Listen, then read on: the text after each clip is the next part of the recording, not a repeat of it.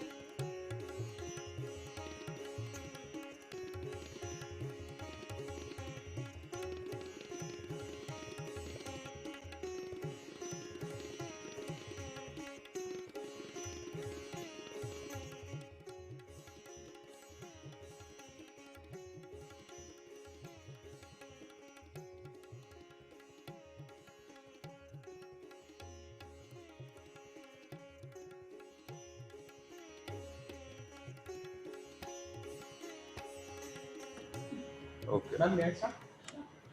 Yeah, like we कर लेते हैं. एक minute, just a minute, 1 minute. All right, you're all good to go. Starting. Yeah, start. ओम सर्वे भवन्तु सुखिनः सर्वे सन्तु निरामयाः सर्वे भद्राणि पश्यन्तु मां कश्चित् दुर्भाग् भवेत्. ओम शांति शांति शांति. सब सुखी हों, सब रोग मुक्त रहें, सभी मंगलमय घटनाओं के साक्षी बने और किसी को भी दुख का भागी ना बनना पड़े. इसी आशा के साथ हम आज के कार्यक्रम का शुभारंभ करते हैं. भारत का इतिहास शास्त्रार्थ का इतिहास रहा है. यह भूमि साक्ष्य है उस काल की जब ब्रह्मवादिनी मां गार्गी ने ऋषि याज्ञवल्क्य जी से शास्त्रार्थ कर भारतीय दर्शन रूपी वृक्ष को ज्ञान रूपी जल से सींचने का कार्य किया. यह राष्ट्र गौरव करता है अपने आदर्शों पर, जिसने संवाद के महत्व को समझाने हेतु आदि शंकराचार्य व मां भारती के शास्त्रार्थ को प्रसिद्धि प्रदान करी. भारत कृतार्थ है ऐसे अनेकों महाविभूतियों के प्रति जिनके जीवन दर्शन ने हमें संवाद एवं वाद विवाद के प्रकाश को देखने हेतु ज्ञान ज्योति प्रदान करी. इसी प्रकाश को आप सभी के साथ बांटने हेतु मैं उज्जवल शर्मा, डीएवी पीजी कॉलेज का छात्र, आप सभी का वाव-मंत्रणा नेशनल डिबेट चैंपियनशिप 2020 में हार्दिक स्वागत करता हूं, अभिवादन करता हूं. यह प्रतियोगिता value of words foundation trust व मंत्रणा वाद विवाद समिति द्वारा साझा रूप से आयोजित करी जा रही है. Value of Words is a non-profit and volunteer-driven initiative of the Value of Words Foundation Trust. It cherishes diversity by creating a platform for new writers to be heard along with the best writers, critics, and listeners from the world of fiction, non-fiction, and poetry in a 3-day literature and art festival in Dev Bhumi's capital, Dehradun. It gives space, time, and encouragement to first-time authors, translators, and narrators through book launches and by facilitating conversations and dialogues with eminent authors. WOW has successfully organized 3 editions of the International Arts and Literature Festival, with the 4th edition to be held in this November. It is an inclusive and open access festival with no registration fee.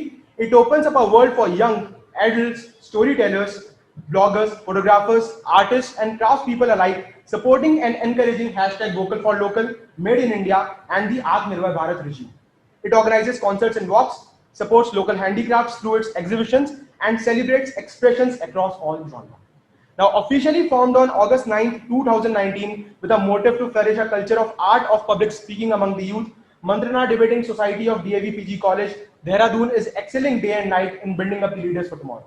Since its formation, the society is constantly striving towards the betterment of the youth of the country and is developing speakers and debaters and is in fixing the art of public speaking and confidence building in them so as to ensure that they could present their bold and influential perspective on various reputed platforms in life.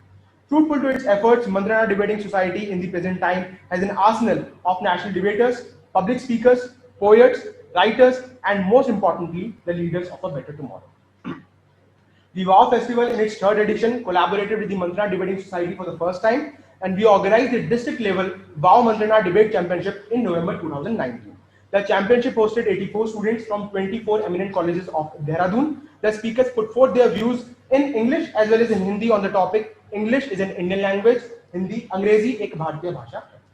Motivated with the success of that event, the Value of Word is again collaborating with the Mantrana Debating Society, this time to organize the event at pan-India level.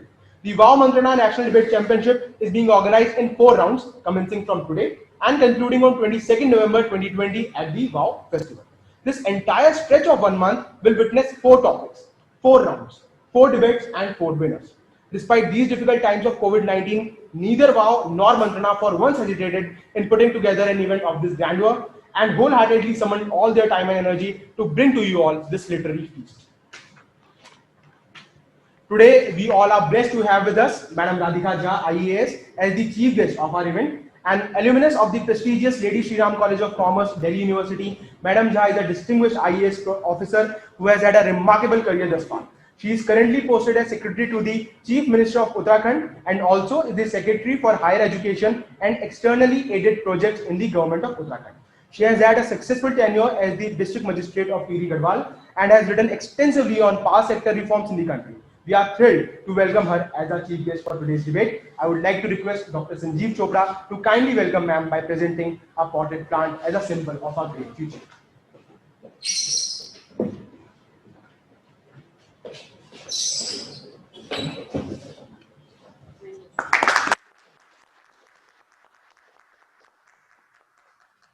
So much, ma'am. Now, it is often said that a debate is as good as its judges. We feel proud to introduce and welcome the panel of our esteemed jury, who, during the entire course of the event, will keenly look at each and every performance and will evaluate the participants on the highest standards. This will ensure that only the best of the best qualify to the next round. Firstly, I would like to introduce the jury members of Group 2. As our first jury, we have with us Dr. Ekta Unyal. She is a PCS officer of the first batch of Uttarakhand, currently posted in Lal Bahadur Shastri National Academy of Administration as an assistant director. She is a PhD holder in ethics and have authored 2 books, one based on ethics and other a fictional novel based on Nanda Devi Rajyat Yatra. We welcome you, ma'am.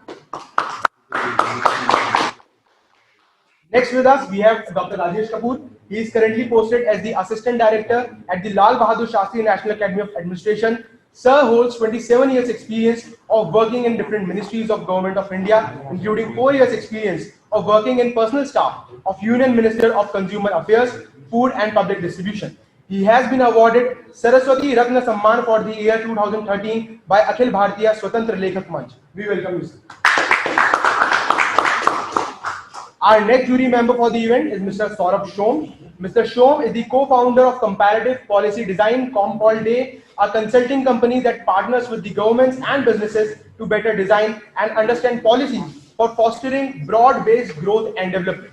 He is an economist with over 20 years of experience working with multilateral organizations, government, and the private sector. He has been an economist for the World Bank, working on South Asian and African countries, an executive at the JP Morgan Chase, and an officer in the government of India. He has worked as a country economist for India and Afghanistan and as a poverty economist in countries in sub-Saharan Africa. Sir holds a dual master's degree in economics and international relations from Johns Hopkins University, USA. We welcome you, sir. Now moving on to the jury members of Group B, we have with us Mr. Vinod Kumar Taneja. Sir is a Senior Technical Director with National Informatics Center, NIC, Government of India. He heads NIC Training Unit at Lal Bahadur Shastri National Academy of Administration, Mussoorie. He is an internationally certified enterprise architect and a practitioner of software engineering, information and communication technology, mathematics and management.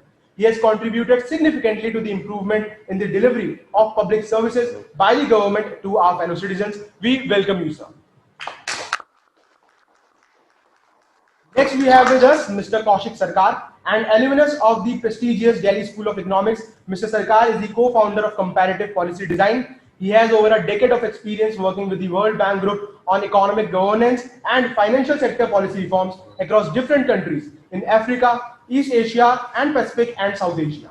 He has expertise in fragile and conflict-affected countries, having worked extensively on service delivery and regulatory reforms in Afghanistan, Somalia, and the Pacific Islands. He is currently involved in banking sector restructuring and bond market reforms, particularly focusing on infrastructure financing needs of India. We welcome you, sir.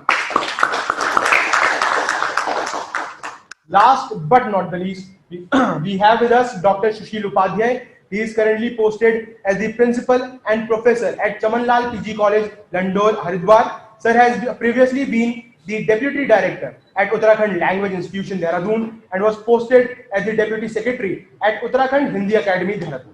Sir has published over 14 books on language, literature, and media, and is constantly involved in teaching activities around the globe. We welcome you, sir. Also, I would like to welcome Dr. Sanjeev Chopra, Director, Lal Bahadur Shastri National Academy of Administration and Honorary Curator of VoW Literature Festival. Welcome, sir. Now, I would like to request our chief guest, Madam Radhika Jha, IAS, to kindly address our participants and the audience and declare the championship.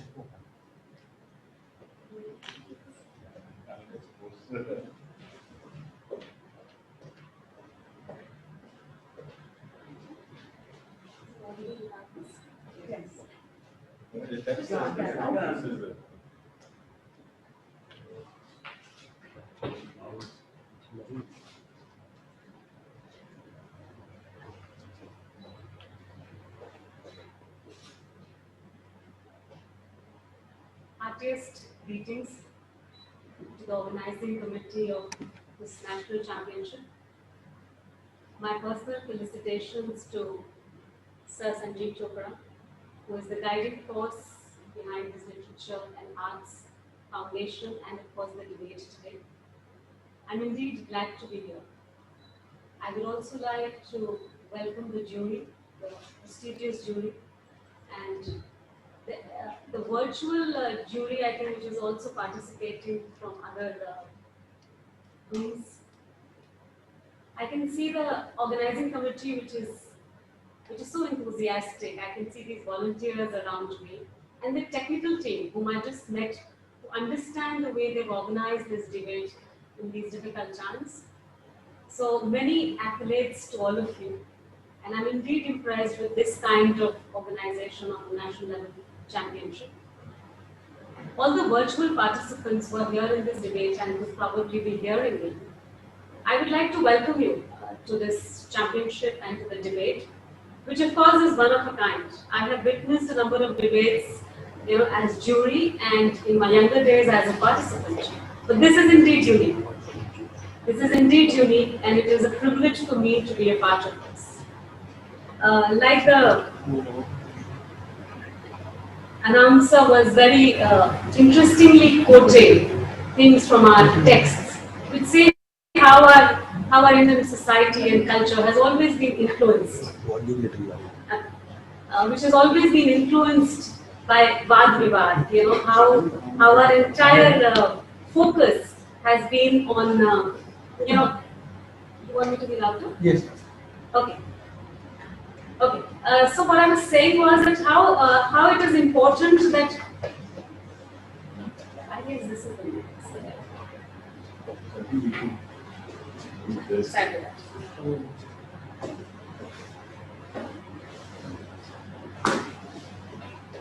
The perils of, the understanding technology.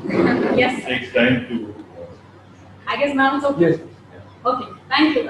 So sorry to everyone who just witnessed this technical glitch, because we all are learning in the process. So, so what I was saying was that our Indian society culture has evolved over the years, and like we had, we heard very interesting concepts about how in Vedic times also, Vad-Vivad was very important. How it is not just about articulation. I was only thinking while I was listening to him that it is not just being articulate or about being emphatic about what you're saying. It also penetrates deep into your mind. It also penetrates the thought of being adaptable. If you have to speak for a motion, you think about the pros and cons of that particular topic. But suddenly you can be in a turncoat round asked to say against the motion. So quickly you have to penetrate into your thought process, see what are the things which are completely contrary to what you've just spoken. This, I think, is a very critical thing in our human functioning. We need to be adaptable. We need to see two sides of a particular motion. We need to see, that nothing really is black or white.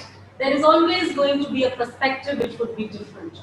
And I think our society in these times more so needs this kind of thought. So what a debating championship inculcates into all of us is the capacity to see a contrary viewpoint and to quickly adapt and see the fallouts of what we were maybe just profusely articulating, or how to change our thought process. If we as evolved human beings could inculcate this habit, it stands us in good stead in professional and personal life. Most of the times all of us become so dogmatic about things.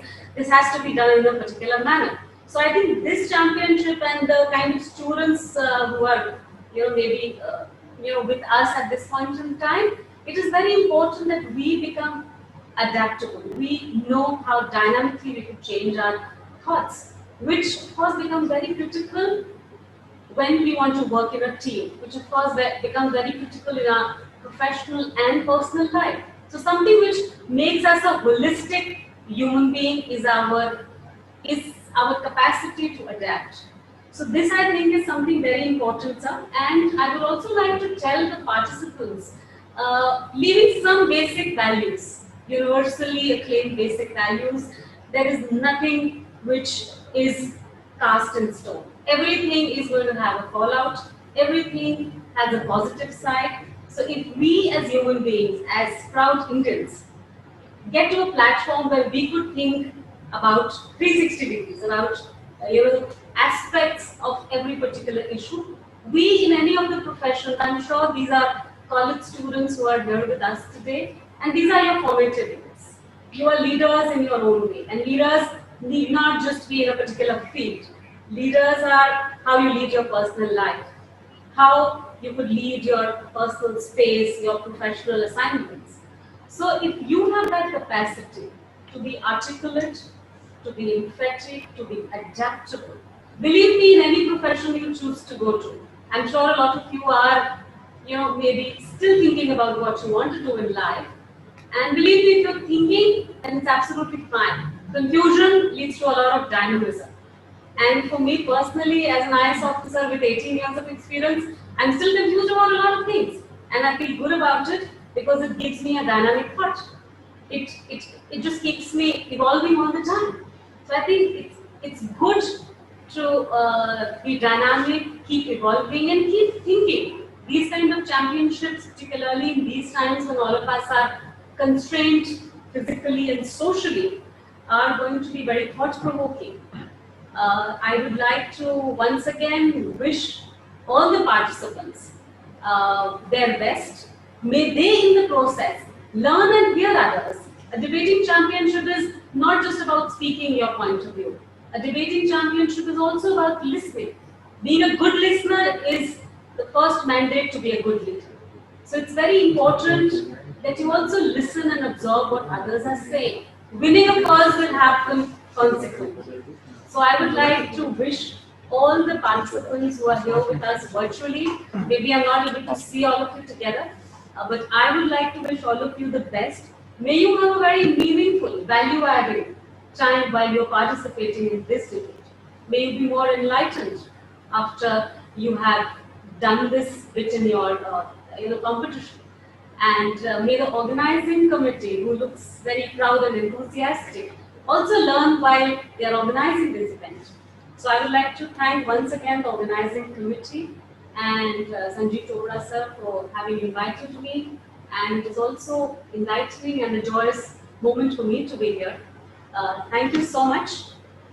And as requested by the organizing committee, I declare the VoW-Mantrana National Debate Championship 2020 open.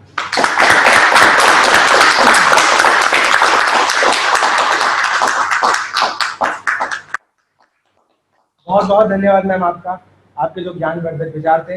मैं आशा करता हूं कि जितने भी participants हमें सुन रहे हैं और जितने भी सभागार में मौजूद हैं, हम सबको ये प्रेरणा देंगे और आगे जीवन में कुछ बेहतर करने के लिए हमेशा उत्साही करते रहेंगे। आपका बहुत बहुत धन्यवाद ma'am. So with this, I would like to request Dr. Sanjeev Chopra to kindly present a token of love to our chief guest and thank her for taking out a time from a busy schedule to bless this evening. Dr. Anima Sharma. May I request Dr. Anima Sharma to please do the honors? Tell something to Dr. Anima Sharma, because we know whatever the world. Sure, sir. Tell them that she is the director of the. I would like to introduce to you the convener of Mantrana Debating Society, Dr. Anima Sharma. Dr. Anima Sharma is the convener of.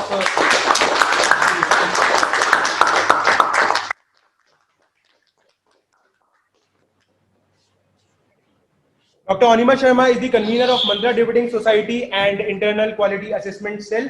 We welcome you, ma'am.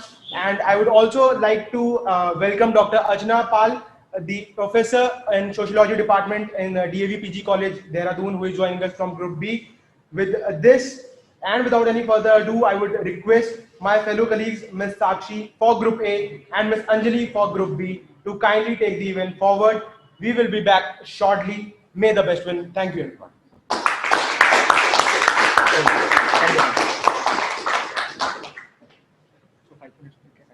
Now we have you, no? Yes, sir. Offline. Wait. So firstly, it happened, right? We are doing these basics and we are called.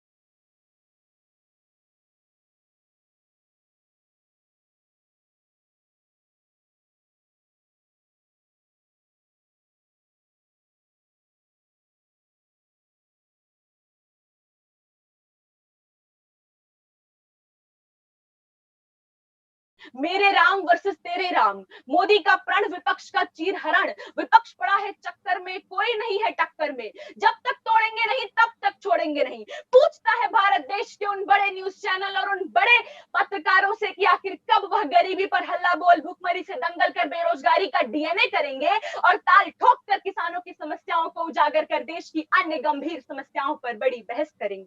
महोदय, एक व्यक्ति की सारी जिंदगी निकल जाती है समाज में अपनी प्रतिष्ठा बनाने में, और ये मीडिया ट्रायल एक झटके में किसी की इज्जत को मिट्टी में मिला देते हैं। और यदि इसके बाद भी विपक्ष यह कहता है कि मौलिक अधिकारों का हनन नहीं होता, तो मैं पूछती हूँ कि जब एक महिला फेसबुक पर एक व्यक्ति पर यौन उत्पीड़न का आरोप लगाती है और मीडिया ट्रायल इस मुद्दे को हवा देकर उस व्यक्ति को दिल्ली का शिकारी घोषित कर देता है, उसका काम छूट जाता है, कोई उसे नौकरी नहीं देता, 4 साल तक उस व्यक्ति को दर दर की ठोकरें खाने पर मजबूर कर दिया जाता है और अंत में वह बेगुनाह साबित होता है, तो क्या यहाँ उसके मौलिक अधिकारों का हनन नहीं होता? क्या यहाँ उस व्यक्ति के समानता के अधिकार, उसके स्वतंत्रता के अधिकार का हनन नहीं होता? जब सर्वोदय कन्या विद्यालय की एक अध्यापिका को एक झूठे स्टिंग ऑपरेशन की वजह से बेरहमी से पीटा जाता है और अंत में वह निर्दोष साबित होती है, तो क्या यहाँ उस महिला के शोषण के विरुद्ध अधिकार का हनन नहीं होता? महोदय, आज मैं भी इस सदन में मीडिया की वाहवाही कर, मीडिया की पैरवी कर वाहवाहियां लूट सकती थी, परंतु आज मैं विषय वस्तु के पक्ष में, क्योंकि कोबरा पोस्ट की एक रिपोर्ट के अनुसार देश के नामी 36 न्यूज चैनलों से जब पैसे लेकर खबर दिखाने को पूछा गया तो उन 36 के 36 का जवाब हाँ था। आज मैं विषय वस्तु के पक्ष में हूं महोदय, क्योंकि आज जहां देश को निष्पक्ष पत्रकारिता की सबसे ज्यादा जरूरत है, वहीं आज मीडिया टीआरपी के पीछे पड़ी है, और अब जब पुलिस इनके पीछे पड़ी है तो मिजाज यूं है कि ऐसे माहौल में दवा क्या है, दुआ क्या है, जहां कातिल खुद ही पूछे कि हुआ क्या है। महोदय, अंत में अपनी वाणी को विराम देते हुए मैं बस इतना ही कहना चाहती हूँ कि समकालीनता के जलाशय पर बैठा, के तट पर बैठा यक्ष आज यही प्रश्न कर रहा है कि लोहे का स्वाद उस लोहार से नहीं, अपितु उस घोड़े से पूछो जिसके मुख में लगाम है। जिस व्यक्ति पर मीडिया ट्रायल होते हैं उसी को पता होता है कि उसके मौलिक अधिकारों का कितना हनन होता है, परंतु फिर भी इतने सारे आंकड़े, उदाहरण, तथ्य और असलियत को देखने के पश्चात मैं अपनी अंतिम श्वास तक यह कभी स्वीकार नहीं कर सकती कि मीडिया ट्रायल मौलिक अधिकारों का हनन नहीं करते। धन्यवाद।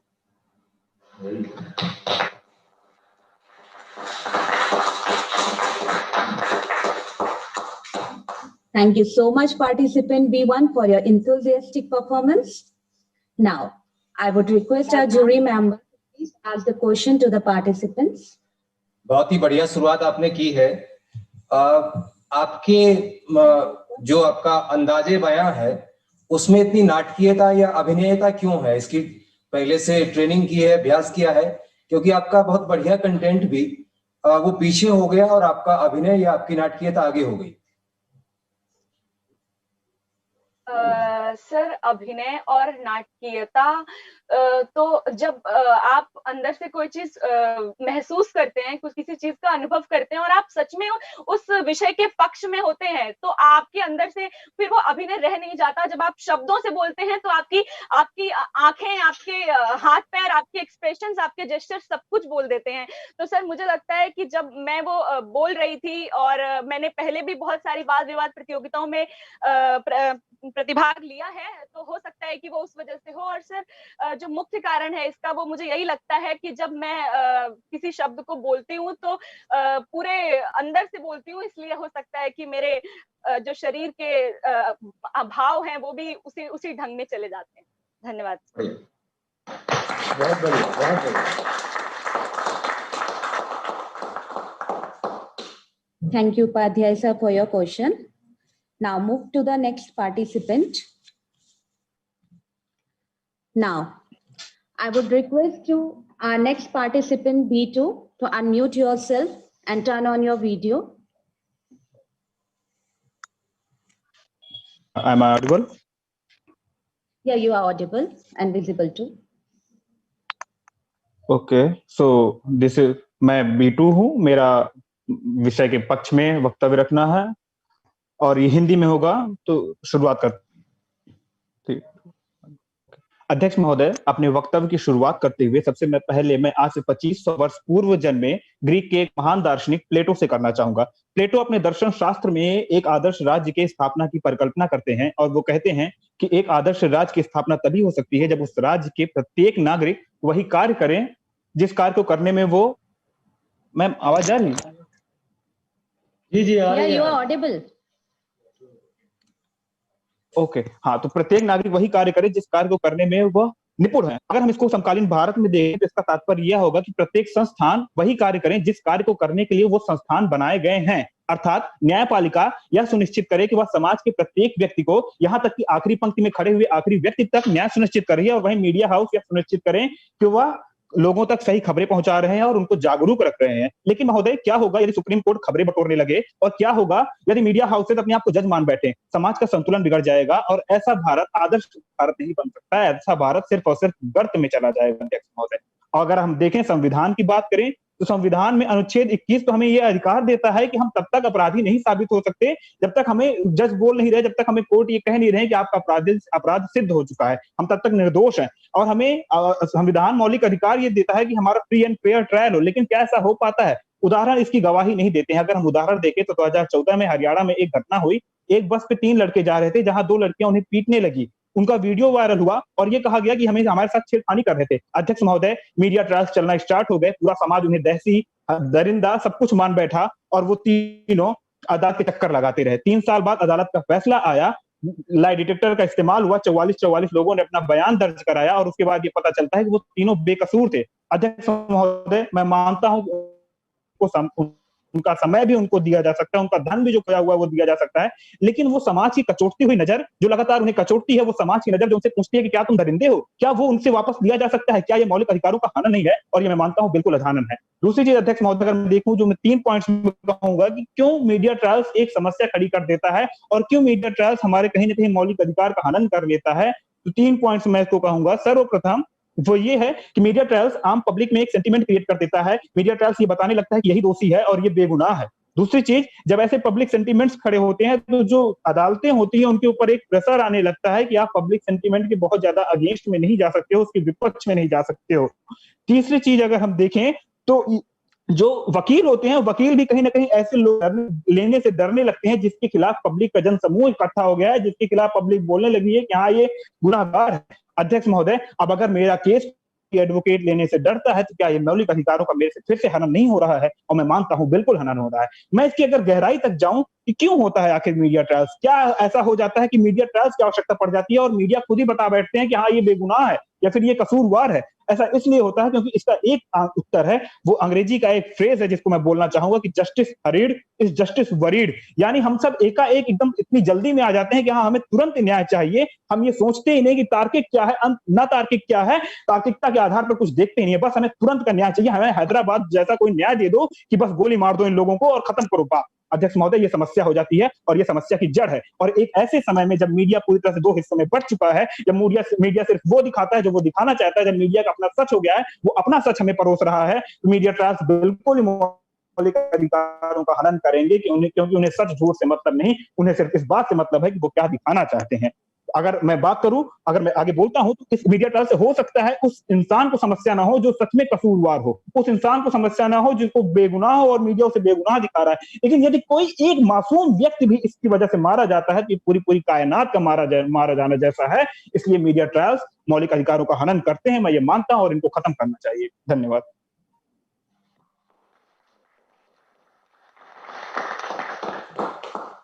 Thank you so much for your performance. Now, I would request our jury member to please ask the question to the participant. आप मीडिया ट्रायल को आप जब मीडिया ट्रायल को परिभाषित कर रहे हैं तो यहाँ जब ट्रायल के संदर्भ में बात आ रही है तो क्या ये सच में उसी तरह का ट्रायल है जो कि किसी न्यायिक संस्था में होता है, या फिर जब आप इसके पक्ष में बोलते हैं तो कहीं ना कहीं आप मीडिया की सीमाओं को संकुचित करने की तरफ इशारा करते हैं? इस पॉइंट पर आपका क्या कहना है? सर, अगर हम संविधान की बात करें तो संविधान जहां एक तरफ freedom of press and speech and expression की बात करता है, लेकिन संविधान उस पर एक नेसेसरी रेस्ट्रिक्शन भी लगाता है। संविधान ये भी बोलता है कि आप अपने दायरे में रहिए, आपको फ्रीडम है, लेकिन ऐसा इसका मतलब ये नहीं कि आप अपने दायरे के बाहर चले जाइए। अगर आप बोलें कि मीडिया ट्रायल हाँ ऑफ प्रेस होता है, लेकिन आप उस व्यक्ति से कैसे आप कह सकते हो जो अभी भी जिसका गुनाह साबित नहीं हुआ है और आप उसे कसूरवार बना दे रहे हो। आप किसी रिया चक्रवर्ती के पीछे ऐसे पड़ जा रहे हो जैसे वही आतंकवादी है, वो ऐसा काम कर चुकी है कि बाप रे। तो अध्यक्ष महोदय ये समस्या क्रिएट करता है। आप बिना किसी बायसनेस के दिखाइए, आप ये दिखाइए कि हाँ ये समस्या है, ये चक्रवर्ती ने ये किया है, लेकिन आप उसको खुद कसूरवार नहीं बना सकते हो ना। तो वो काम तो आप हमने न्यायपालिका को ही सौंपा है, और जब न्यायपालिका का कार्य कोई मीडिया वाला करने लगेगा तो समस्या बनाएगा। Thank you.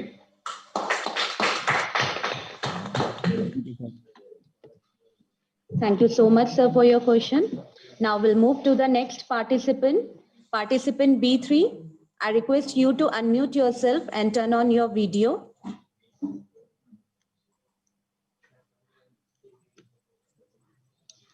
मैं B3 Yeah, participant B3. मेरी आवाज You may start. Yeah, you are audible. मैं पार्टिसिपेंट B3 हूँ। मैं विषय के पक्ष में हिंदी भाषा में अपने विचार आप सभी तक प्रस्तुत करूंगा। 3, 2, 1। नमस्कार आदरणीय अध्यक्ष महोदय, सम्मानित निर्णायक मंडल और तमाम प्लेटफॉर्मों पर मुझे सुनने वाले श्रोता साथी। महोदय, आज की इस वाद विवाद प्रतियोगिता के विषय मीडिया ट्रायल्स आरोपी के मौलिक अधिकारों का हनन करते हैं। मैं इसका आवाज़े बुलंद पुरजोर समर्थन करता हूं। महोदय, मीडिया ट्रायल्स का अर्थ है मास मीडिया द्वारा किसी विचारधारा के समर्थन या विरोध में व्यापक स्तर पर प्रचार करना, और ऐसा प्रचार जब किसी ऐसे मामले के संदर्भ में हो जो किसी न्यायिक प्रक्रिया से गुजर रहा है तो यह संगीन मसला हो जाता है। ऐसा इसलिए क्योंकि ऐसे प्रचार किसी व्यक्ति को न्यायिक परिसर के बाहर ही दोषी या निर्दोष करार दे देते हैं। माननीय महोदय, हमारे संविधान के भाग 3 अनुच्छेद 20 के तहत किसी व्यक्ति को तब तक दोषी करार नहीं दिया जा सकता जब तक कि उसने किसी प्रवृत्त विधि का अतिक्रमण न किया हो।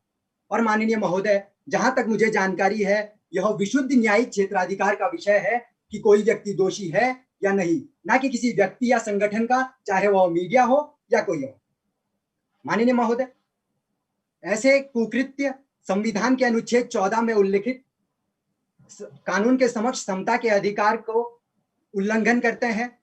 मीडिया ट्रायल्स द्वारा व्यक्ति की व्यक्तिगत अस्मिता को नोचा जाता है, उसके प्रति सामाजिक दृष्टिकोण को दूषित किया जाता है, जो व्यक्ति को मानसिक व मनोवैज्ञानिक तौर पर विकृत कर देते हैं।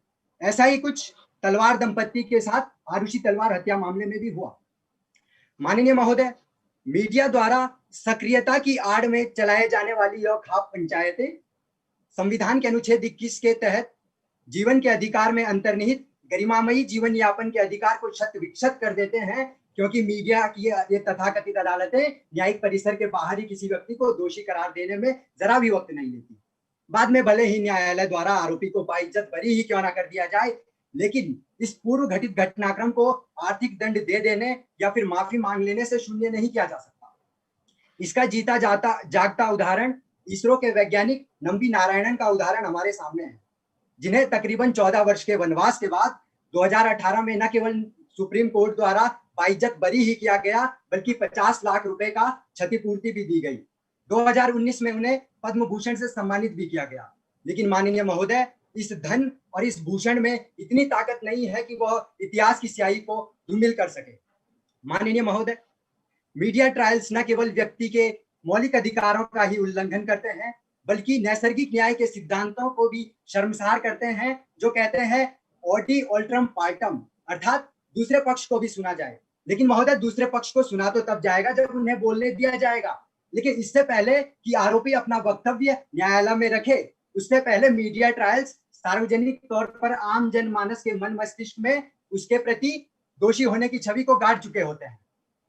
इसका ज्यादा जीता जागता उदाहरण है रेयान इंटरनेशनल स्कूल में 7 वर्षीय बालक प्रद्युम्न ठाकुर की हत्या का मामला, जिसमें जैसा बस ड्राइवर के साथ हुआ उससे मैं, आप और पूरा देश वाकिफ है।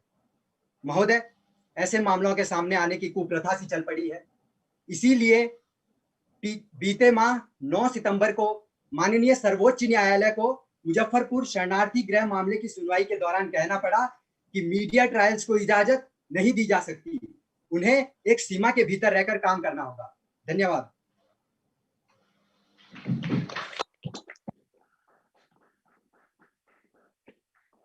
Thank you so much, participant B3. Now, I would request our jury member to please ask question from participant B3. अच्छा, केवल मीडिया ही दोषी है या नियामक संस्थाओं का भी इसमें उतना ही बड़ा हाथ है कि वो ऐसा रोकने में नाकाम है या उनको आवश्यक दिशा निर्देश देने में नाकाम है? क्या समझते हैं आप? महोदय, आपकी आवाज क्लियर नहीं थी, मैं आपसे गुजारिश करूंगा कि आप क्वेश्चन रिपीट करें। मैं ये कह रहा हूँ ना, मैं क्या क्लियर हूँ इस वक्त? स्पष्ट आवाज सुनाई दे रही? जी महोदय। मैं ये कह रहा हूँ कि केवल मीडिया ही दोषी है या उनके ऊपर निगरानी रखने वाली नियामक संस्थाओं का भी इसमें कुछ हाथ है? माननीय महोदय, हमारे मीडिया को स्वतंत्रता अनुच्छेद 19(1)(a) के तहत दी जाती है, जिसमें वाक, अभिव्यक्ति और भाषण की स्वतंत्रता है। उस पर कुछ व्यवधान भी है जिनके तहत उनका रेस्ट्रिक्ट किया जाता है, वो अनुच्छेद 19(1)(b) के तहत है। लेकिन इनके अलावा मीडिया ट्रायल्स के लिए कोई विशेष कानून नहीं बनाया गया है कि उनकी विचारधारा और उनके बयानों को किस हद तक एक सीमा में रखा जाए। तो ये नियामक संस्थाओं में भी कमी है, और यदि सरकार एक कमेटी बनाकर इन चीजों को बिल्कुल लिखा पढ़ी के रूप में बिल्कुल लिखित कर दे तो ऐसे मामलों को सुधारा जा सकता है। धन्यवाद। धन्यवाद। Thank you, Taneja sir, for your question. मुश्किलों से भाग जाना आसान होता है, हर पहलू जिंदगी का इम्तिहान होता है।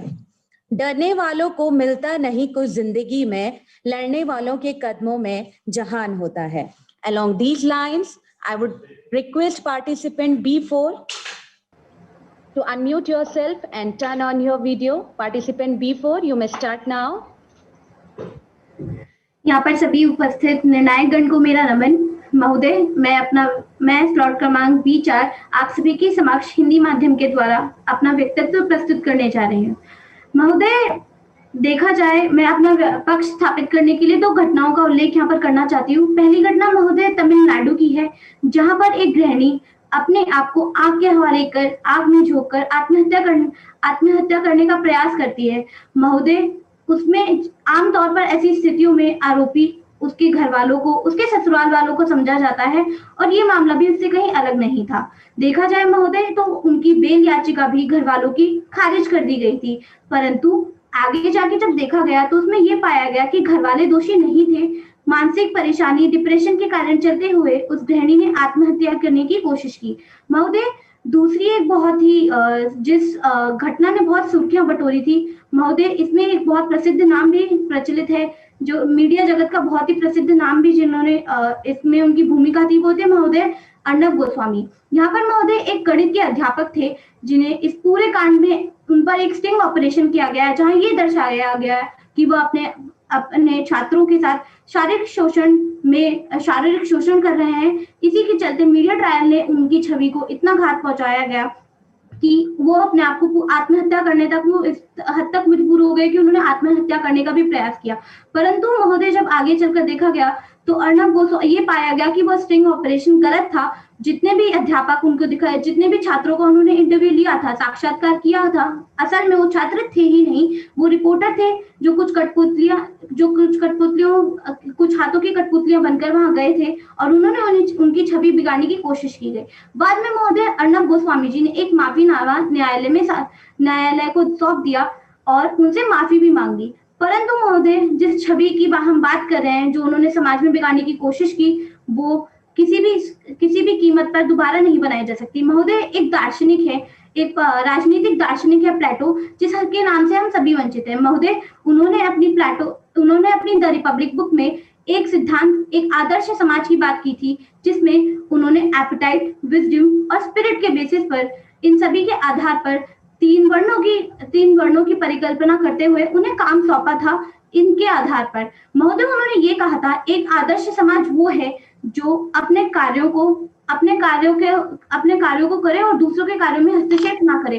परंतु महोदय, अगर आज मीडिया की भूमिका देखा जाए, वो दूसरों के कार्यों में कहीं ना कहीं हस्तक्षेप कर रही है।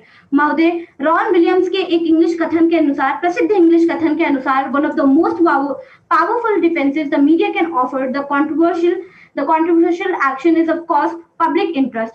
महोदय, हमारी न्यायिक विधि शास्त्र 2 सिद्धांतों पर आधारित है। पहला, आरोपी को निष्पक्ष ट्रायल का अधिकार। दूसरा महोदय, वो आरोपी जब तक उस पे कोई भी आरोप उसका सिद्ध नहीं हो जाता, तब तक वो अपराधी नहीं साबित हो सकता। तो महोदय, इन सब में जो मीडिया है वो कहीं ना कहीं उसकी भूमिका को हमें बहुत हस्तक्षेप करने की कोशिश कर रही है। महोदय, अगर संवैधानिक सिद्धांतों की बात करें तो आर्टिकल 19 के अंतर्गत के अंतर्गत हमें अभिव्यक्ति की स्वतंत्रता है। तो महोदय, यहाँ पर ये करने की भी गौर है कि आर्टिकल उसी अनुच्छेद 21 के संविधान के अंतर्गत हमें इस चीज का भी अधिकार, निष्पक्ष जांच का भी अधिकार है। महोदय, ऐसे बहुत सारे मामले हैं जहाँ पर सुप्रीम कोर्ट ने, सर्वोच्च न्यायालय ने भारत के ये खुद स्वीकार किया है कि कहीं ना कहीं अचेत रूप से मीडिया प्रभावित होती है। जैसा कि Reliance petrochemicals versus proprietor of Indian express के मामले में था। सुप्रीम कोर्ट ने इस चीज की स्वीकृति दी थी कि अचेत रूप से कहीं ना कहीं न्यायालय व न्यायाधीश दोनों कहीं ना कहीं मीडिया ट्रायल्स से प्रभावित हो सकते हैं और इससे कहीं ना कहीं न्यायाधीशों की मानसिक वृत्ति पर प्रभाव पड़ता है। महोदय, मीडिया सक्रियता के कारण हमारे समाज में सुधार, बदलाव आया तो है, क्योंकि मीडिया की भूमिका ही एक सुधारक के रूप में, एक प्रवर्तक के तौर पर देखी जाती है। पर कहीं ना कहीं ये मीडिया हस्तक्षेप हमारे निजी जिंदगी में कहीं ना कहीं कर रहा है। इसी के साथ मैं अपनी वाणी को विराम देना चाहती हूँ। धन्यवाद।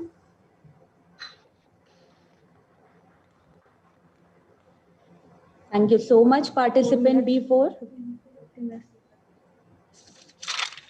Now, I would request our jury member to ask the question from participant B4.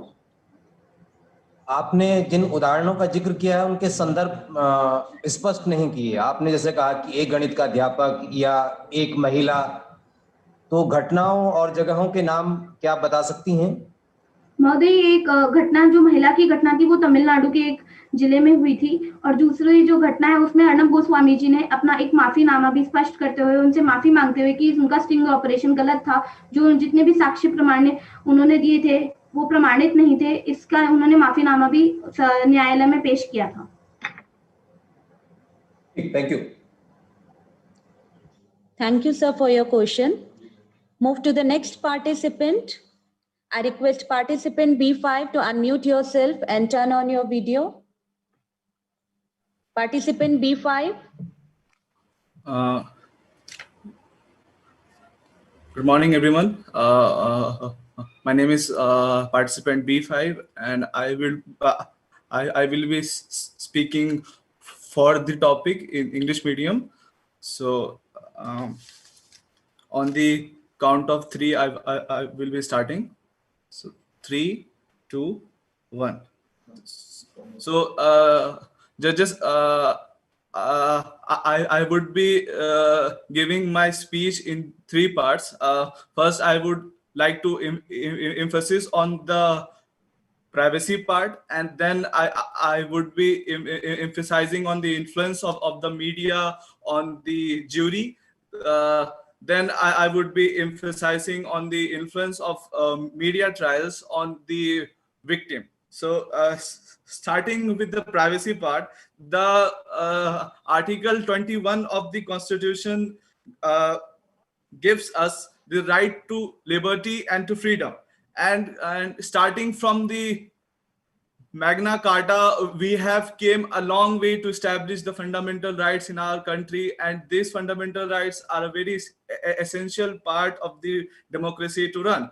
And there is no straight law for the privacy in our country, but I mean to say, if a person has a right to freedom and right to liberty, and under the Article 21, that person can be prevented from the exploitation from the media trials. And coming to the definition of the media trials means that the media declares someone guilty without a proper trial. And coming to the and coming to the privacy part, we must understand that if someone is hiding something, that does not mean that that person is guilty. The privacy concern should not be seen as a person hiding a criminal offense. Coming to the part of the implications of this trial on the minds of the judges, we must know that our judicial system is not infallible, and the judges are at the end of the day humans, and they also have a conscious mind that can be influenced by these media trials, which can be very predominantly seen in the case of Kailash Nanavati versus State, and if we take up the case of O.J. Simpson versus State in the United States of America, and these kind of cases shows that the judiciary is not infallible. And coming to the third part, where I would be talking about the implications of this judicial trial on the image of the victim, we have this provision that every criminal is innocent until proven guilty by the Constitution of India, and also by the Article 11 of the Universal Declaration of Human Rights. Okay, so the Supreme Court also have said. Yes, please continue. Please carry on. Continue. Sure, sir. And the Supreme Court has also mentioned in the hearing of a case that the media trial should limit itself to that extent that it should not reverse this notion of innocent until proven guilty. The notion guilty until proven innocent should not prevail in the mind of any judicial system or any victim or any public. And I would also stress on the Article 19 of the Constitution that guarantees the right of the freedom of speech. The part 2 of the Article 19 talks about reasonable grounds of restriction. So we have to put an emphasis on that part, that reasonable grounds of restriction could be used to curb the freedom of speech of the media, as the media is disrupting the public order. So the part 2 of the Article 19 talks about curbing freedom of speech if that freedom of speech disturbs the public order or defames someone or puts a very wrong allegation on someone's image. So I would just like to conclude by saying that these media trials are hampering the judicial process, and the breach of privacy can also be seen as the breach of the judicial setup in our country. Thank you so much.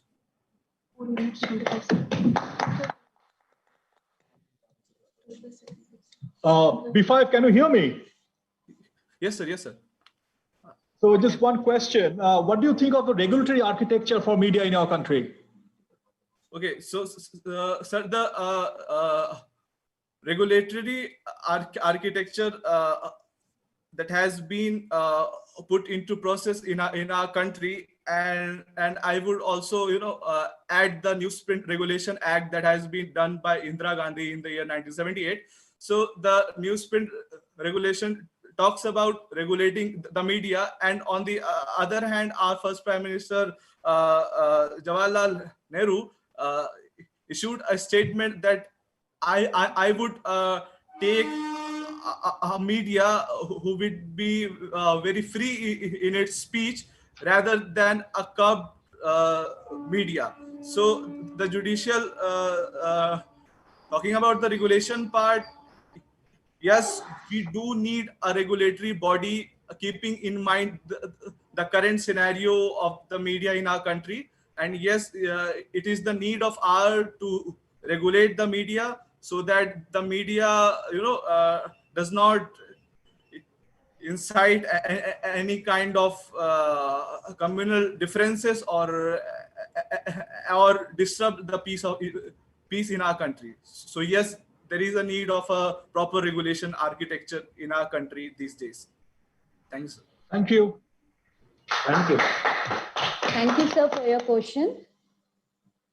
Sir, I should mention that participant B5 has taken 4 minutes 25 seconds because it's a rule that no one should exceed, and he has taken 4 minutes 25 seconds. So you should mention it. We'll give them the list. At the liberty कि अगर time exceed करते हैं तो आप लोग कितने marks deduct करना चाहें Yeah. उस हिसाब से आप देख सकते हैं, बट 4 मिनट्स से ऊपर एक्सीड होगा, एक 10 मिनट्स का हम ग्रेस देने को तैयार है, इससे ऊपर जितना जाता है उस पर marks deduct. Yeah. Any 10 seconds. If 10 anybody, second का ग्रेस है sir, So he's got 25. yes, sir, 4 minutes 25 seconds. Yeah. Others will within 4 minutes. Sir, we are we are writing down the time limit. Yes, अगर sir. जो भी exceed करेगा 4 minute Yes, ज्यादा sir. हम वो आपको बता देंगे। Actually, this 4 minutes means 240 seconds and 10% 24 seconds. 24 seconds. I think we At are least, yeah. मतलब सर वो आपको If जैसा someone ठीक लगे। exceed more than 4.5 minutes, then we it's the short. Yeah. वो सर जी बिल्कुल। Yes, sir. Yes, sir. But sir, that's our duty to tell. Yeah. you, no? Sure. Yes, sir. Thank you, sir.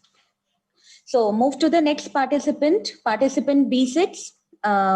I would request to unmute yourself and turn on your video. Okay. Am I visible and audible? Yeah, Yeah. you Yes. are. Okay. You may I start now. Okay. Yes, you may. Good morning, August House. I'm participant B6 and I'm here to speak in favor of the motion. Media trials violate the fundamental rights of the accused, and the medium of expression I chose is English. Today, we live in a society in which spurious realities are manufactured by the media, the governments, by political groups, religious groups, big corporations, and so on. So I ask, what is real? Because unceasingly, we are bombarded with pseudo-realities manufactured by very sophisticated people using very sophisticated electronic devices. I do not distrust their motives. I distrust their power. They have a lot of it. And to be honest, it's an astonishing power, a power of creating universes of the mind. I ought to know. The term trial basically means the court's decision or a judicial judgment so as to decide the person's guilt or innocence. After the airing of the controversial documentary India's Daughter, the Delhi High Court bench hearing the case observed that media trial tends to influence the judges by creating a subconscious pressure. The bench stated that they weren't against the documentary, but believed that it should have been released after the Supreme Court had reached a verdict. I'd like to state the case of Roscoe Fatty Aberkel, who, even though was acquitted by the court, but still lost all his reputation and his job just because he had been declared guilty by the media. In the criminal proceeding, there's a golden principle: presumption of innocence until proven guilty, and guilty beyond reasonable doubt, which means that the accused will assume to be innocent until proven by the court of law. In the case of Y.V. Hanumantrao versus K.R. Pattabhiram, it was observed that when a litigation is pending in the court, no one shall speak on it in such a way that there is a real and substantial danger of prejudice to the prosecution of the suit, such as impact on the defendant, the witnesses, or bias against a party to the case in general. Even if the person who makes the statement honestly believes that it is valid, it would still be considered a contempt to court. Although the opportunity of the press is certifiably not independently ensured in India, like in the USA, the Supreme Court has perceived the opportunity of the press under the umbrella right of the right to speak freely of discourse and articulation as visualized under Article 19(1)(a) of the Constitution of India.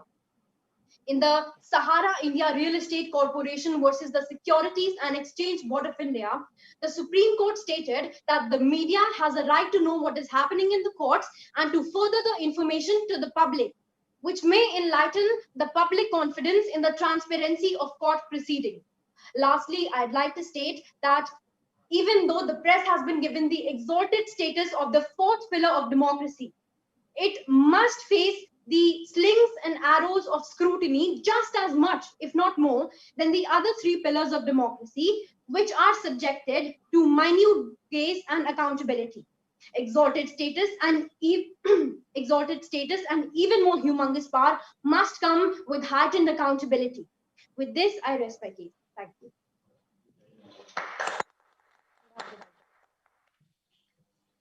Thank you so much, participant B4, for your wonderful performance. Now, I would request our jury member to please ask question from participant. B6, can you hear me? Yes, sir, I can. Well, you must have heard about the recent TRP probe that the Mumbai police has launched, right? Sir, could you repeat it? The TRP probe the Mumbai police has launched against Republic TV in Bombay. Yes, sir. So, do you have any comment on that? Sir, I don't have much knowledge about the topics, so I don't think I can answer that. Sure, no problem. Thank you. Thank you, sir, for your question. So, I should mention here that B7 is not with us. So, move to the next participant, B8. Participant B8, I would request you to unmute yourself and turn on your video. Now you may start. नमस्कार महोदय, क्या मेरी आवाज आ रही है?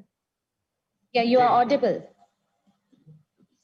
नमस्कार, सभा में उपस्थित सभी को मेरा प्रणाम। मैं B8 आप सबके समक्ष इस सदन की राय से सहमत होते हुए अपने विचारों को पक्ष में प्रस्तुत करने जा रहा हूं।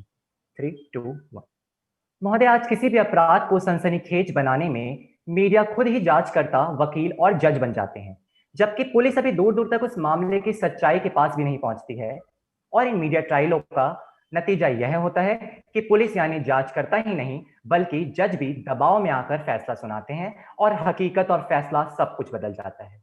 महोदय, मैं अपनी बात की सार्थकता को खुर्शीद अनवर केस से सिद्ध करना चाहूंगा, जहां मीडिया ने न्यायतंत्र की धज्जियां उड़ाने में कोई कसर नहीं छोड़ी थी।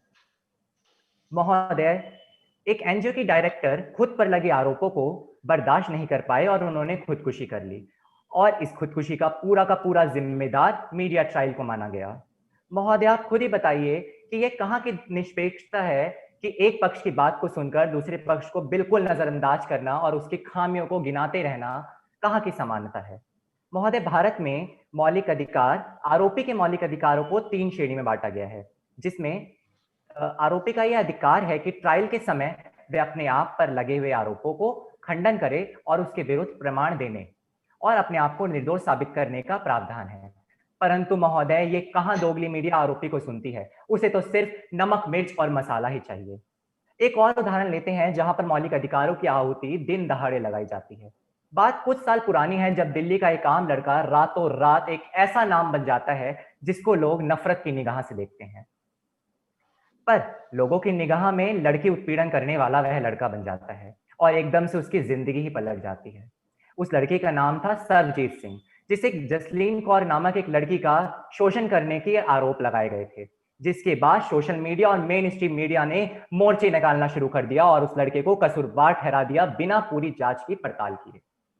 महोदय, बात यह थी कि एक सड़क पे एक चौराहे पर थोड़ी सी बहस के कारण उस लड़की ने उस पर झूठे आरोप लगाए थे और यह बात का खुलासा 4 साल बाद हुआ और उस 4 साल में उस लड़के की जिंदगी बर्बाद हो गई। महोदय, चाहे वह सचदेवा केस हो या फिर अर्नब केस या फिर सिमरन केस, मीडिया ट्रायल के द्वारा उत्पन्न किए गए दबाव के कारण ही आरोपी के अधिकारों का उल्लंघन किया जाता है।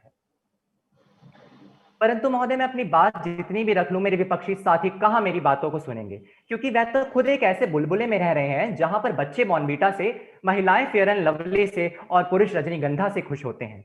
उन्हें तो सिर्फ चाहिए मिर्च, मसाला और नमक। महोदय, बात साफ है कि अगर तलवार राम के हाथ में दी जाए तो सृजन करती है और रावण के हाथ में दी जाए तो संहार करती है। कुछ इसी तरह मीडिया ट्रायल के साथ में भी है। इसके सकारात्मक और नकारात्मक दोनों पहलू हैं। महोदय, मेरे विपक्षी साथी उस तरह का इस्तेमाल बाल काटने के लिए नहीं, गला काटने के लिए करते हैं। पेट्रोल का इस्तेमाल गाड़ी चलाने के लिए नहीं, गाड़ी जलाने के लिए करते हैं और आग का इस्तेमाल हाहाकार मचाने के लिए करते हैं। हवन तो उनसे होता नहीं, हाहाकार मचाने के लिए करते हैं। महोदय, मैं अंत में अपनी वाणी को विराम कुछ चंद पंक्तियों के माध्यम से देना चाहूंगा और अपने विपक्षी साथी को संबोधित करना चाहूंगा। मत चिरागों को हवा दो, ये बस्तियां जल जाएंगी। मत चिरागों को हवा दो, ये बस्तियां जल जाएंगी। माना कि पानी में भी आग लगा सकते हो तुम, माना कि पानी में भी आग लगा सकते हो तुम, लेकिन इन मगरमच्छों के साथ ये नन्ही मछलियां भी तो जल जाएंगी, नन्ही मछलियां भी तो जल जाएंगी। महोदय, मैं ये कतई नहीं कहता कि अगर मरीज बीमार है तो उसका अंतिम संस्कार कर दिया गया है, परंतु मैं यह कहता हूं कि अगर मरीज बीमार है तो उसे स्वस्थ बनाया जाए, उसका इलाज कराया जाए। कुछ इसी तरह मीडिया ट्रायल को भी आज इलाज की से बेशक आवश्यकता है और ये आवश्यकता को हमें ही पूरा करना पड़ेगा। धन्यवाद।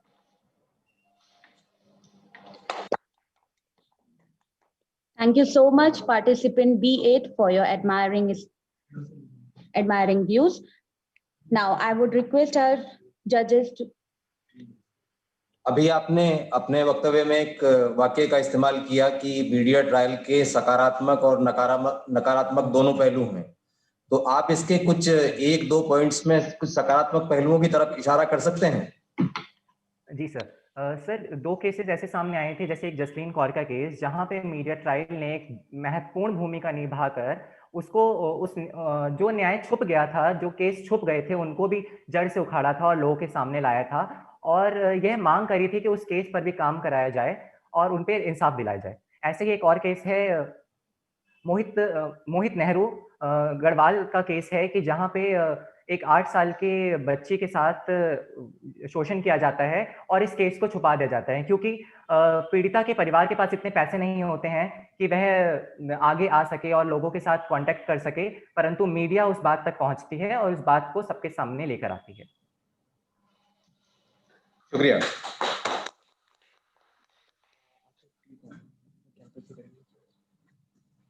Thank you, sir, for your question. The leader must aim high, see big, judge widely, thus setting himself apart from the ordinary people who debate in narrow confines. Along with these lines, I would request participant B9 to unmute yourself and turn on your video. क्या मेरी आवाज आ रही है? Yes, you are audible and visible too. मैं start करूं? Yes, you may start. सदन की गरिमा को नमन। मैं B9, आज सदन पटल पर जो विषय रखा गया है वह है मीडिया ट्रायल्स आरोपी के मौलिक अधिकारों का उल्लंघन करते हैं। इसके पुरजोर पक्ष में मैं अपना वक्तव्य प्रस्तुत करने जा रहा हूं महोदय।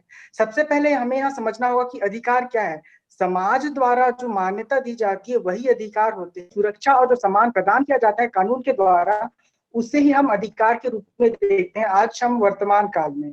और आरोपी कौन होता है? आरोपी वहां अभियुक्त होता है जिसका दोष अभी सिद्ध नहीं हुआ, वहां दोषी है या निर्दोषी है यह अभी सिद्ध नहीं हुआ। ये कानून, हमारे भारतीय कानून के हिसाब से उसे हम आरोपी के रूप में देखते हैं। अब बात करते हैं आज वर्तमान काल में मीडिया ट्रायल्स। मीडिया ट्रायल्स आज सामाजिक न्यायालय के रूप में देखा जा रहा है महोदय। सामाजिक, जब कहीं कोई हिंसा होती है, कोई गलत कांड होता है, तो वहां मीडिया पहले अपना वर्चस्व स्थापित करती है। वहां जाकर अपना सबसे पहले लोगों का जो वहां समाज में उपस्थित है वहां बयान लेकर कुछ ही क्षणों में ऐसे फैसले सुनाती है, ऐसे उन आरोपी जिसका आरोप अभी सिद्ध ही नहीं हुआ, समाज के सामने उसको उस पर इस तरीके से टिप्पणियां करती है कि जो हमारे आर्थिक अनुच्छेद 21 में निहित है जीवन की सुरक्षा, उसमें जो उसकी गरिमा और सम्मान है उसको ठोस पहुंचता है महोदय।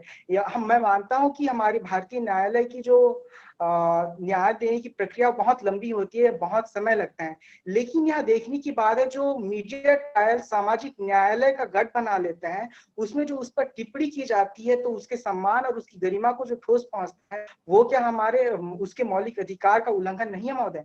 अनुच्छेद 21 में और यह बात है कि व्यक्तिगत स्वतंत्रता, और आरोपी के पास यह अधिकार है कि वह स्वतंत्र और निष्पक्ष न्याय की मांग करे, लेकिन जो मीडिया ट्रायल्स की जाती है उस गरिमा को ठोस पहुंचता है, उसमें हम उनके न्याय कुर्सी पर बैठे हुए पुजारी होते हैं, उनके मस्तिष्क पड़ता है और सामाजिक प्रणाली ऐसी हो जाती है कि वो डर, उनसे उनके मन में डर सा लगने लगता है, उनके अधिकार का उल्लंघन करने लगता है, समाज खुद ब खुद करने लगता है। मीडिया लोकतंत्र की चौथे स्तंभ के रूप में देखी जाती है और मीडिया को यह समझना होगा कि उसकी जवाबदेही बनती है कि वह हमको सही और सुचारू रूप से सही खबरें दे। ना कि एक आम आदमी की आवाज को काटते हुए।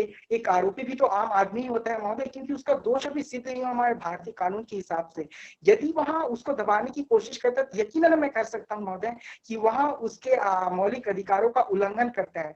मीडिया, मैं अपने विपक्षी मित्रों से पूछना चाहूंगा, आप किस हद तक कहना चाहते हैं कि मीडिया निष्पक्ष है? 19 हमारे भारतीय संविधान के अनुच्छेद 19A में उसे यहाँ शक्तियां प्रदान है, लेकिन प्रेस की स्वतंत्रता क्या एक आम आदमी की स्वतंत्रता से बड़ी हो सकती है? प्रेस की स्वतंत्रता मतलब एक आम आदमी की आरोपी भी तो आम आदमी है महोदय। अब उसकी आवाज को दबाना मतलब उसके मौलिक अधिकार का हनन करना होता है महोदय। क्या आप राजनीतिक वाहवाही करने वाली मीडिया को निष्पक्ष कहेंगे? क्या एक आरोपी जो आम नागरिक है, जिसका दोष सिद्ध नहीं हुआ, उस पर इतनी गंदी गंदी टिप्पणियां करना, जैसे अभी जमानी इंस्टीट्यूट में हुआ था, सफूरा जरगर पर गंदे गंदे कमेंट्स किए गए थे जब उन्हें यूएपीए के तहत कानून की हिरासत में लिया गया था, लेकिन उनका दोष सिद्ध नहीं हुआ था। तो एक महिला जो दोषी अभी सिद्ध नहीं हुए, उनके अधिकारों का इतना इस तरीके से हनन किया, उन पर गंदी गंदी टिप्पणियां की गई, उनके अधिकारों का हनन किया गया है महोदय। मैं यह बात कहना चाहता हूँ। और अंत में मेरा यही कहना होगा कि जो मीडिया है, इसके कानून को समझने की आज हमें जरूरत है। मीडिया इस तरीके से अपने आप को बढ़ा चढ़ा कर बताती है, अपनी टीआरपी, अपने जो व्यापार है इसको बढ़ाने के लिए आज इस हद तक जा चुकी है कि राजनीति को भी नहीं छोड़ा है उन्होंने। राजनीति को नहीं छोड़ा तो एक आरोपी जो आम नागरिक है उसको किस तरीके से छोड़ेंगे महोदय? हमें प्राइमरी स्कूल जो विद्यार्थी होते हैं, ऐसे पाठ्यक्रम लाने होंगे जो मीडिया को समझ सके, मीडिया के कानून को समझ सके, ना कि एक आरोपी और जो पीड़ित है उसकी भावनाओं को समझे। जो सामाजिक न्यायालय है वो हमारे कानून के न्यायालय से अलग नहीं हो सकता, लेकिन समझने की बात है कि मीडिया अपने विचारों को किस तरीके से प्रेजेंट करता है, क्योंकि मीडिया को फोर्थ पिलर ऑफ डेमोक्रेसी कहा जाता है और उस पर यह जिम्मेदारी होती है कि हमें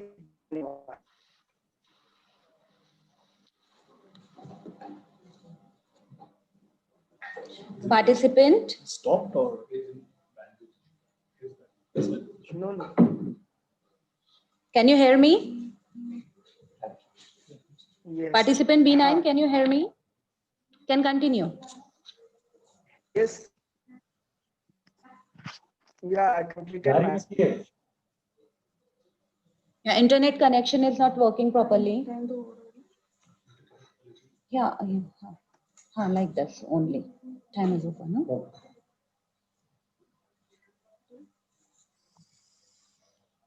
Participant B9, can you hear me? Yes, I completed my speech. Have you completed yours? Hello? Okay then. Can you hear me? Yes, I completed. Okay then. Yes, Now I would request our jury member to ask the question. How much exceeding? अच्छा, ये media trial क्या आज की प्रतिद्वंदिता की वजह से है या ये पहले भी ऐसा होता था? आपके प्रश्न के लिए धन्यवाद सर।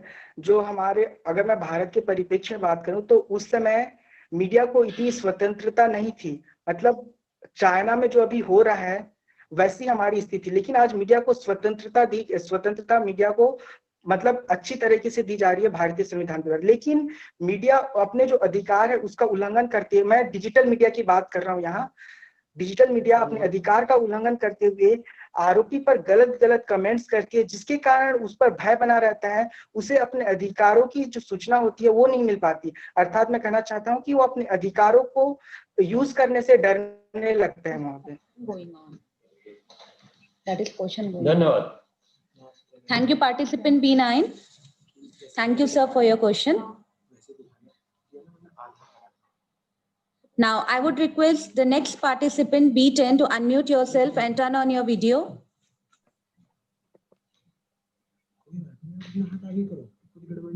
Participant B10. क्या मेरी आवाज आ रही है? Yes, you are audible and visible too. सभा की गरिमा को मेरा नमन। मेरा स्लॉट संख्या B10 है और मैं विषय के विपक्ष में बोलूंगी।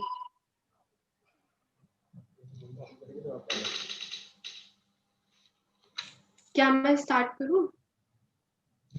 Yes, you may start now. 3, 2, 1। महोदय, सबसे पहले मैं अपने वक्तव्य की शुरुआत करूंगी मीडिया ट्रायल को परिभाषित कर। किसी भी मुद्दे, मुकदमे, घटना, वारदात को हम तक पहुंचाना, उसे हमारे सामने समाचार के रूप में प्रस्तुत करना, उससे जुड़ी पल पल की खबरें हम तक पहुंचाना और ऐसे पहलुओं को हमारे सामने रखना जो शायद आम जनता के लिए किताबी फाइलों में बंद रह जाती हैं, यही है मीडिया ट्रायल।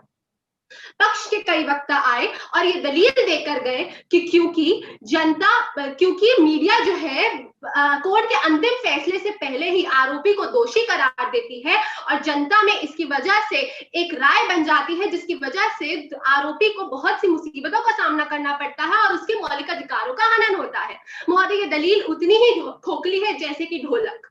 जी हाँ, जिस मीडिया पर इसी मीडिया के माध्यम से #MeToo कैंपेन में यदि कोई महिला अपने साथ कोई दर्दनाक घटना का वर्णन करती है तो हमारे जहन में सबसे पहला सवाल ये आता है कि शायद ये महिला तो गलत नहीं, शायद वो आरोपी तो सही नहीं, शायद ये महिला तो झूठ नहीं बोल रही।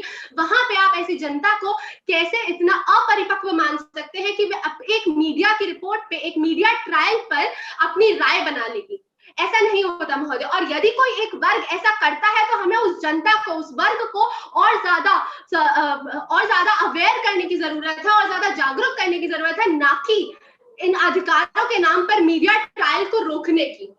अपनी बात की पुष्टि करने के लिए मैं उदाहरण देना चाहूंगी सहारा इंडिया रियल एस्टेट बनाम सेबी 2012 के केस का, जिसमें ये सुप्रीम कोर्ट ने आदेश दिए थे कि यदि न्याय के उचित प्रशासन या मुकदमे की निष्पक्षता में पूर्वाग्रह का पर्याप्त जोखिम पाया जाता है, यानी फेयर ट्रायल पर कोई भी मुसीबत आने की स्थिति आती है, तो हम उस केस की, उस मामले की मीडिया रिपोर्टिंग पर रोक लगा देंगे और मीडिया रिपोर्टिंग उस मामले में बंद कर देंगे। यह आदेश ने इस बात को सुनिश्चित किया कि आरोपी के मौलिक अधिकारों का किसी भी रूप में हनन ना हो। महोदय, इस सभा में कुछ लोग तो ये तक मान चुके हैं कि मीडिया ट्रायल न्यायाधीशों के ये तक मान चुके हैं कि मीडिया ट्रायल न्यायाधीशों को प्रभावित कर सकता है और उनका जजमेंट बदल सकता है। महोदय, ये बात बिल्कुल ही तर्कहीन है। जिस देश में हम सुप्रीम कोर्ट, जिस देश की जनता सुप्रीम कोर्ट के निर्णयों तक पर उंगली उठा रही है, उसमें अपनी असहमति दर्ज करवा रही है, फिर चाहे वह प्रशांत भूषण के मामले में सुप्रीम कोर्ट का जजमेंट रहा हो या फिर कर्नाटक हाई कोर्ट के जस्टिस कृष्णा का जजमेंट में दिया गया कोई कथन हो, हर बात पर आलोचना की जा रही है। जहां की जनता इतनी सक्रिय है, क्या वह एक मीडिया ट्रायल पर अपनी राय बना सकती है? जहां की जनता मीडिया ट्रायल से या कोर्ट जजमेंट से प्रभावित नहीं हो रही, वहां के जज कैसे मीडिया ट्रायल से प्रभावित हो सकते हैं? ये बात बिल्कुल ही तर्कहीन है। और यदि अभी भी किसी को लगता है कि मीडिया ट्रायल जजों को प्रभावित कर सकते हैं, तो उनकी व्यक्तिगत विचारधारा भी तो जजेस को प्रभावित कर सकती है, जिसकी वजह से कई बार हमें मनमाने फैसले यानी आर्बिट्रेरी फैसले देखने को मिलते हैं, जिसकी आलोचना मीडिया ट्रायल के रूप में ही जनता कर सकती है। और यदि ऐसा नहीं हुआ तो मीडिया की स्वतंत्रता, अनुच्छेद 19 के तहत मीडिया की स्वतंत्रता, जनता के जानने का अधिकार का, मौलिक अधिकार का तो हनन होगा ही, साथ में विक्टिम और आरोपी के मौलिक अधिकार का हनन होगा अगर मीडिया ट्रायल नहीं हुआ, क्योंकि कई फैसले ऐसे होते हैं जिन पर आलोचना करने की जरूरत होती है, और फिर चाहे वो एडीएम जबलपुर ही क्यों ना हो, जिसमें आरोपी को ही देखना पड़ा था कोर्ट के मनमाने फैसले का अंजाम। अंत में अपनी वाणी को विराम देते हुए मैं बस इतना ही कहना चाहूंगी कि जिस देश में, जिस लोकतंत्र में हम आरोपी को तब तक गुनहगार नहीं मानते जब तक उसका गुनाह संदेह से परे यानी बियॉन्ड रीजनेबल डाउट प्रूफ नहीं हो जाता, वहां हम कैसे ये मान सकते हैं कि मीडिया ट्रायल आरोपी के मौलिक अधिकारों का हनन करता है? धन्यवाद। Thank you so much, participant B10, for your amazing performance. Now, I would request our jury member to please ask the question from participant B10. आप बार बार एक शब्द का इस्तेमाल कर रहे हैं, आरोपी। आप आरोपी और आरोपित शब्द में अंतर बता सकते हैं? जी सर, आरोपी होता है एक्यूज, जिसका गुनाह अभी तक प्रूफ नहीं हुआ है, लेकिन जब वो आरोपित हो जाता है यानी वो दोषी ठहराया जाता है, जिसमें वो गिल्टी प्रूफ हो चुका है कोर्ट द्वारा। वैसे क्रॉस क्वेश्चन की अनुमति नहीं है, लेकिन मैं बेटा सुधार दूं इसको कि आरोपित वो होता है जिसके खिलाफ कंप्लेंट की गई है, और आरोपी वो होता है जिसने कंप्लेंट की है। लेकिन इस शब्द का मीडिया इस तरह से इस्तेमाल कर रहा है कि वो अर्थ का अनर्थ हो जा रहा है। Thank you. Thank you so much, sir, for your question.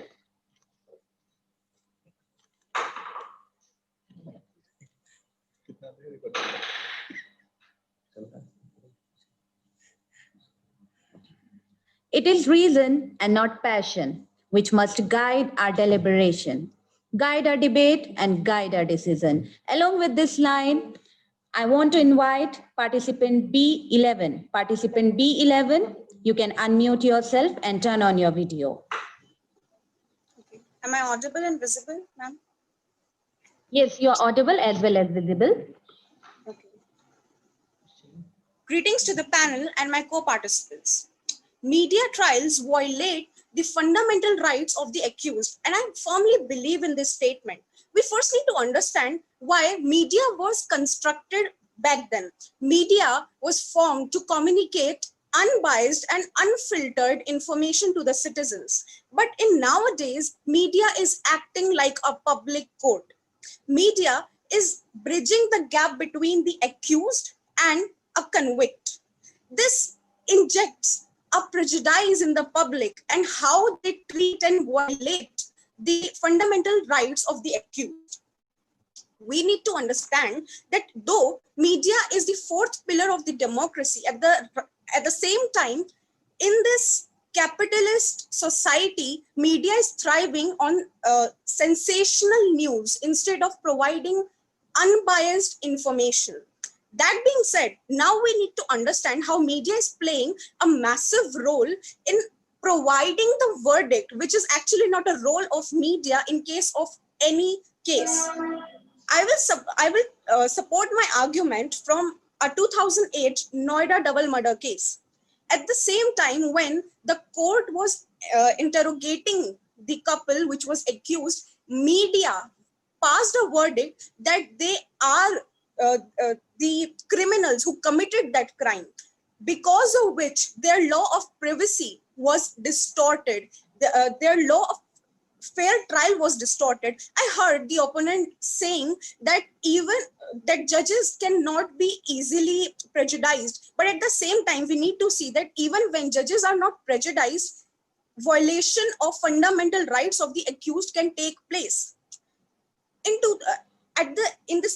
the very same case, in 2008, a case was filed by Dr. Surat Singh, an advocate in Supreme Court, to ask for the accountability of these media houses. We can see that how government has to intervene in the media trial to give them a reminder that they are not a body which can pass a verdict. Now, taking another case, in 2014, Dr. Shashi Tharoor was accused by the media in the case of murder of his partner.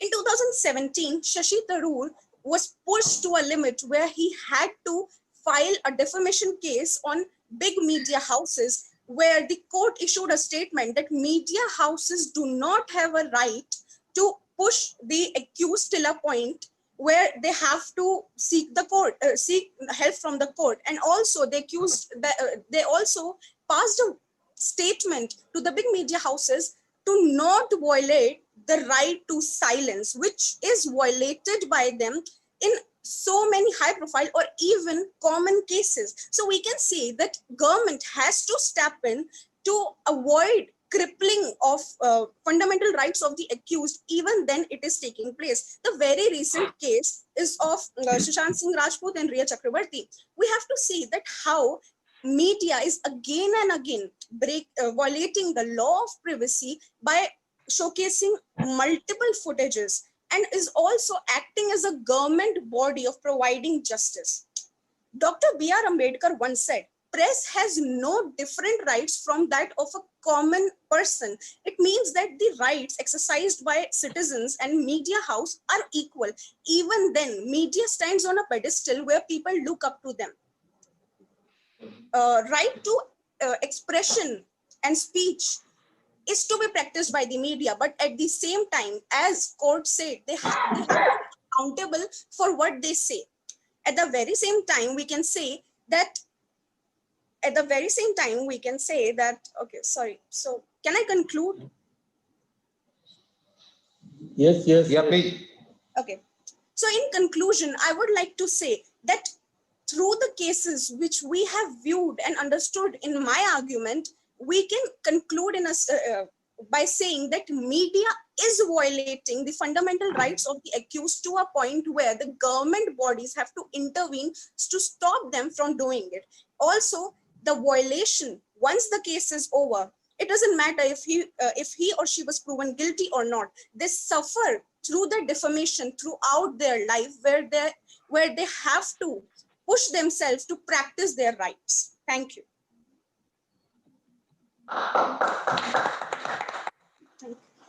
Thank you so much, participant B11, for your performance. Now, I would request our jury member to please ask the question. B11, can you hear me? Yes, sir. So in your opinion, how do you stop media trial? How to stop media trial? Sir, to not stop media trial, but to regulate it. And by regulate it, I mean to say that though they have their right to speech and to express, and they are also the fourth pillar of our democracy, they also should have accountability and reason and answerability while carrying on this trial. So this is what I would like to say to your question, sir. Thank you. Thank you. Thank you, Kaushik sir, for your question. Now move to the next participant, participant B12. I request you to unmute yourself and turn on your video. Good morning, ma'am. Am I visible and audible? Good morning. You are visible and audible too. Okay. Can I start? Yeah, you may start now. Good morning and warm regards to the esteemed panel, my worthy opponents, and every last one present here.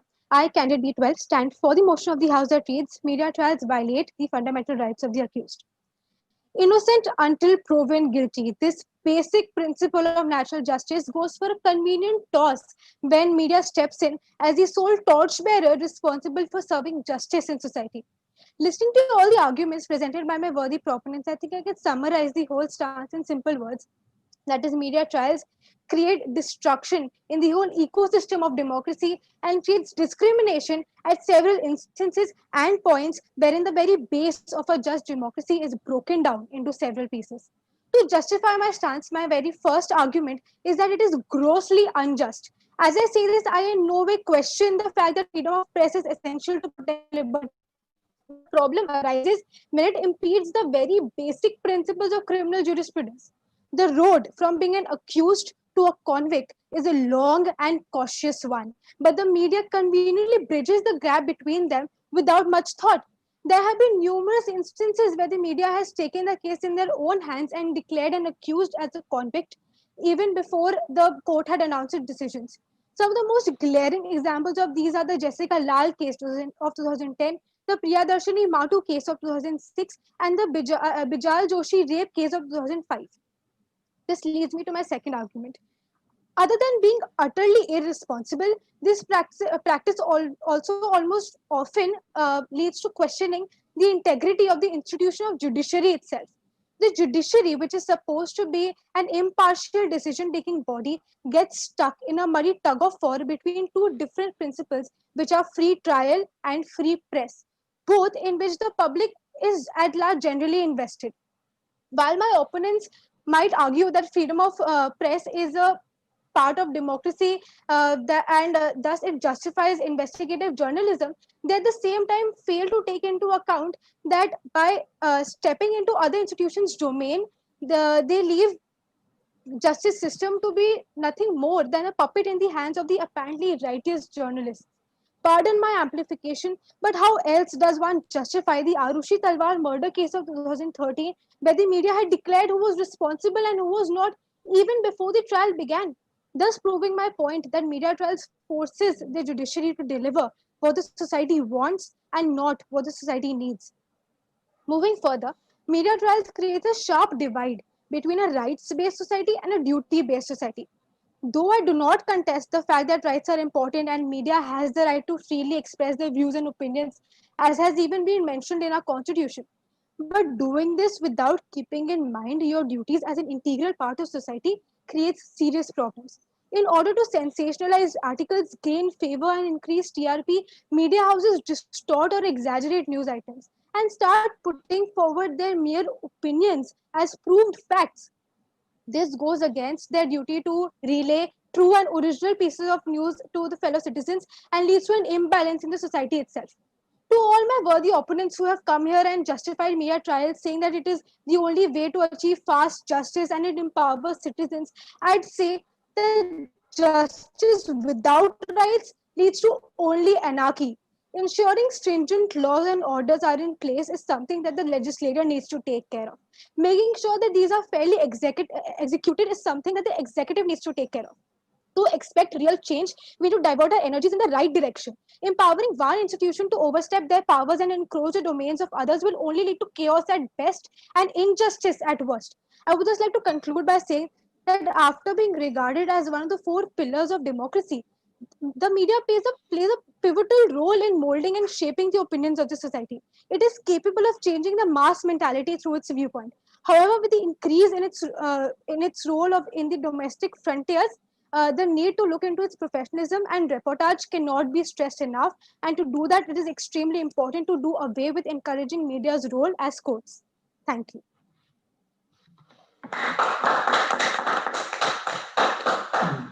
Thank you so much, participant B12, for your performance. Now, I would request our jury member to ask the question from participant B12. B12, am I audible? Yes, sir.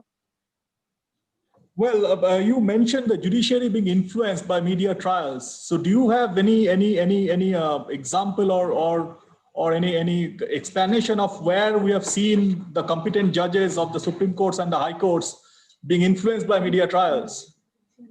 So, like I said, the Arushi Talwar case, the example that I gave.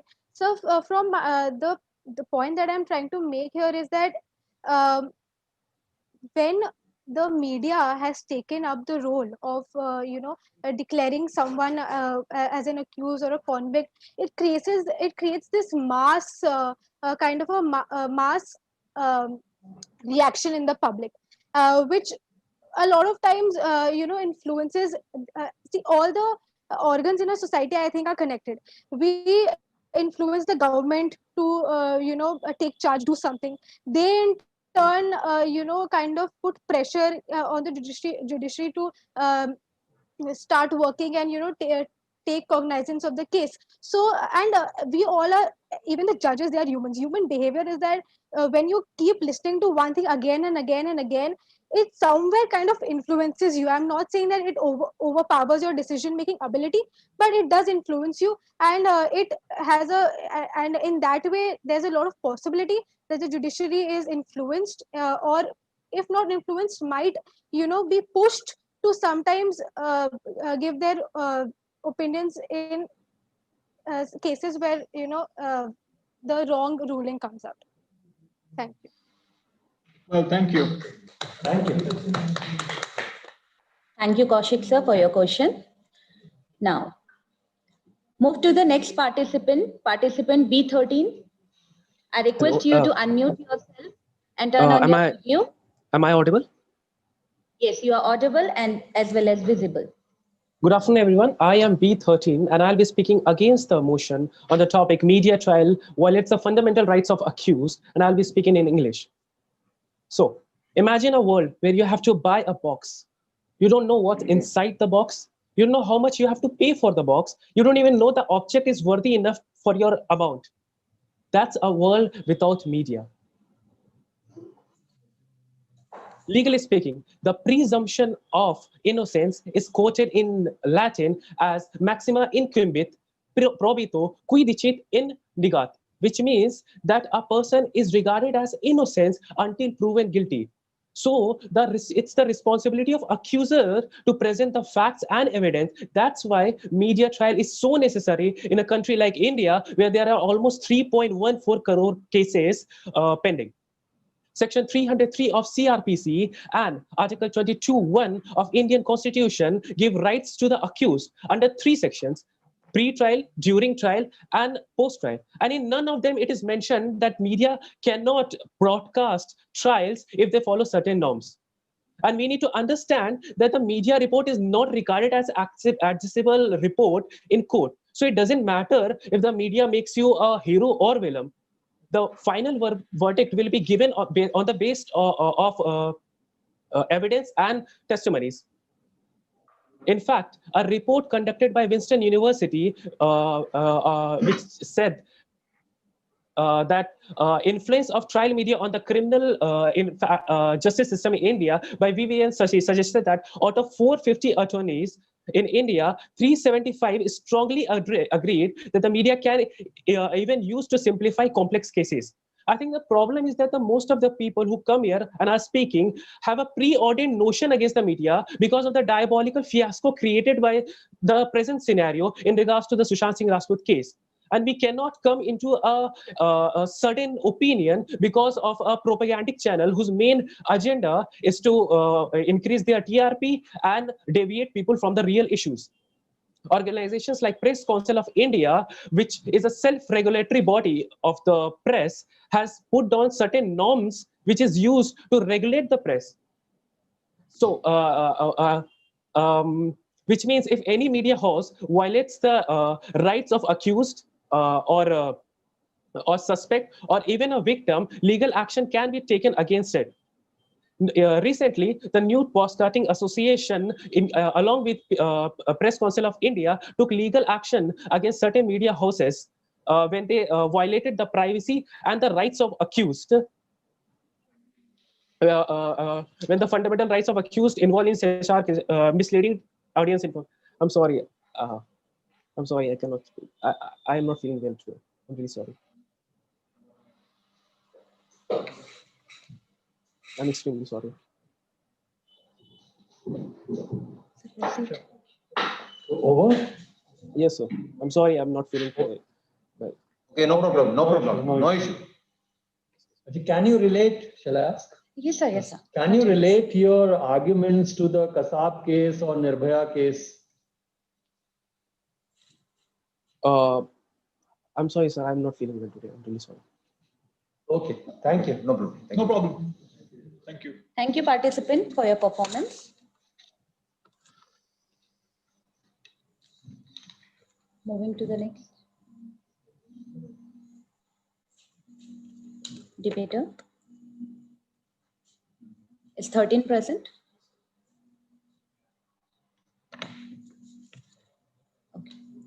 It was 13 also. He was 13.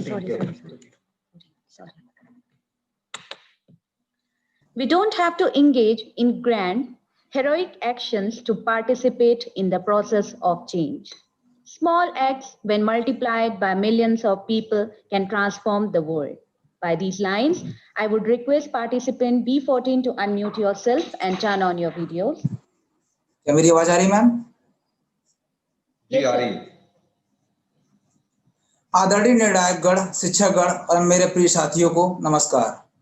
मेरी ID number B14 है। मैं आप लोगों के समक्ष विषय के पक्ष में अपने विचार प्रस्तुत करूंगा। 3, 2, 1। देखता हूं जब मैं ये अखबार इंडिया का, समझ आता है ये बाजार मीडिया का। कोई सुशांत का वकील बन बैठा है, कोई बन बैठा है वफादार रिया का। मीडिया लोकतंत्र का चौथा स्तंभ है। यदि एक स्तंभ दूसरे स्तंभ का समर्थन करने में विफल रहते हैं तो सभी स्तंभ ध्वस्त हो जाते हैं। यह एक दोहरा हथियार है। अगर इसका सही इस्तेमाल किया जाता है तो यह एक समाज और संस्कृति का निर्माण कर सकता है, लेकिन यदि इसका दुरुपयोग किया जाता है तो यह उसी समाज को नष्ट कर सकता है। मीडिया इन दिनों एक ऐसे कठिन दौर से गुजर रहा है जहां वह स्वयं भ्रमित है और समाज को विभिन्न उद्देश्यों के बारे में भ्रमित कर रहा है। यह आपको केवल उन कहानियों के बारे में दिखाते हैं जो इनकी टीआरपी बढ़ाते हैं। मीडिया इस दुनिया में हर किसी की छानबीन करता है, लेकिन क्या वो अपने स्वयं के कर्मों की भी छानबीन करता है? आज हम आपको एक ऐसे मामले के बारे में बताएंगे जिसे मीडिया ने भारतीय संविधान में लिखित मौलिक अधिकारों की कितनी निर्ममता से उल्लंघन किया है, यह आप देखेंगे। आरुषि हेमराज हत्याकांड, जो कि 15-16 मई 2008 की रात को नोएडा के सेक्टर 25 में हुआ था, उसे मीडिया ने आरुषि के पिता द्वारा नौकर हेमराज के खिलाफ एफआईआर दर्ज कराने के महज कुछ समय बाद ही हेमराज को दोषी बताना चालू कर दिया। जबकि दूसरे दिन उसी बिल्डिंग की छत पर हेमराज की लाश मिली, तब मीडिया ने हेमराज के साथियों पर इल्जाम डालना चालू कर दिया। फिर मीडिया ने कई बार बलात्कार के बाद हत्या की खबर बताई। फिर आरुषि के माता पिता पर आरोप लगाया, जबकि 12 अक्टूबर 2017 को इलाहाबाद हाईकोर्ट ने आरुषि के माता पिता को बेकसूर करार दे दिया। भारतीय संविधान में भारत के नागरिकों को 6 मौलिक अधिकार प्राप्त हैं। मेरे प्रिय साथियों महोदय, जैसा कि हम आप जानते हैं कि भारतीय संविधान के अनुसार धार्मिक स्वतंत्रता भारत के प्रत्येक नागरिक का मौलिक अधिकार है। लेकिन क्या आपको लगता है कि राजनीति के इस अखाड़े में विभिन्न दलों द्वारा धर्म के मुद्दे को सुलगाकर निजी वोट बैंक बनाते हैं? क्या यह संभव सिर्फ भारत की गोदी मीडिया के कारण हो पाता है? बार बार यह मीडिया एक दूसरे धर्म के बीच में फूट डालती है और एक दूसरे धर्म के विचारों को उल्लेखित करती है। जैसा कि मेरे विरोधी पक्ष के साथी मीडिया की तारीफ कर रहे हैं, उनको यह पता होना चाहिए कि आरुषि हेमराज हत्याकांड के अलावा ऐसे कई मामले हैं इसमें मीडिया मौलिक अधिकारों का उल्लंघन करते हुए दिखाई दी है। जैसे 1921 का रोस्को फैटी आर्टिकल मामला, 1995 का बिजल जोशी ओजे सिम्पसन का परीक्षण मामला, 2005 का बिजल जोशी बलात्कार कांड, दिल्ली छेड़छाड़ का मामला, भदायूं बलात्कार का मामला, रिया चक्रवर्ती का मामला आदि ऐसे तमाम मामले हैं। आजकल हर दिन ऐसी खबरें छन छन कर आती रहती हैं। इसमें मीडिया अभियुक्त को कोर्ट के फैसले से पहले ही महज शक के बुनियाद पर कसूरवार ठहरने लगती है। कसूरवार है या नहीं, यह काम जांच एजेंसियों और न्याय व्यवस्था का है, यह उन पर ही छोड़ देना चाहिए। मीडिया का काम सवाल पूछना है, ना कि कसूरवार ठहराना। धन्यवाद।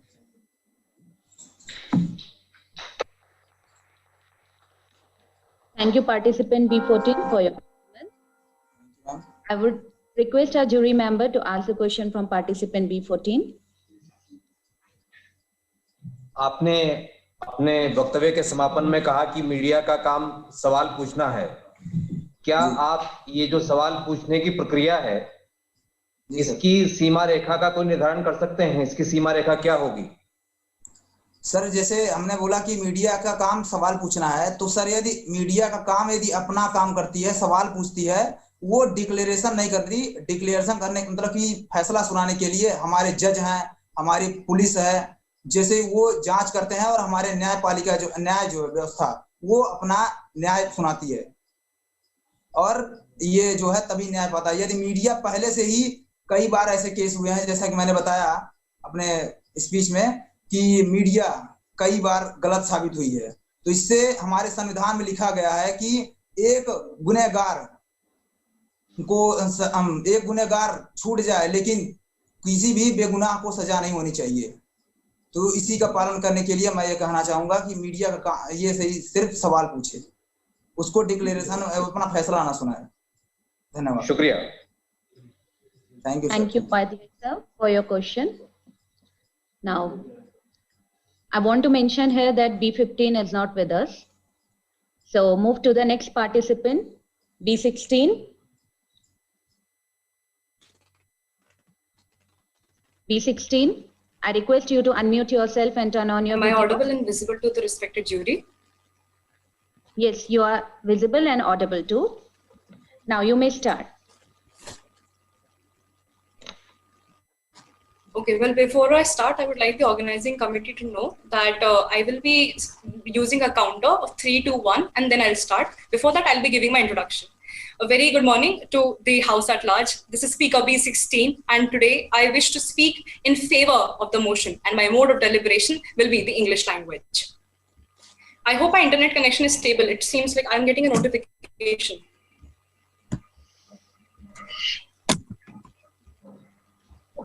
No, it's good. You can start. It's okay with us. You may continue. Sure, sir. Thank you so much. Well, I would like to begin on a count of 3, 2, 1. I quote Winston Churchill, "The price of greatness is responsibility." Now, we have always upheld the media as the fourth pillar of democracy and the protector of rights. But then why is it that media houses are not held accountable for the blatant miscarriage of justice and fundamental rights in the garb of public interest? An act where a few presume that the guilt is on the part of the accused. Justice and law, ladies and gentlemen, are no longer about the process, but the outcome of the media trials, which happen to violate the fundamental rights of the accused. I would like to continue by mentioning the various articles that support the fact that media violates the fundamental rights. I start by mentioning Article 12 of the Universal Declaration of Human Rights, Article 21 of the Indian Constitution, both of them which embody the right to privacy and the fact that the individual in question, that is the accused here, must not be subjected in any circumstances to arbitrary intrusion of privacy, nor shall his honor and reputation be attacked. The next being the Article 19(1)(a). Article 19(1)(a) ensures a fair trial and right to privacy, and most importantly, the right to be presumed innocent until proved guilty. This happens to be the golden law, ladies and gentlemen, which the media houses purposely ignore because it doesn't serve their point. Because until and unless a particular piece of information doesn't help them score the points for a particular political affiliation or TRPs, it doesn't matter to them. I must highlight another way, which states that personal or information which is not connected to any public activity or public interest, which would cause an unwarranted invasion of privacy of the person in question. Now, since that I've mentioned this one, in the recent scenario, ladies and gentlemen, the very question of personal space and personal information has been violated so much that, even before the court gets the evidences, the various media houses expose the evidences and harm the judiciary in the most unimaginable, unfathomable manner. To support my stand, I will be mentioning 2 cases here, which will depict the aforesaid violations. Beginning with the first one, which happens to be the Arushi Talwar murder case. Now, Rajesh and Nupur Talwar, the parents of the victim, with multiple theories being floated around them as their motive, were the initial suspects. But for an entire decade, the media branded the parents as murderers, sensationalized the case with many wild theories, and blatant character assassination was done of both the parents, being passed off as news in mainstream media. If this isn't problematic, then what is, ladies and gentlemen? I move on to the next, that is the Ferguson, Missouri case. Now, in the Ferguson, Missouri case, it was the blatant misrepresentation of biased facts by the media, where Darren Wilson, a police officer, was held as an example of white supremacy for killing and shooting an 18-year-old African-American named Michael Brown. Now, this not only led to widespread protests in the entire nation, it burned down the communal thread of harmony in the very town of Ferguson. Though it was later decided by a grand jury that Wilson will not be charged in the shooting, but the damage had already been done. In the end, heinous crimes must be condemned and brought in light by media, but it is not possible in any manner for the media to usurp the function of the judiciary and deviate from the objective of unbiased reporting. The implications of continued unaccountability with respect to jury will be resulting in the erosion of civil rights of the citizens. And with this, I rest my case. Thank you. Thank you so much. Participant, for your performance. Yes, now, I would request our jury member to ask the question from participant. How do you foresee the role of regulating agency? Are they doing their job properly? Thank you so much for the question, sir. With due respect to the jury, I would like to answer. So, as far as regulating bodies are concerned, we have certain regulating bodies like the NBA here, which National Broadcasting Agency, which look after the various aspects of how media can misrepresent facts. There are times when people even report it, but they go unnoticed because of the various lacunas that are present in the judiciary, the loopholes in the very laws that are there to protect the integrity of the person in question. Like there is one mentioned in Article 19, subclause 2, which talks about the various restrictions imposed upon the media. That media trials can be held as the contempt of court in both type, the civil and criminal cases as well. But since and I would like to emphasize on this, that criminal contempt can be of 3 types. That is, number 1, scandalization. Number 2 is hindrance in the administration of justice. And number 3 will be in the very prejudicing the trial. And it is ironically very sad, sir, that all of these boxes, that all of these items that I just mentioned are ticked by Indian media. And it is apparently very sad that our regulating bodies haven't been able to do a job that they were instituted for. Thank you. Thank you, sir. Thank you, sir. Thank you, Taneja, sir, for your question. Now, I mentioned here B17 is not with us. So move to the next participant, B18. B18, I request you to unmute yourself and turn on your video. Hello, good morning, ma'am. Am I audible? Yes, you are audible as well as visible. You may start Okay. now. Okay, ma'am. So I am participant number B18. The topic for today is media trials violate the fundamental rights of the accused, and I am speaking in against of the topic. So 3, 2, 1, please start my timer. Okay. So basically, if we are talking about this topic, let us understand the major terms that have been involved in this topic. That is, first one being the media trial and the second one being the fundamental rights of the accused. Let us talk about the first one. Media trials. What are media trials? See, media trials is a pre-trial by the media or a person's reputation being judged through media before him or after the verdict of the court has been presented.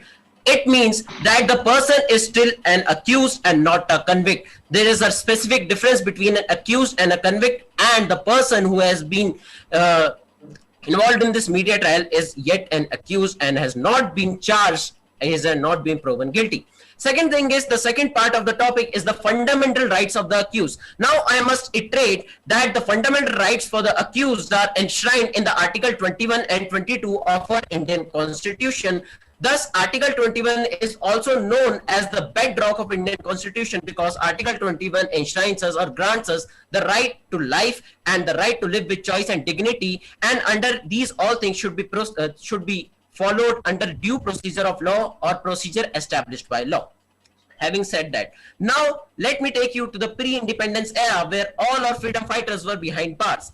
And at this moment, this diaspora needs some communication for them to have a strong command on independence. And then these prominent leaders like Mahatma Gandhi, Bhagat Singh, Jawaharlal Nehru, they wrote letters via the print media to inform these all population that you are being controlled by the East India Company and now you must fight for your independence. And thus, my friends, this was the first instance, I must say, the first prominent instance in which media guaranteed the right to life, the right to freedom, and that's the basic fundamental right in our Constitution before even it was formulated. Okay. Now the second thing being, having said that, media is also known as the fourth pillar of democracy. Democracy is a very big building and it's supported by fourth pillar. Even if one pillar breaks, the entire democracy comes shaking down. And that is the importance of media being the fourth pillar of democracy. If this media is not there, then this democracy would come thrashing down. Let us understand media trials. Now I must take you to the case of Tamil Nadu. See, in last year in Tamil Nadu, 2 persons were booked for opening just their shop for a little bit longer according to the COVID-19 regulation norms. And these 2 people were namely Benix and P Jairaj and his son Benix. And these people were taken to a local police station. They were kept accused and they were deprived of their rights under the clause 1 and 2 of the Article 22, that they should have a right to legal aid, they should have a right to a fair trial. But all these laws were, I think, snatched from them. And police, when they admitted them in hospital, they both died due to internal bleeding. One died due to internal bleeding, one died due to fever. But who brings these issues out? These issues were brought about by media. I must say, according to NCRB, that is 115% of Indian jails are overpopulated, and due to this overpopulation, people are deprived of their basic rights, basic fundamental rights of freedom, the freedom to fresh air, freedom to hygienic, and all these laws are being violated. But who brings these things out? Media brings out these things, and thus media trials are very effective for the effective functioning of a democracy. Second thing I must say, all of us know a book goes by the name The Black Warrant, which was drafted by a former superintendent of Tihar jail, that is Sunil Gupta. And in this book, he writes all the things, all these reforms, all the atrocities that have been committed, all the delays in justice process that have been delivered to these accused. These are not convicts, okay? And by the fact that these books were circulated by the print media, and I must say that these books enhance compels for speedy justice as well, prisons reforms as well, and judicial reforms as well. So having said all these things, I strongly oppose that media trials violate the fundamental rights of the accused. Thank you.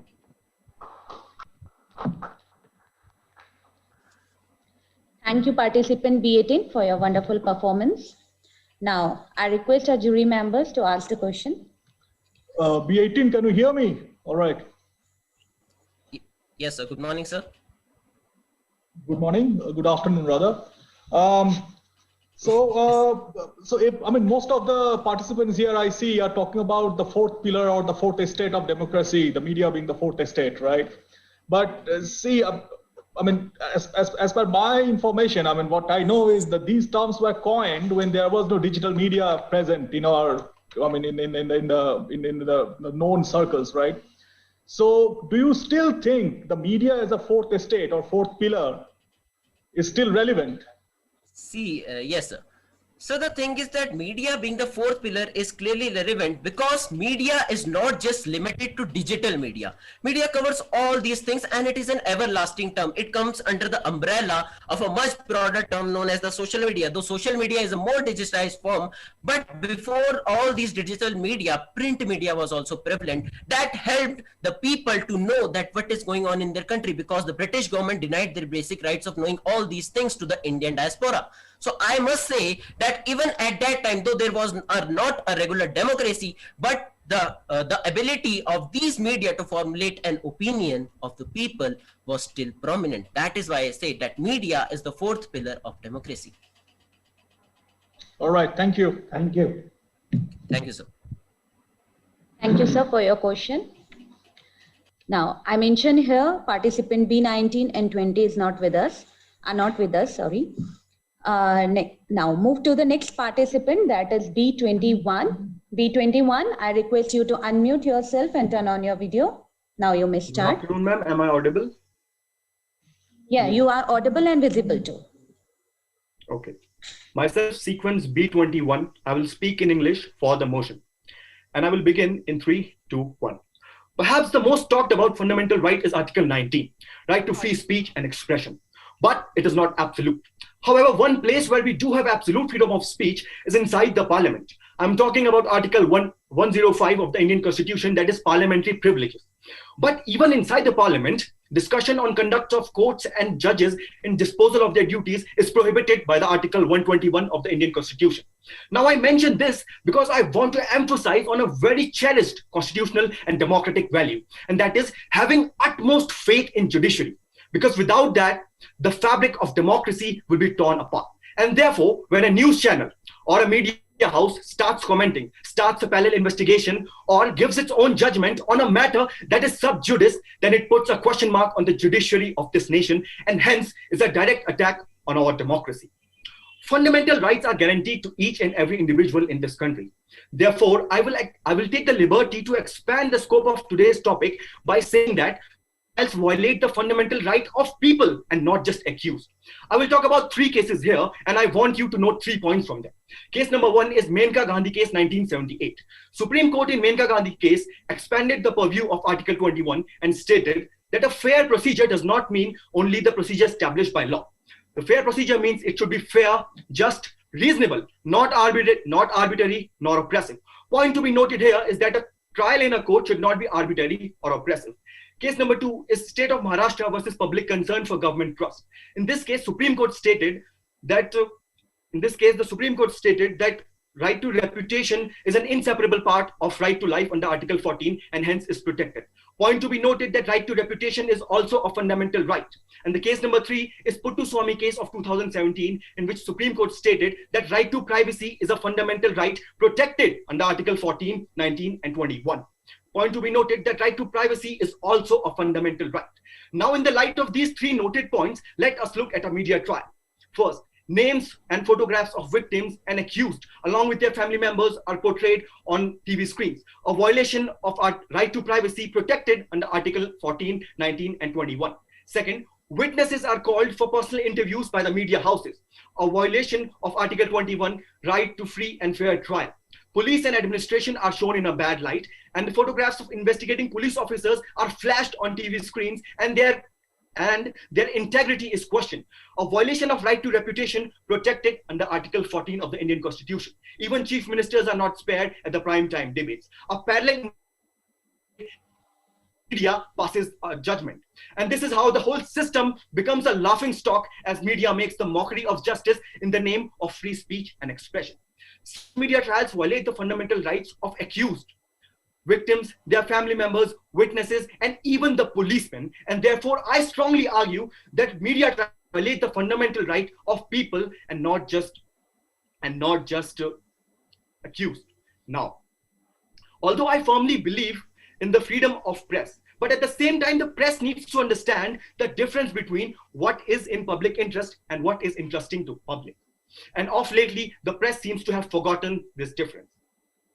To conclude, I would like to say that, as Dr. Bhimrao Ambedkar explained, that there is no special mention of freedom of press in the Constitution of India, because right to freedom of speech and expression of press is no different than that of an ordinary man.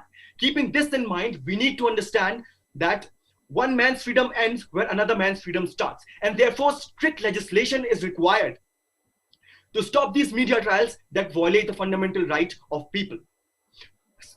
Contempt of Courts Act 1971 needs to be amended, and the date of arrest should be considered as the starting point of trial, and hence no adverse or false reporting should be allowed once an arrest is made until the matter is sub judice. Thank you.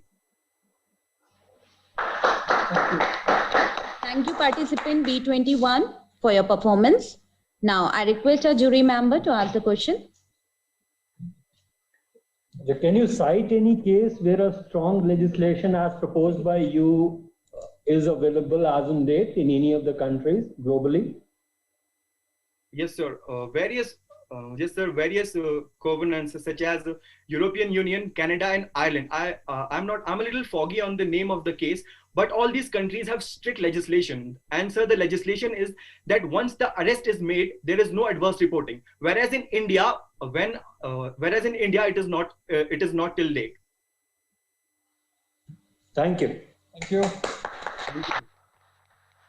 Thank you, Taneja sir, for your question. Now, the favorite exercise is a cross between lunch and a crunch, and that is lunch. Now the time is energize your body.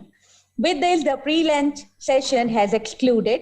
Now, I want to inform the rest of participants that the post-lunch session will be at 2 p.m. So I request our participant to be ready at 2 p.m. Thank you so much.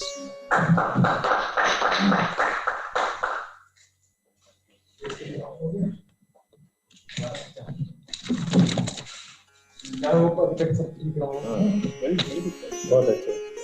तब lunch के लिए room ए में देखना आपको start Yes, sir, if you need anything, you can. चाय में दूध बहुत था पहली बार।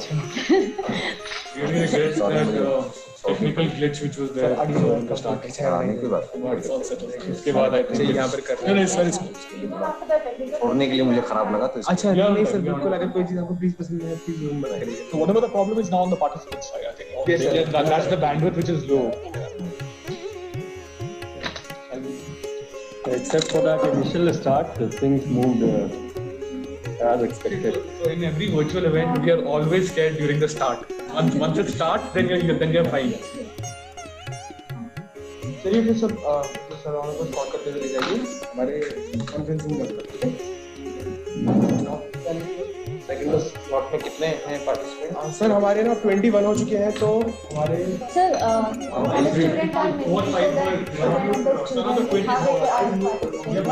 म्यूट कर दो फिर भी कर दो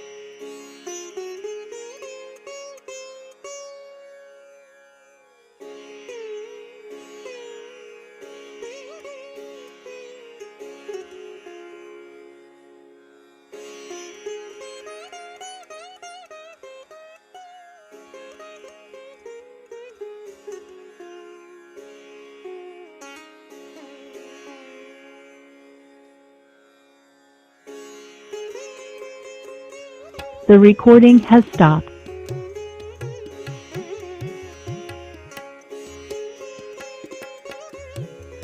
This meeting is being recorded.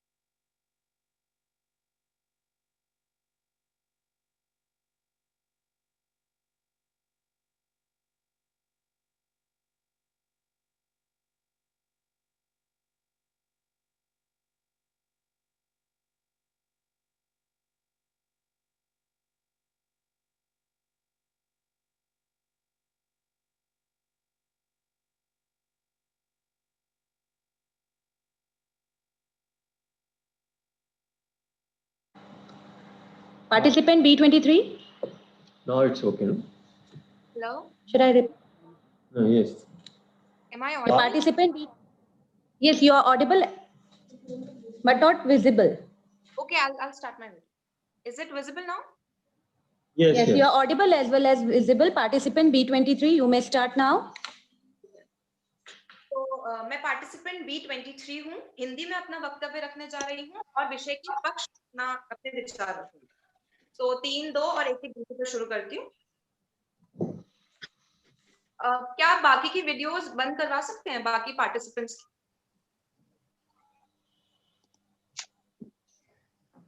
जी, मैं शुरू करती हूँ। 3, 2, 1।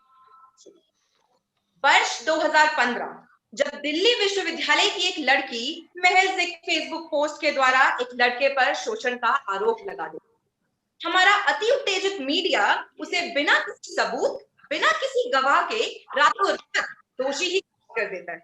अरे मेरे विपक्षी साथियों, अपनी दलीलों को कुछ क्षण परे रख, जरा सोचिए क्या गुजरी होगी उस लड़के पर, उसके माँ बाप पर, जिन्होंने लगातार 4 सालों तक इन आरोपों का सामना किया और निर्दोष साबित होने के बाद भी लोगों के ताने सुनते थे। नमस्कार महोदय, याद कीजिए 1878 का वह समय था जब भारत में प्रेस को सच्चाई का द्योतक माना जाता था। इसकी ताकत तो कुछ इस प्रकार थी कि लोगों को सरकार की वास्तविकता से पृथक रखने हेतु लॉर्ड लिटन को देसी प्रेस अधिनियम लाने की आवश्यकता पड़ी। परंतु हमारे पत्रकारों का देश प्रेम कुछ ऐसा था कि सरकार को चकमा देते हुए बंगाली में छपने वाली अमृत बाजार पत्रिका रातों रात अंग्रेजी में परिवर्तित हो गई और गुगली बॉल से आउट होने वाले लॉर्ड लिटन विश्व के पहले खिलाड़ी। मगर फिर आती है 21वीं शताब्दी और अंगूर खट्टे हो जाते। सत्यमेव जयते का जय घोष करने वाले राष्ट्र में सत्य के सारथियों का रथ टीआरपी के तेल में फिसलना शुरू हो जाता है और नतीजा हमें देखने को मिलता है आरुषि तलवार हत्या केस, बिजल जोशी केस, जेसिका लाल मर्डर केस आदि, जहां मीडिया ने न्यायपालिका से पहले ही निर्णय देने में कोई देर नहीं। महोदय, अब मैं आपको विषय की संवैधानिकता की ओर ले चलती। एक आरोपी को भी भारत के नागरिक होने के कारण वह सभी अधिकार मिलते हैं जो आपके और हमारे पास है। संविधान के अनुच्छेद 21 के तहत उसके पास निष्पक्ष सुनवाई का अधिकार, निजता का अधिकार और सर्वप्रथम दोषी सिद्ध होने तक निर्दोष माने जाने का अधिकार होता है।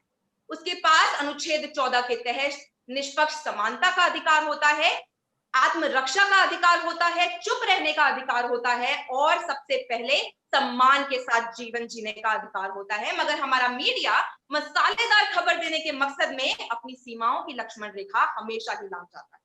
उसे अनुच्छेद 19 में दिए गई वाक स्वतंत्रता और अभिव्यक्ति स्वतंत्रता का अधिकार तो बखूबी याद रहता है, मगर उसी अनुच्छेद में दिए गए उचित प्रतिबंध तो जैसे उसके लिए कोई मायने नहीं।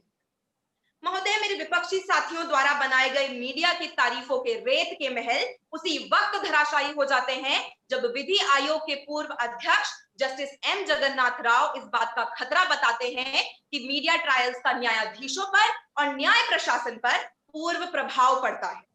और दुख की बात तो यह है महोदय कि विधि आयोग की 200वीं रिपोर्ट भी पुरजोर तरीके से कहती है कि विधि को मीडिया के ऊपर नियंत्रण बनाने की आवश्यकता है, अन्यथा यह लोकतंत्र के लिए खतरा साबित हो सकता है। महोदय, मीडिया को समाज का आईना माना जाता है और इसमें कोई दो राहें नहीं कि इसमें दिखाई गई खबरें हमें न केवल मानसिक अपितु नैतिक रूप से भी प्रभावित करती है। हमें सीख लेनी चाहिए यूनाइटेड किंगडम के कानूनों से, जो मीडिया को अदालती कार्यवाही में किसी भी प्रकार की दखलंदाजी करने से पूरी तरह प्रतिबंधित कर देती। महोदय, यदि मेरे विपक्षी साथियों में उन लोगों के प्रति जरा भी सहानुभूति होती जो मीडिया द्वारा दी गई बदनामी और अपयश में जी रहे होते हैं, तो आज वह मेरे साथ यहाँ विषय के पक्ष में खड़े होते।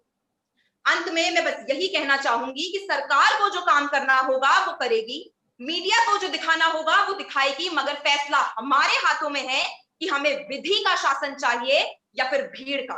हमें प्रण लेना होगा कि हम इस लोकतंत्र को भीड़ तंत्र न बने। धन्यवाद। जय हिंद, जय Bharat.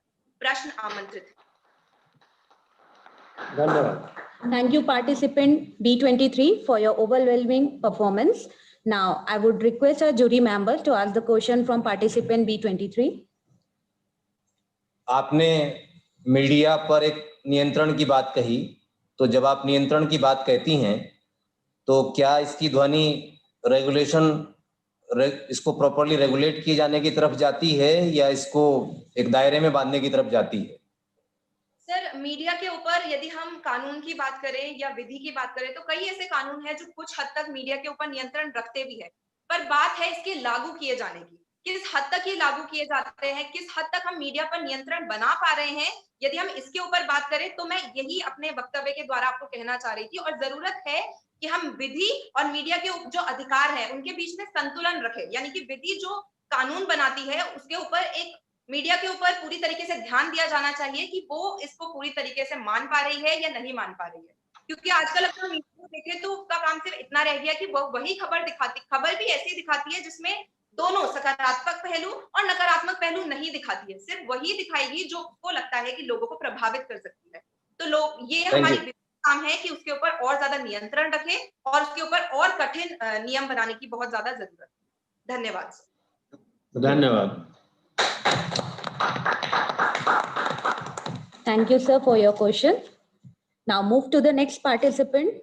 Participant B24, I request you to unmute yourself and turn on your video. Am I audible to you, ma'am? Yes, you are audible as well as visible. Now you may start. Good afternoon, everyone. My identity over here is B24, and I'm here to give a debate on the topic media tries to violate the fundamental rights of accused. And I'm saying against of it. According to me, media do not violate the rights of an accused because it tells us about what is happening in a society, because it is a watchdog.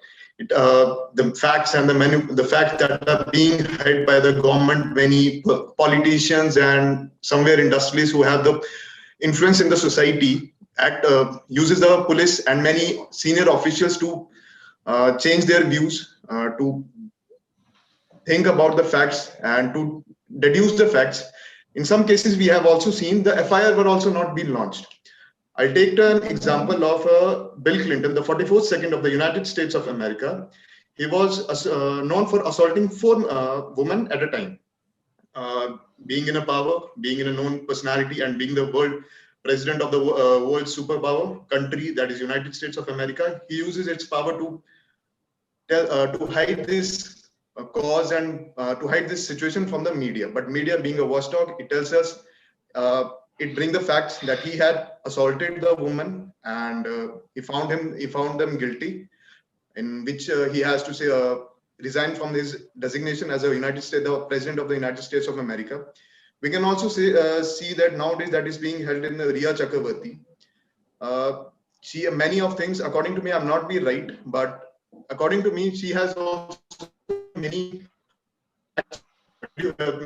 things to from the facts, and many powers are being used by her and as co-members that are being involved in the Sushant Singh Rajput case.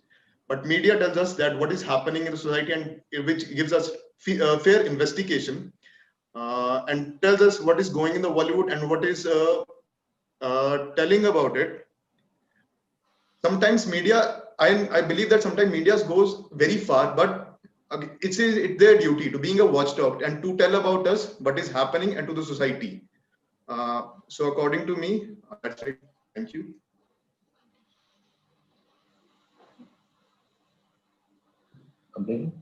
Have you completed? Yes, ma'am. Okay. Yes, ma'am. Now I would request our jury members to ask the question. So at the outset, you have exonerated the media, and at the fag end of your, you are also acknowledging the fact that at times they stretch themselves too far. So, yes, sir. How do you explain this contradiction? So we can't say it is always right. We can give an example of the trade case that is being it influences a lot and media tells pictures of her. Sometimes we can take an example of Bill Clinton. He uses power to manipulate the facts and to deduce what is happening in the society. But media, being a watchdog, it tells us and in protest that he has assaulted 4 women at a time. and in that case, he has to resign from his post.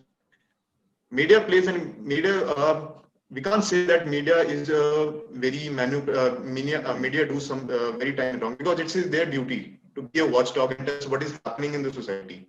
And nowadays, I know sometimes media do very far things that are being not cherished by us. It manipulates mostly to.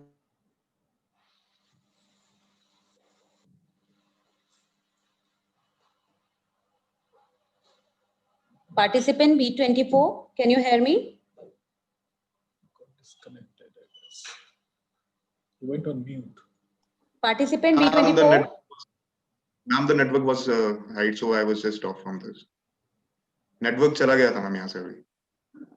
Okay, can you hear me? Yes, ma'am, now I can hear you. Continue. Have you concluded?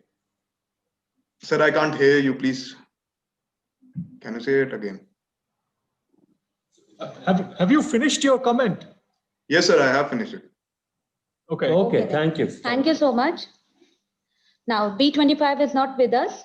So move to the participant B26. Participant B26, I request you to unmute yourself and turn on your video. Am I audible?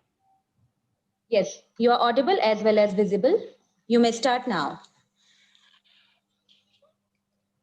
सदन की गरिमा को मेरा नमस्कार। मैं B26 विषय के पक्ष में हिंदी में अपना विचार व्यक्त करना चाहूंगा। 3, 2, 1। जैसा कि आज का विषय है कि मीडिया ट्रायल के द्वारा आरोपी के मौलिक अधिकारों का उल्लंघन होता है। इसमें हमें दो तथ्यों को समझना होगा, मीडिया ट्रायल और मौलिक अधिकार। मौलिक अधिकार वो अधिकार होते हैं जिनके द्वारा किसी भी देश के नागरिक को नैतिक, बौद्धिक और आध्यात्मिक विकास के लिए जरूरी होता है, तथा राज्य किसी व्यक्ति और किसी समूह के दमनकारी नीतियों से बचने के लिए संविधान के द्वारा गारंटी किया जाता है। मीडिया ट्रायल जो खुद में एक नकारात्मक शब्द है, जिसका जन्म निजी टीवी न्यूज चैनलों के उत्थान से हुआ है। मीडिया ट्रायल एक ऐसी प्रक्रिया है जिसमें मीडिया अपने तरीके से बिना किसी कानून के अदालत के फैसले के परवाह किए बिना आरोप और निर्दोषता की व्यापक धारणा बनाकर फैसला सुनाता है और किसी व्यक्ति और समूह के प्रतिष्ठा को प्रभावित करता है। महोदय, हम यहाँ ये तर्क करने नहीं बैठे कि मीडिया ट्रायल कितना हद तक सही है या गलत। हम यहाँ ये तर्क करने बैठे हैं कि मीडिया ट्रायल से आरोपी के मौलिक अधिकारों का हनन होता है। 2013 के chief justice of India doctor P Sathasivam ने कहा था कि लोकतंत्र में स्वतंत्र मीडिया और स्वतंत्र ट्रायल दोनों बेहद जरूरी हैं। तभी तो लोकतंत्र में मीडिया को चौथा स्तंभ माना गया है। लेकिन जिम्मेदारी के साथ महोदय, मीडिया को अनुच्छेद 19 के तहत अभिव्यक्ति की स्वतंत्रता की ख्याल तो रहता है, लेकिन उसी अनुच्छेद के तहत उसे रीजनेबल रिस्ट्रिक्शन का याद नहीं रहता। महोदय, वो अधिकार आरोपी को भी है। महोदय, मीडिया को पूरा अख्तियार है कि कोई भी घटना हो, क्राइम हो, घोटाले हो, उनके तथ्यों को लोगों के सामने उजागर करे, ना कि आरोपित को दोषी करार कर दे। वो काम कोर्ट का है। महोदय, मीडिया ने कथित आरोपी के चरित्र को गलत तरीके से चित्रित किया है, उन्हें करियर को बर्बाद करने में भी मददगार रहा है, केवल इस तथ्य से कि वे आरोपी हैं, भले उन्हें कानून के किसी अदालत द्वारा दोषी नहीं ठहराया गया। जैसे हम कन्हैया कुमार, उमर खालिद, डॉक्टर कफील खान के केस में देख सकते हैं, उन्हें मीडिया के द्वारा देशद्रोही, राष्ट्र विरोधी, गद्दार, आतंकवादी, पता नहीं कैसे कैसे उन पे दोषारोपण कर दिए गए। महोदय, हमारी देश की परंपरा रही है कि चाहे 100 अपराधी भी बरी हो जाए, किंतु एक भी निर्दोष को सजा नहीं होनी चाहिए।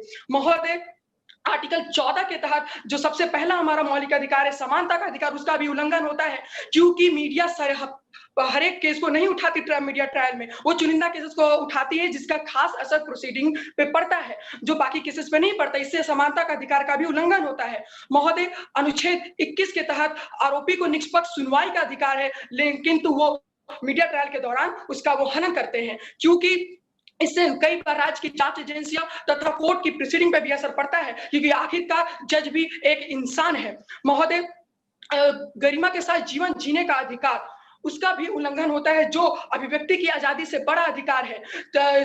हमने सुशांत सिंह और रिया के केस में देखा, जहां रिया को 20 कन्या तक बोला गया। महोदय, निजता का अधिकार, वो तो मानव की नामो निशानी उसका खत्म हो जाता है, क्योंकि मीडिया ने हर पर्पल की खबर उनको दिखाई जाती है और उनका निष्ठा का भी अधिकार खत्म होता है। मोदी जीवन की रक्षा का अधिकार जो सबसे बड़ा अधिकारों में से एक, उसका भी हनन होता है, क्योंकि चरित्र धूमिल होने के कारण कई बार वो अपने आप को सुसाइड तक करने की कोशिश करते हैं। इससे मीडिया पर कई बार संगीन आरोप भी लगते आ रहे हैं। कई बार मीडिया को कंटेम्प्ट ऑफ कोर्ट का भी आरोप सहना पड़ा है। क्या हम आरोपित से दोषी टीवी स्टूडियो में तय करेंगे?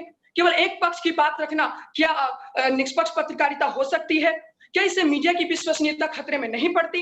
क्या मीडिया का सेल्फ रेगुलेशन काम कर रहा है या उसे और मजबूत करने की जरूरत है?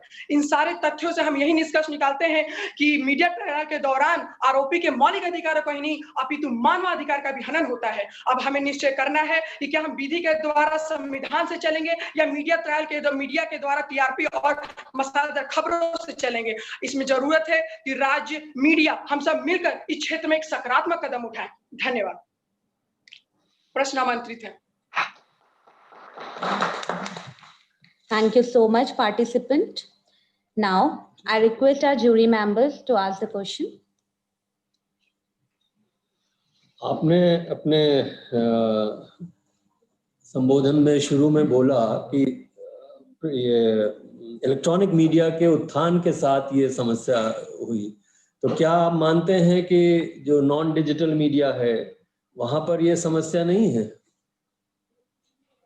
सर, उसमें भी समस्या आ गई है। मैंने जो बड़े व्यापक तौर पे मीडिया ट्रायल की बात कर रहा हूँ वो डिजिटल मीडिया से ही शुरू हुई है, लेकिन आज के दौर में प्रिंट मीडिया में भी ये दौर चलन में है। जो राज्य को और मीडिया को और सबको मिलकर इसमें सकारात्मक कदम उठाने की जरूरत है। धन्यवाद। Thank you so much, participant B26. Now, हौसले के तरकश में कोशिश का वो तीर जिंदा रखो, हार जाओ चाहे जिंदगी में सब कुछ, मगर फिर से जीतने की उम्मीद जिंदा रखो. By these words, I would request our next participant to unmute yourself, participant B27, and turn on your video. Yes, ma'am. Sorry. Yes, Hello. you are visible, you are audible, but not properly visible. Visible.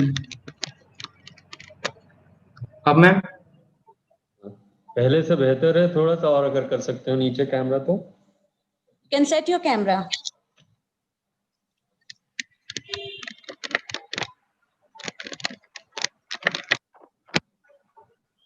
Okay, it's good now. You may start now. Yes, ma'am. 3, 2, 1, say okay. Yes, sir. Start now. 3, 2, 1.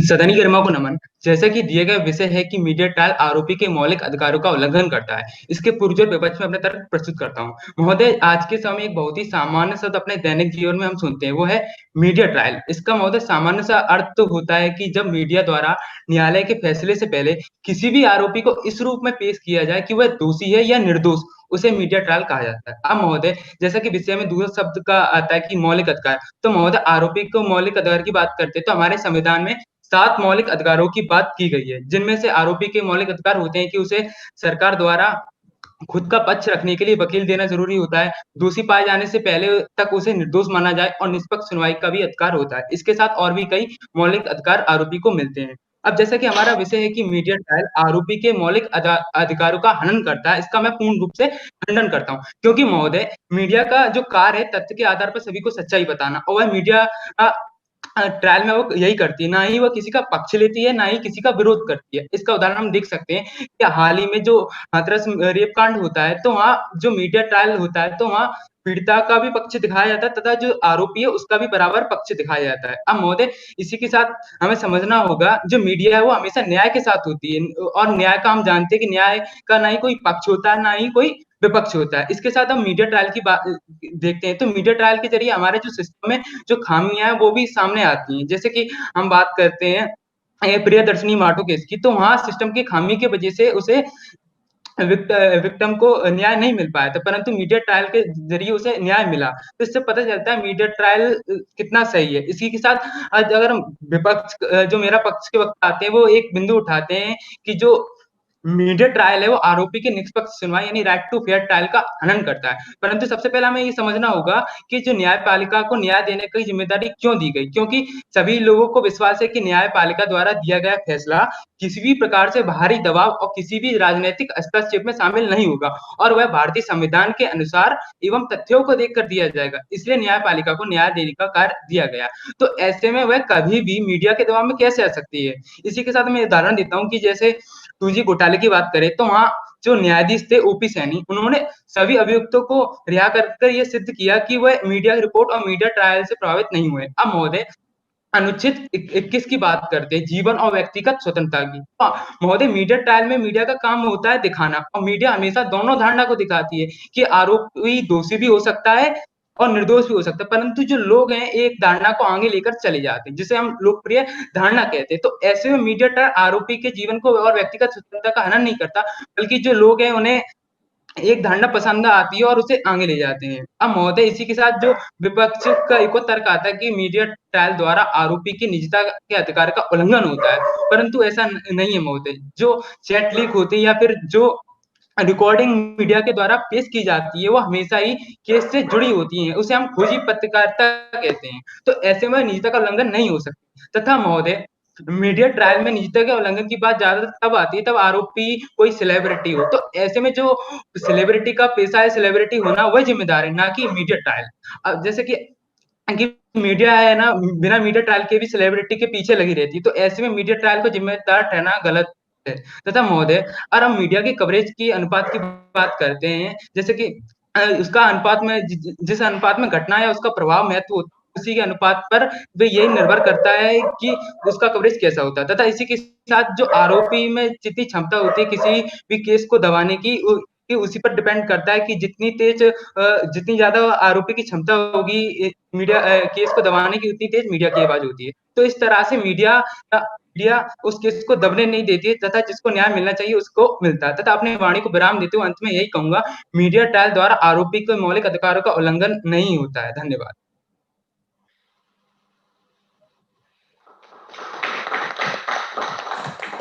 Thank you, participant B27, for your performance.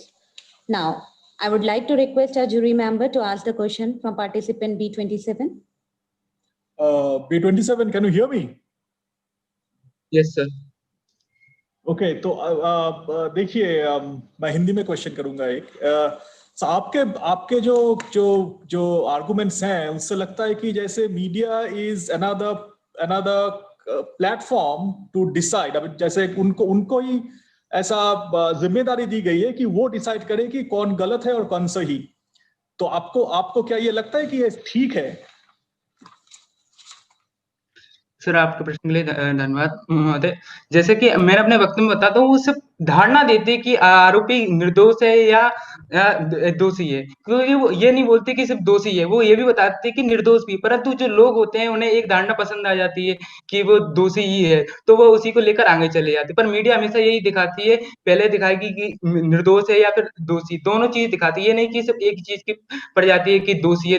जो मेरा जो पक्ष आता है वो हमेशा यही बताता है कि मीडिया ट्रायल में ये दिखाने की कोशिश करती है कि सिर्फ दोषी है, परंतु ऐसा नहीं है, क्योंकि वो हमेशा दोनों पक्ष दिखाती है। जैसे मैंने अपने वक्तव्य में बताया, जैसे हाथरस जो रेप कांड है वहाँ जो अभी मीडिया ट्रायल चल रहा है, तो वहाँ जो पीड़ित परिवार है उसका भी पक्ष बराबर दिखा रही है मीडिया, जो आरोपी पक्ष है उसका भी बराबर दिखा रही है। तो ये कहना गलत है कि मीडिया ये करती है कि फैसला नहीं सुनाती, सिर्फ धारणा देती है, वो दोनों पक्ष में देती है, एक पक्ष में नहीं देती है। थैंक यू, धन्यवाद। Thank you so much, sir, for your question. Now, next participant is participant B28. Participant B28, I request you to unmute yourself and turn on your video.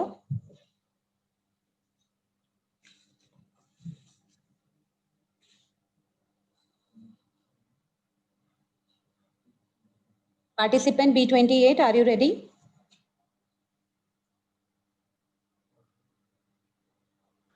क्या स्पष्ट आवाज आ रही है ma'am? Yes, you are audible and क्या ma'am स्पष्ट दिखाई दे रहा है? No, you are not. Network problem is going on from your side.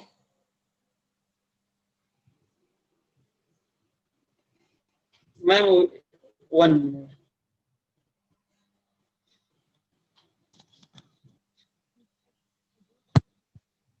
Can you hear me? Yes, ma'am. Okay. May I You may start? start. Yeah, you can.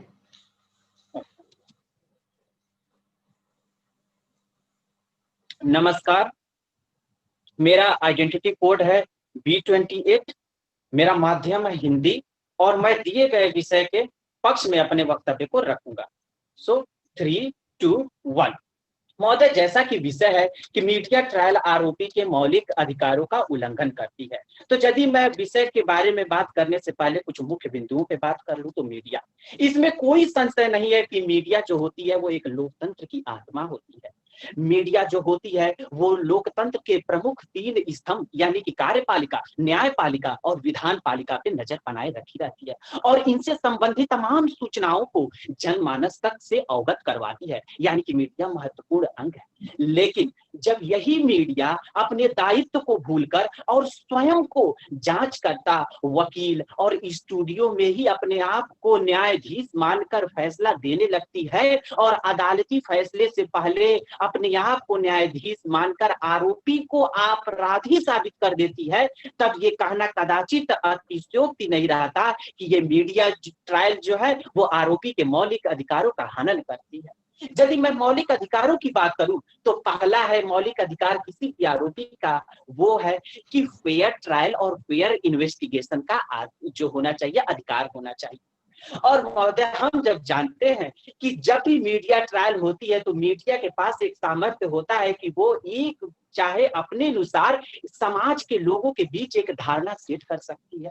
जब आरोपी सामने आता है तो उसे अपराधी घोषित करके और अपने अनुसार, अपने टीआरपी अनुसार उसको सेंसेशनलाइज करने के लिए जनता के बीच उसे अपराधी साबित कर देती है, एक धारणा बना देती है कि ये आरोपी ही अपराधी है। इसके बाद क्या होता है, जो छोटे स्तर पे जांच होते हैं वो संविधान के नैतिक मूल्यों पे नहीं बल्कि मेजोरिटी पे होने लगती है। उन्हें ये लगता है कि लोगों का दबाव है, लोगों की धारणाएं हैं, तो उसी के अनुसार उनका इन्वेस्टिगेशन से जो होता है डेविएशन होने लगता है और आरोपी का जो अधिकार होता है मौलिक फेयर ट्रायल होना चाहिए वो कदाचित नहीं हो पाता है। उदाहरण के लिए हमारे सामने रियान इंटरनेशनल का केस है, जहां पर एक क्षण में मीडिया घोषित कर देती है कि वो ड्राइवर है जो उस प्रद्युम्न को मारा हुआ है, विक्टिम को, लेकिन कितने दिनों बाद पता चलता है कि कुछ और ही केस होता है, बच्चे की द्वारा मृत्यु को पाई होती है। अब बताइए कि ये फेयर ट्रायल हुआ था? नहीं हो पाया मीडिया के दबाव की वजह से। दूसरी बात जो है मौलिक अधिकार चरित्र का हनन।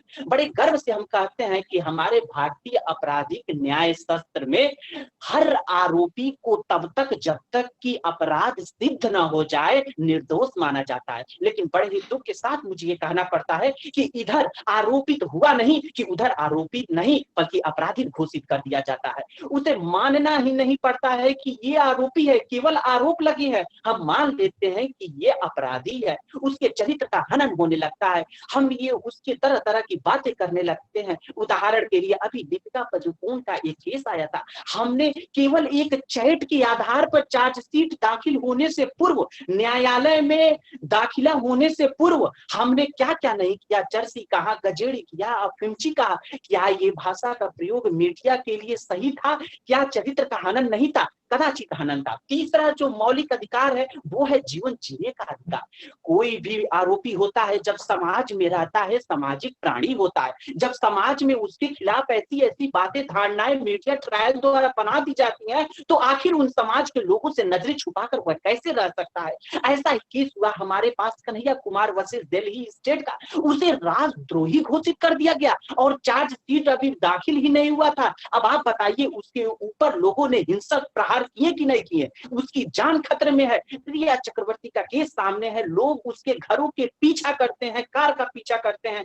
इस तरह से जब राइट टू लाइफ पे सवाल उठता है तो मुझे कहना पड़ता है कि ये मीडिया ट्रायल जो है वो मौलिक अधिकार का हनन करता है। और अंततः मैं ये कहूंगा कि निजता के अधिकार को मीडिया ने जिस प्रकार छीन लिया है तो ये कहना बिल्कुल भी गलत नहीं होगा कि मीडिया ट्रायल आरोपी के मौलिक अधिकारों का उल्लंघन करती है। धन्यवाद।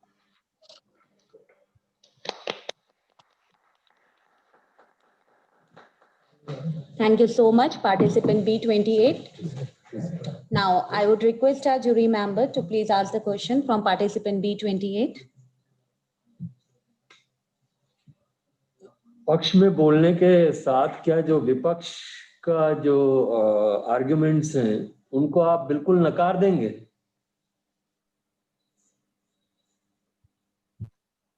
धन्यवाद सर प्रश्न पूछने के लिए। सर, पक्ष में बोलते हुए मैं विपक्ष के हर एक बात को तो नहीं नकार सकता, लेकिन अपने दायित्व का पालन करते हुए मेरा प्रयास तो यही है कि मैं इसके जितने भी नकारात्मक पहलू हैं उन्हीं को आपके समक्ष रखूं। फिर भी मैंने उसके अच्छाइयों पे पर्दा नहीं डाला, अपने प्रारंभ में ही उसकी महत्ता को समझाते हुए उसके अच्छाइयों के कारण उसकी बुराई छिप तो नहीं सकती, और बुराई को उठाना मेरा पक्ष में होने के साथ दायित्व बना और मैंने उठाया। बहुत धन्यवाद। Thank you, sir, for your question. Move to the next participant, participant B29. I request you to unmute yourself and turn on your video. Participant B29, can you hear me? Yes, ma'am.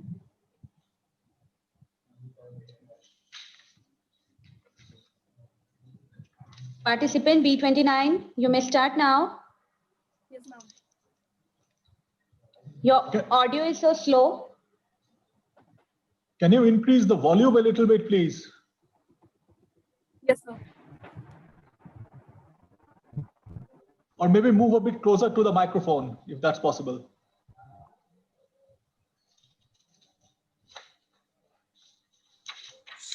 Not possible. Participant B29.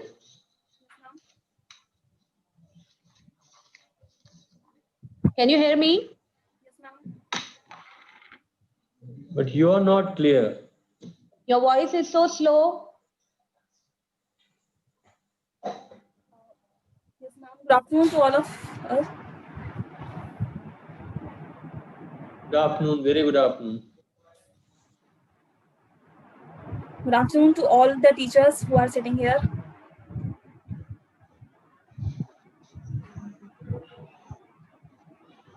Ma'am, can I start now?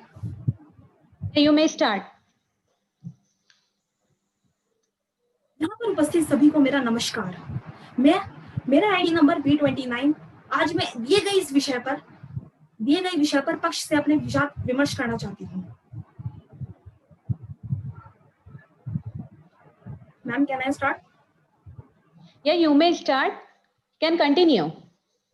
वर्तमान समय में media की उपयोगिता भूमिका बढ़ती ही जा रही है। मीडिया की अपेक्षा मीडिया की भूमिकाएं बढ़ती ही जा रही है। यह एक अपरिहार्य आवश्यक बन गया है। आज का समय न्यू मीडिया का दौर है। ऐतिहासिक समय को मीडिया नजर रखते हुए न्यूज टुडे हिस्ट्री टुमारो कहा जाता था। अब तो news this moment history next moment का दौर है। मीडिया की भूमिका की अगर मैं तात्पर्य करूं तो मीडिया अपना योगदान प्रत्यक्ष और अप्रत्यक्ष रूप से योगदान दे रहा है। महोदया, अगर मैं प्रत्यक्ष के बारे में बात करती हूँ, खाली सड़कें देखकर मन में उठा सवाल है, जो सड़कों पर रहते थे उन लोगों का क्या हाल है। जी हाँ, कोरोना वायरस के बढ़ते संक्रमित मामलों को मद्देनजर रखते हुए हमारे देश के प्रधानमंत्री नरेंद्र मोदी जी ने सभी प्रिंटिंग मीडिया प्रतिनिधियों के साथ विचार विमर्श किया और यह निर्णय निकाला कि आप सभी को किस तरह से जागरूकता के साथ रहना है, किस तरह से आपको जागरूक रहकर सोशल डिस्टेंसिंग का पालन करना है। वहीं दूसरी ओर उन्होंने मीडिया की भूमिका को भी सराहना दी है। महोदया, अगर मैं अप्रत्यक्ष की बात करूं, मैंने कई लोगों से इस बारे में विचार विमर्श किया और सबके मत को जानने की चेष्टा करी। हम आपको बताते हैं कि लोगों के मत कुछ इस प्रकार थे। पहले व्यक्ति से पूछा तो कहा मीडिया ब्लैकमेल द्वारा दूसरों को शोषण करती है। दूसरे व्यक्ति से पूछा तो कहा चटपटी खबरों को पेश करना और खबरों को बढ़ा चढ़ाकर पेश करना, यह काम करती है मीडिया। महोदय, तीसरे और आखिरी व्यक्ति का जब मैंने मत जानने की कोशिश करी तो उन्होंने कहा भय से भयभीत होकर के सभी कानूनों को सभी द्वार्थी रूप से प्रदान करती है मीडिया। आज का इस मीडिया की दौर की अगर मैं बात करूं, हमारे सामने कभी कभी कुछ ऐसे संजीदे मामले आते हैं कि बिना तहकीकात करे, बिना आरोपी को समझे, बिना तहकीकात करे, मामले को मद्देनजर करते हुए आरोपी पर हत्या का आरोप लगा दिया जाता है। बिना मामले को जांच पड़ताल करे तह तक गए आरोपी को हत्या का करार दे दिया जाता है। जैसा कि आप देख ही लीजिए, हमारे बॉलीवुड के अभिनेता सुशांत सिंह राजपूत जो आज हमारे बीच नहीं रहे, उनको अगर आप उस मामले को भी मद्देनजर करते हैं तो पहले ये अफवाह फैलाई गई कि वह आत्महत्या हुई है। कुछ समय बाद ये मामला सामने आता है कि उनकी आत्महत्या नहीं, सुशांत सिंह राजपूत जी की तो आत्महत्या नहीं बल्कि कत्ल कर दिया गया है। सीबीआई जांच के दौरान पूछताछ हो रही है तो न जाने कितने आरोपी के मौलिक अधिकारों का उल्लंघन हो रहा है। महोदया, जब तक असली गुनहगार सभी के समक्ष नहीं आ जाएगा, न जाने कितने आरोपी के मौलिक अधिकारों का उल्लंघन होता रहेगा। देश की उन्नति प्रगति के लिए मीडिया का सर्वप्रथम सबसे पहला योगदान है। लेकिन आज की मीडिया, अरे ताज्जुब होता है, आज की मीडिया महोदया, आज की मीडिया पैसा कमाने के लालच में समाज को गुमराह कर रही है, समाज को गुमराह कर रही है। यदि ऐसा ही चलता रहा कि आने वाले समय में हमारा देश प्रगति कर पाएगा, क्या आने वाले समय में हमारा देश उन्नति की सीढ़ी पे चढ़ पाएगा? तो इसका जवाब बिल्कुल नहीं है। प्रशासन को ऐसे कड़े से कड़े नियम बनाने चाहिए, ऐसे कड़े से कड़े नियम बनाने चाहिए कि जिससे हमारे समाज में मीडिया आरोपी के मौलिक अधिकारों का उल्लंघन ना कर सके, व्यक्तिगत की समानता के अधिकारों का व स्वतंत्रता के अधिकारों का उल्लंघन ना हो सके। अंत में अपने शब्दों को विराम करते हुए मैं बस इतना ही कहना चाहूंगी, शक्ति का तू स्रोत है, वाणी में तेरी ओज है। शक्ति का तू स्रोत है, वाणी में तेरी ओज है। लोक के इस तंत्र का तू महान स्तंभ है, लोक के इस तंत्र का तू महान स्तंभ है। भूल अपने स्वार्थ को और देश का निर्माण कर, भूल अपने स्वार्थ को और देश का निर्माण कर। मानुष के जीवन में फिर नया विश्वास भर, मानुष के मन में फिर नया विश्वास भर। धन्यवाद।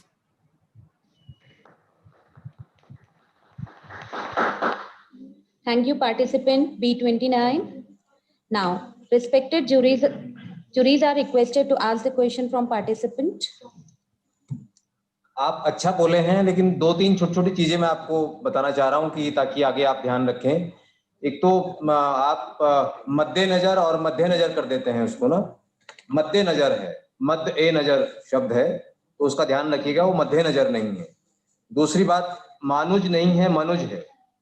जहां आप अपनी आखिरी पंक्तियों में मनुज के लिए मानुज इस्तेमाल करती हैं। और 3 शब्द याद रखिएगा अब आगे, आरोपी, आरोपित और दोषी। जो शिकायत करने वाला है वो आरोपी, जिसके बारे में शिकायत की गई है वो आरोपी, आरोपित, और जिसके बारे में शिकायत पुष्ट हो गई है वो दोषी। ठीक है।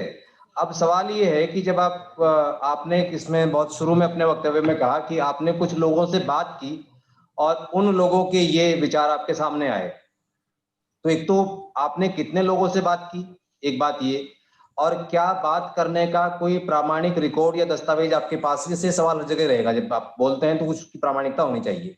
तो सवाल ये है, कितने लोगों से आपने बात की, और जिन लोगों से बात की क्या उसका कोई प्रामाणिक रिकॉर्ड आपके पास उपलब्ध है?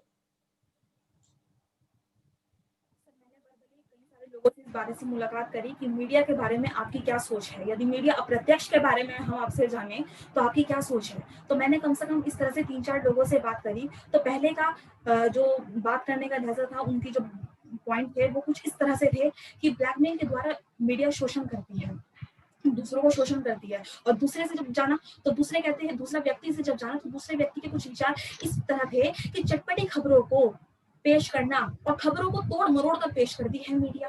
और उसी तरह से सर ने जब तीसरे व्यक्ति से मैंने जानने की कोशिश करी तो उनके भी कुछ विचार इस प्रकार थे कि ना वो इन खबरों को नैतिकता, इन सभी खबरों को मद्देनजर रखती है, बल्कि इस तरह से अपने विचारों को प्रकट करती है, इस तरह से अपने लोगों के साथ इस तरह का बर्ताव करती है। और इसी तरह से और व्यर्थी रूप से सब चीजों का काम करती है। तो जितने भी जिन विभिन्न लोगों से मैंने जानने का प्रयास किया तो कुछ लोगों के सोच मीडिया को मद्देनजर रखते हुए इस प्रकार थे, और कुछ बाकी लोगों के जो पक्ष में जिन्होंने अपने बातों को रखना चाहा तो कुछ की सोच इस प्रकार से थी। Thank you. धन्यवाद। Thank you so much, sir, for your question.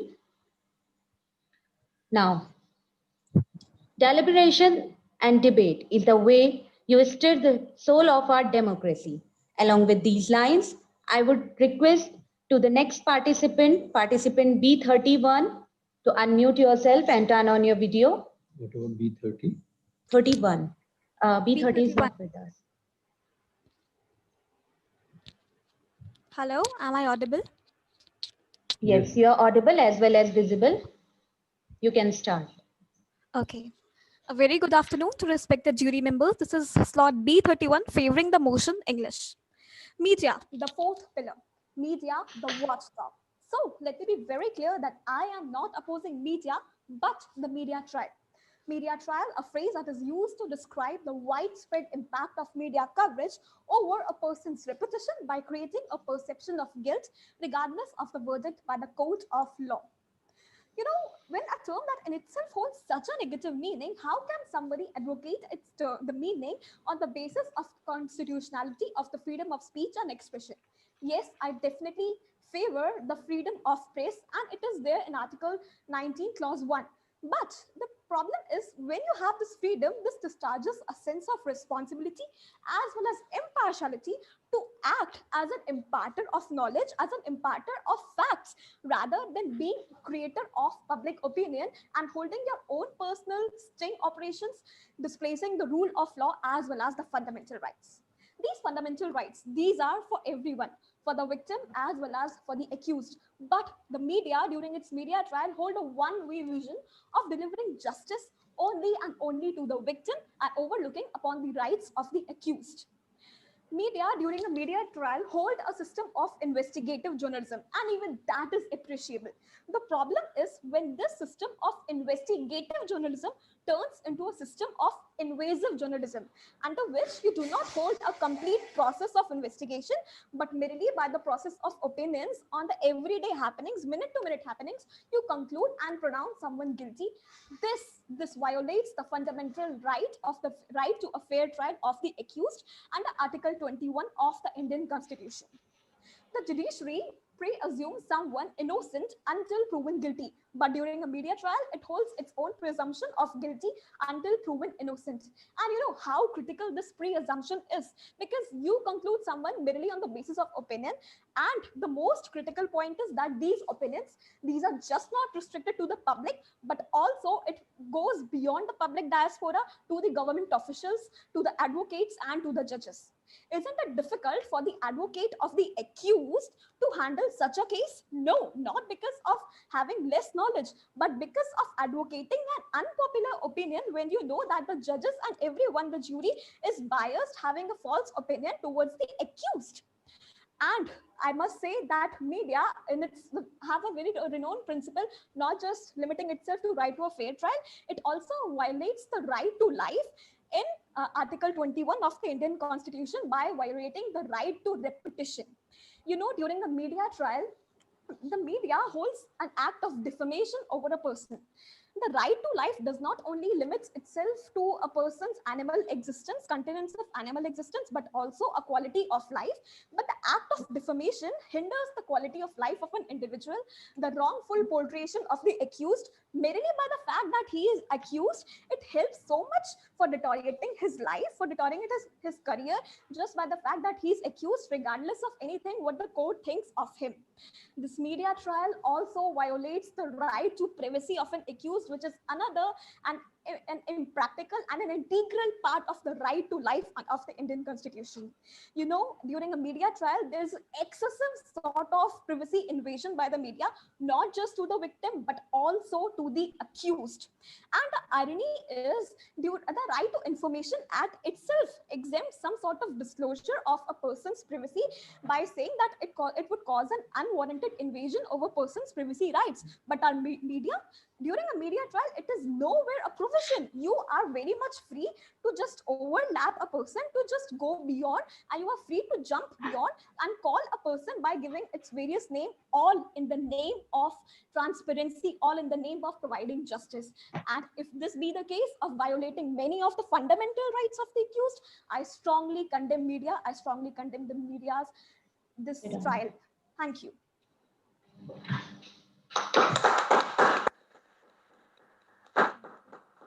Thank you, participant B31, for your performance. Now, respected juries are requested to ask the question from participant B31. B31, can you hear me? Yes, sir. Well, very nicely spoken. I just wanted to ask you, why did you speak for the motion? Sir, because I do support media. In fact, I am very much favor of the journalism. But the point is that when media goes beyond its diaspora, when something is going beyond, and being a student of political science, it is my worthy duty to address something, to question something that is wrong. And when you know that media is such a strong point that is very much needed for the hour, when we have laws such as UAPA which are hindering a person the right to speak, and media a very important tool, but it is going beyond its diaspora and playing a negative role, it is very much aware for me, being an active citizen, to question this, and this medium gave me the option to question this so well. All right, thank you. Thank you. Thank you, sir. Thank you, sir, for your question. Now, B32 is not with us, so we'll move to B33. Participant B33, I request you to unmute yourself and turn on your video. Yes, ma'am. You may start now. Ma'am, am I audible? Yes, you are audible as well as visible. 3, 2, 1, start. It was the best of time, it was the worst of time. It was the age of wisdom, it was the age of foolishness. It was the epic of belief, it was the epic of incredibility. We had everything before us and we had nothing before us.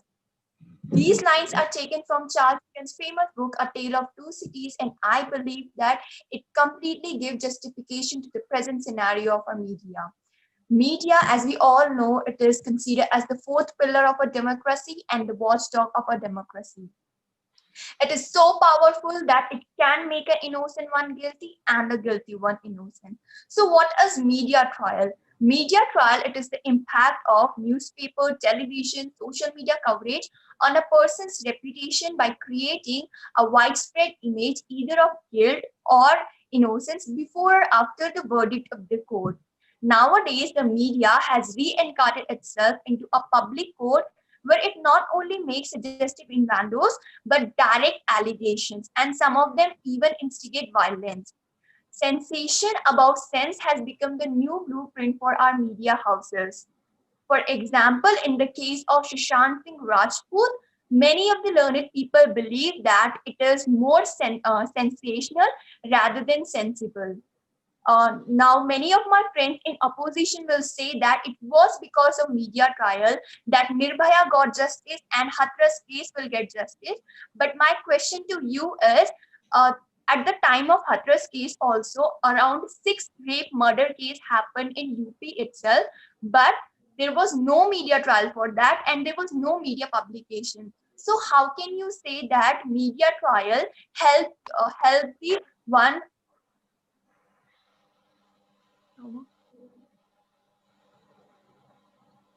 Is there any problem, participant? P33? Sorry. Ma'am, no, ma'am. Okay. You can continue. Yes. So there are few instances where media trial has given the even before the actual trial went on the court. For example, in the Jessica case, in the Arushi Talwar case, in Dr. Kafil Khan case, and even in the Jasleen Kaur case, media gave its verdict even before the court gave it. For example, in Jasleen Kaur case, Sarabjit Singh was being accused by media for sexual harassment and for eve teasing. After 2 years, the court passed a judgment and Sarabjit Singh was found innocent. So what was the impact of this media trial on Sarabjit Singh? He lost his job. His father got a heart attack because of this. He has to undergo a lot of trauma and sleepless nights because of this media trial. So the rights which were being violated were such as the right to reputation, right to privacy, right to contempt of court, and even the fundamental right of speech. In the name of fundamental right of speech, media houses has started creating self-manifested stories, and even also they are influencing the thinking of the public also. At last but not the least, I would like to conclude by saying that I think that media trial is beneficial for everyone, but if only if it doesn't pass any judgment before the court pass it. Thank you so much.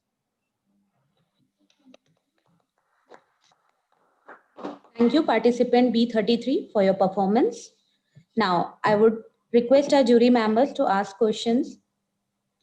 There's a catch here. You said that it's okay unless and until it passes judgment.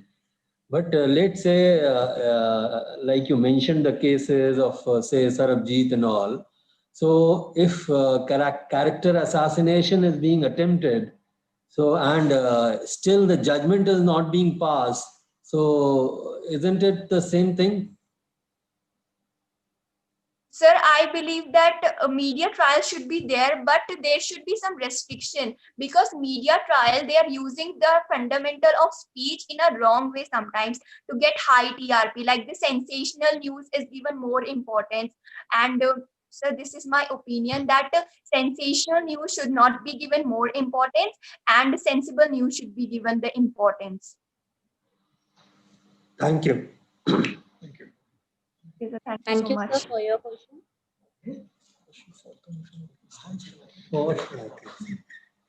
Now move to participant B34. Participant B34, turn on your video and audio. Am I audible? Three is absent. Sir, she was 33. 32 was not with us. No? Good afternoon, jury. Am I audible? Yes, you are audible as well as visible. This is participant B34, and I'll be speaking against the motion in English, for the motion in English. Against or for? Okay, on the count of three, you can start the timer. Just 1 second. Just 1 second. Are you speaking against the motion or for the motion? I'm speaking for the motion, sir. Right. Thank you. Okay. Thank you. On the count of three, start the timer. 1, 2, 3. On 20th June 2019, in the Indian Parliament, a member of the Lok Sabha, Mahua Moitra, delivered her maiden speech. Right after a few hours, the Indian media accused her of plagiarism. According to the media, she had plagiarized Martin Longman's article.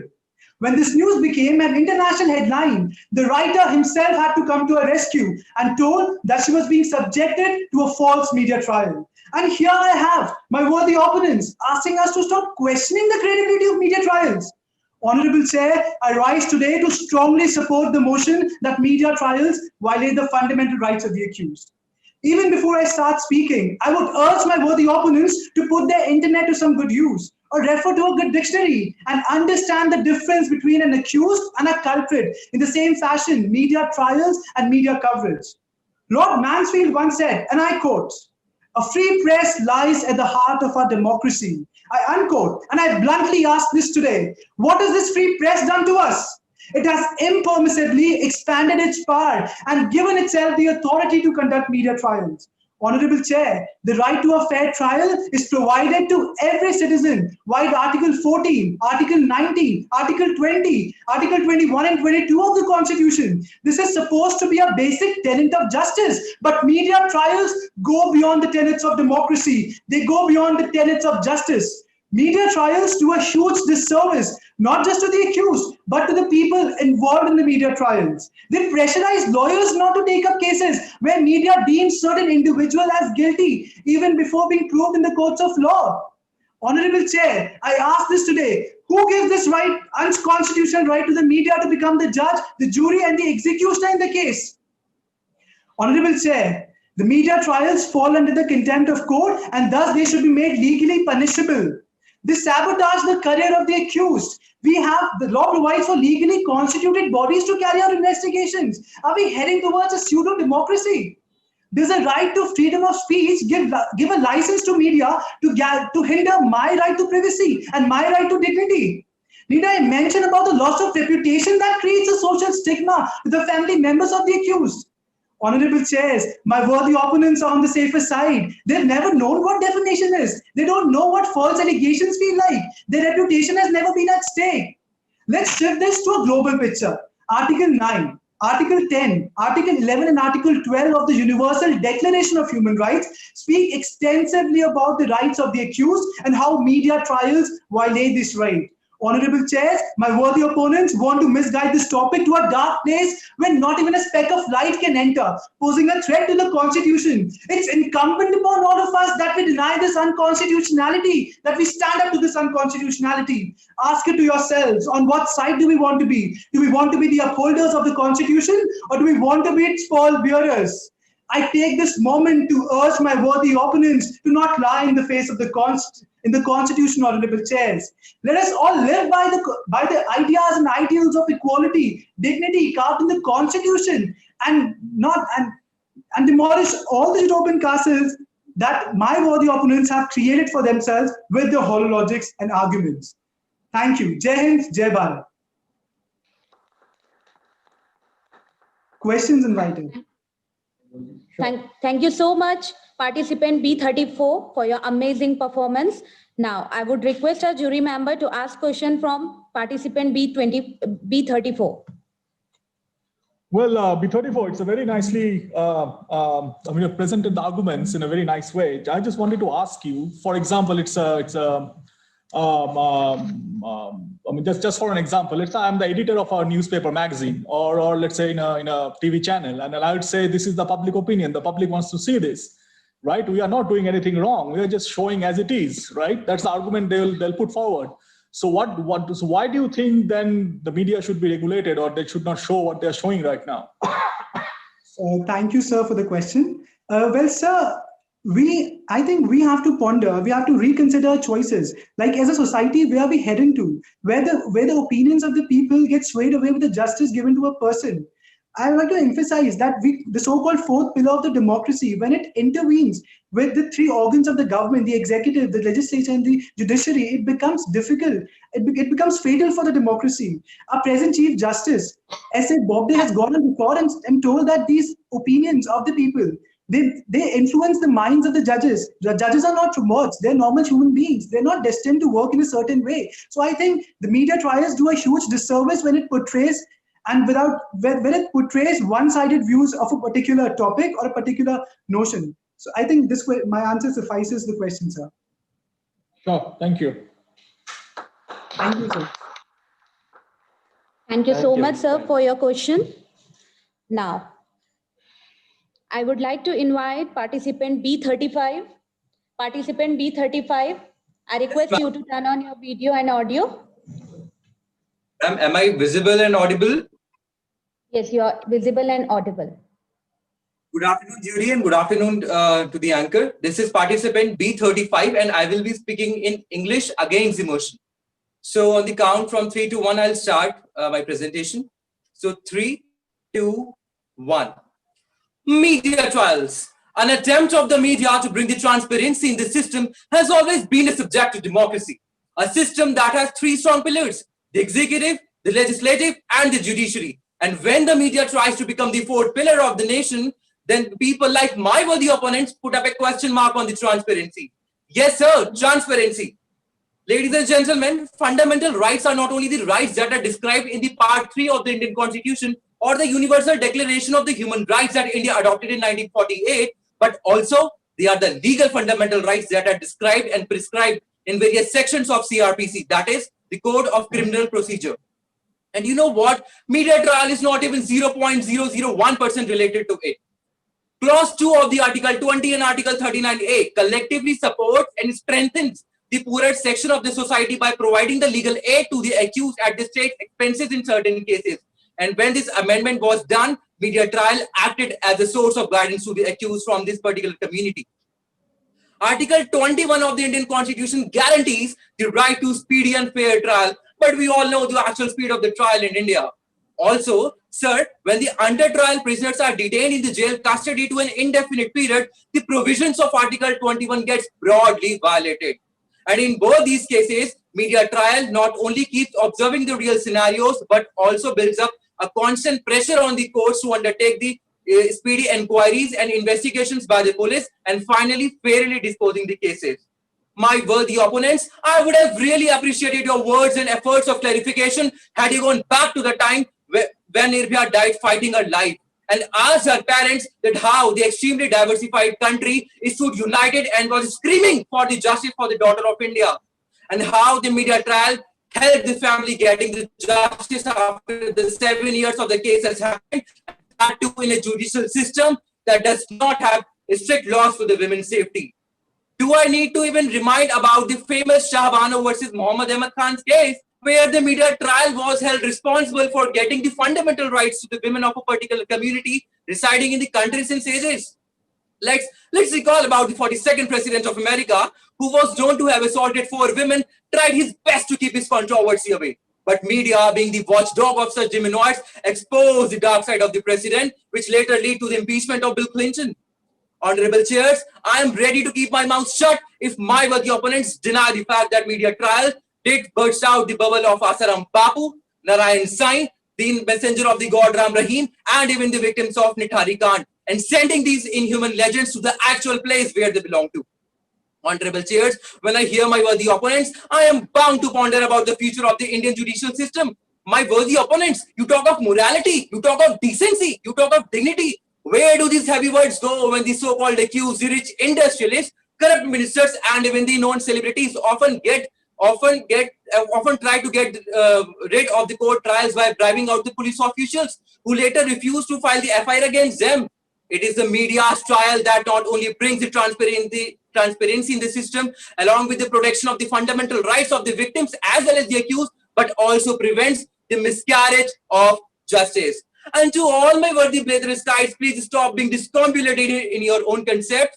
In spite of referring us the dictionaries to know and difference between the culprit and the accused, and don't tell us the actual use of the internet to know the two concepts.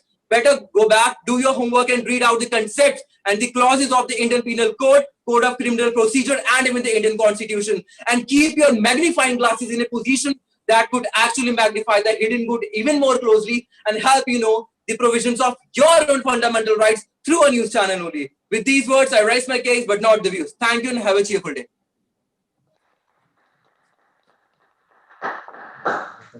Enthusiastic performance it was. Thank you so much, participant B35.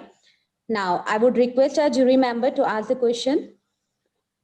It was a very good performance. But how do you explain the fact of your opponent or the case they propose is that no one is accused unless proved guilty? So, sorry, no, nobody is a convict unless proved guilty. So how do you explain? Thank you so much for the question, sir. With the permission of the chair, I would like to proceed and answer. Sir, my worthy opponents are claiming that the accused are termed as the culprit. Sir, I cannot just even think that which media or which media house or which anchor does term the accused as culprit until and unless a verdict is given by the court. And secondly, even if they give the reason to support as the Contempt of the Court Act 1971, I would just like to clarify that in the Contempt of the Court Act 1971, anything cannot be said as like demeaning the courts until and unless it hinders the performance or the verdicts that are being given by the Supreme Court. Sir, I really don't think that the accused are termed as culprit by the media. Thank you so much, sir. Thank you. Thank you so much, sir, for your question. Do not think about what can happen in a month. Do not think about what can happen in a year. Just focus on the 24 hours in front of you and do what you can to get closer to where you want to be. Along with these lines, I would like to invite participant B36. Participant B36, are you ready? Yeah. Now you may start. आदरणीय निर्णायक मंडली, मैं B36 दिए गए विषय के विपक्ष में हिंदी भाषा में अपनी बात रखूंगा। 3, 2, 1। 15 अगस्त 1947 पंछियों के आजाद स्वर और अटखेलियां करती स्वतंत्र हवाओं के बीच एक संप्रभुत्व स्वाधीन भारत आजादी का पहला सवेरा देखता है। जहां एक ओर पूरा आसमान असमय होली के जश्न में डूबा था, तो वहीं दूसरी ओर चिंता की एक लंबी लकीर कपाल पर खिंच रही कि आखिर भारत का आने वाला कल कैसा होगा। और तभी 26 जनवरी 1950 को एक परिपक्व और खुद मुख्तार संविधान हमारी सारी चिंताएं भर लेता है। और महोदय, आज का शीर्षक भी उन्हीं संवैधानिक उसूलों का परीक्षण है, क्योंकि दरअसल मुद्दा है कि क्या महज मीडिया ट्रायल से उसी संविधान के भाग 3 में चट्टानों की तरह दर्ज मौलिक अधिकार प्रभावित हो जाएंगे? मेरी मानो तो बिल्कुल नहीं। आइए मीडिया ट्रायल को समझें।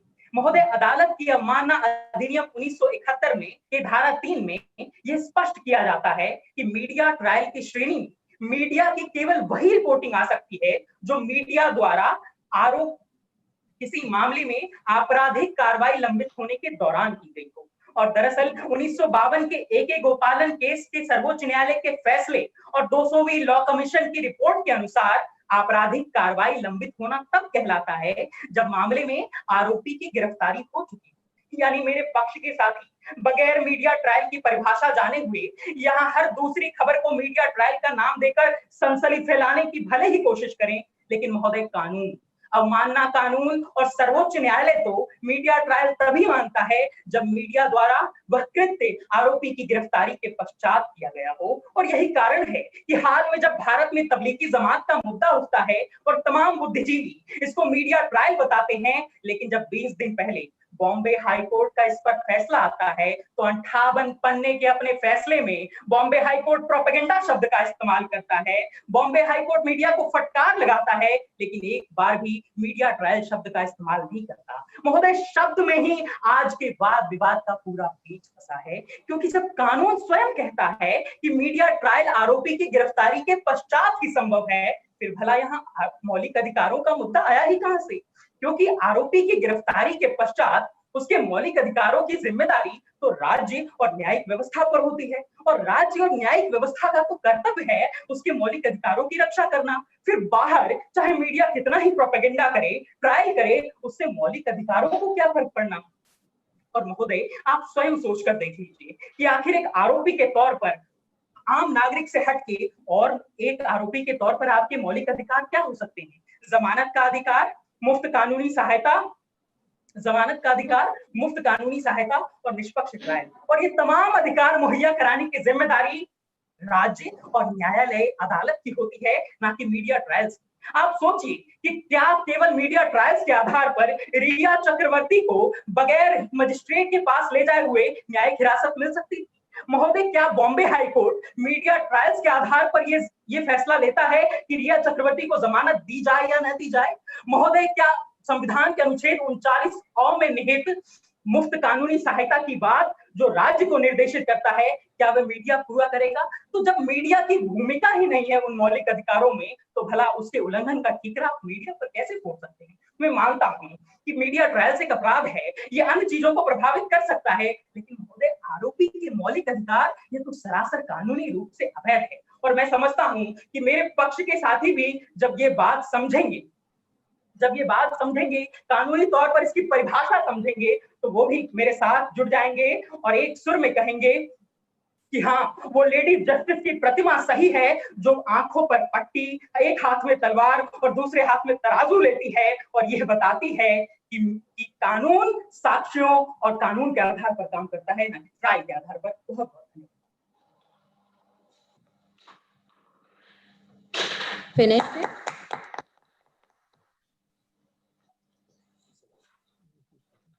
Thank you, participant, for your performance. Now, I would request jury member to ask the question. P36.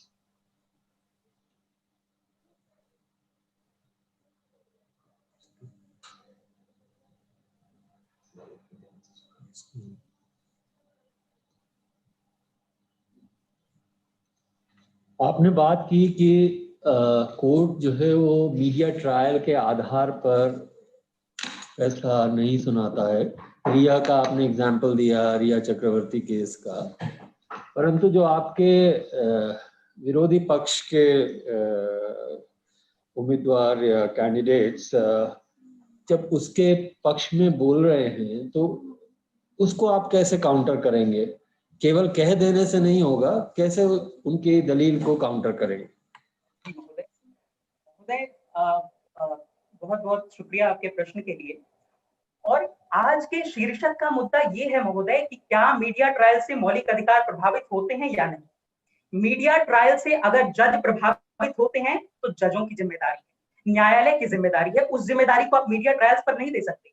अनन्य काल से चली आ रही न्याय की प्रतिमा, लेडी जस्टिस की प्रतिमा का मैंने यहाँ पर उदाहरण दिया कि उसकी आंखों पर पट्टी होती है, यानी वहां से हमको प्रेरणा मिलती है। तमाम अदालत और न्यायालय और न्यायिक अधिकारी को, उनको इजाजत ही नहीं है कि वो मीडिया ट्रायल्स को देखें। उनका काम है कानून को देखना। और अगर ये वो ऐसा करते हैं कि वो मीडिया ट्रायल के आधार पर किसी के कानून, किसी के मौलिक अधिकारों का हनन करते हैं, तो ये उनकी जिम्मेदारी है और इसके लिए उन पर भी कार्रवाई होनी चाहिए। मैं समझता हूं कि आरोपी के मौलिक अधिकारों से मीडिया ट्रायल्स का कोई लेना देना।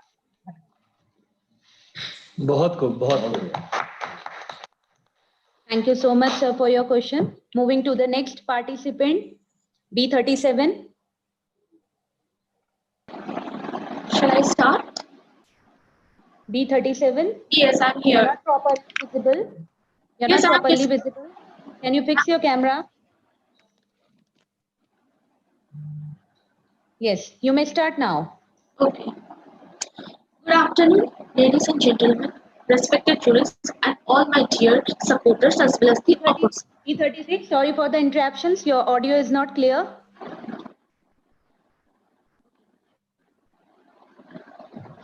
Good afternoon, respected juries and my dear oppositions. This is Ahana Chaudhary, and I am going to support the motion media trials violate the fundamental rights of the accused. First of all, media trials. What is a media trials? It is a publicization of the people's opinion. It is popularized by the people. It is just popularized by the people who are having this specific agenda. First of all, we must need to know the term between the differentiation between positive rights and negative rights. See, positive rights, whatever the positive rights, it just allow us without having any intervention of government. It just allow us to do whatever we want to do. It's just state the liberal rights. But to some extent, there must be a limitation. Well, I officially argues with the media press conference or any kind of media discussion that the media is something which has been provided a news which can consist without having any censorship, which can consist of biasless news. But to what extent it is biasless? Because in some cases, subjectivity as well as objectivity compile, and they are favoring to one specific perspective. Now, talking about the perspective, we are talking about the perspective of ethnicity, perspective of racism, perspective of gender. So media are totally connoted with the specific perspective. Now the difference between the accused. Now here media trials are violating the fundamental rights of the accused. Yes, they are violating the fundamental rights. The accused and the guilt, the conviction of guilty and the accused are not same person. Guilty are those who has been convicted guilty with having the consolidated proof against him or her. But the accused person who has been accused, who has been declared as a guilty by the judicial procedure, here being the fourth pillar, being the consideration of the fourth pillar of democracy, by having the superficial attribution, media always has the validity to prove it stands. But to what extent the validity is certain level justifiable, to what extent it is certain level linear, to what extent it is certain level legitimate. So while providing the legitimacy of it, media trial always has the tendency to show people that they are being so biasless and they are being so objective. But in real life, they are not. The fundamental rights, which included equality, freedom of expression, against exploitation, freedom of performing religion, any kind of religion, culture, and educational rights, property and constitutional remedy. These are the rights which must need to be allotted for each and every people of our country. But media, what is media doing? Media is just blaming. Media is just confining the guilt, the verdict of guilty with the accused person. and then they are showing that this person is doing like this without having the consolidated proof. So this is not the justifiable thing. This is not the valuable thing. This is not happen in virtue of morality. What media is doing, media is just simplifying the space of the privacy. They invade the space of the privacy and wanted to gain the engagement towards the people, those who are specifically connected with the media organization, with having the specific connection regarding the perspective similarities, without having the contradiction within the perspective. It can be any. So on the basis of the levels of the government, on the national level, on the regional level, still media is doing while violating the right. Media cannot interfere at a certain level in person's life. At a certain level, they have the boundary, and I think that they should maintain that boundary. Thank you. Thank you, participant B37. Now I request jury member to ask the question. When you're talking about media trial, do you think it's a moral issue, ethical issue, or a legal issue, or a criminal offense? Can you categorize the process of media trial? I'm so sorry, I was mute accidentally. Thank you for your question, sir. Sir, actually, the categorization of media trial can you please repeat your question? When you're talking about the media trial, we have three categories. It's a moral issue, or a legal issue, or a ethical issue, or it's against the law, or in some terms of we say it's a violence of law. Okay. So thank you for your question, sir. Sir, when we are talking about the media trials, it contains the questions of the ethics. It contains the questions of the morality. Why? Because media trials is not the ultimate trial. Media trials has been prescribed by the opinions of the people as well as the proofs which has been published, which has been popularized by the people, by the assumption. It's just a compilation of assumption of many people who are so-called known as the socialite. These claims are not valuable unless and until there is a proper verdict. Unless and until if there is no proper verdict, then media trial cannot exceed it, should remain under its limitation. They cannot come into a conclusion that he or she is guilty. Since they are mentioning that he or she is accused, they are mentioning he or she is accused of being guilty, but still it is not proven. We need to take time, give the time to the Supreme Court or High Court or any kind of court. We need to maintain the level of analysis towards the governmental level, like national or regional level, while producing such type of claim, because we are having government. Media is just superficially considered as the fourth pillar of democracy, not officially considered as the fourth pillar of democracy. We are having legislative, executive as well as judiciary system. So we need to figure out these three things with the help of the justice. Thank you.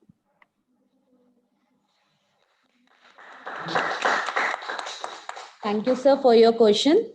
Now moving to the next participant, participant B38. Participant B38, are you ready? Yes, ma'am. Good evening to all dignitaries. I'm participant B38. I'm going to present my views in against of the motion, and the medium I chose is English. 3, 2, 1. I searched for the truth, met not a single one. When I searched myself, I found the truth one. This line emphasizes about our perception and our behavior, that how we try to emphasize, how we try to find fault in others and condemn them for their activities without having the proper knowledge. The same thing happens in the case of the media. Media, which is considered to be as a cornerstone of the democracy and a powerhouse of all the activities of the rest of the pillars, but face a huge amount of criticism, because they are providing bitter truth to the society which nobody wants to accept. In 2013, the Gurveer Singh versus the Punjab, the court observed that the public opinion is the relevant factor for influencing the decision, and that's why it should have to be reflected in the judgment. That's why the media is providing all kind of the bitter truth, all kind of a hustle bustle to its citizens, so that they receive the information and just make and frame public opinion. But in spite of all these kind of the things media is facing, criticism in the name of media trials.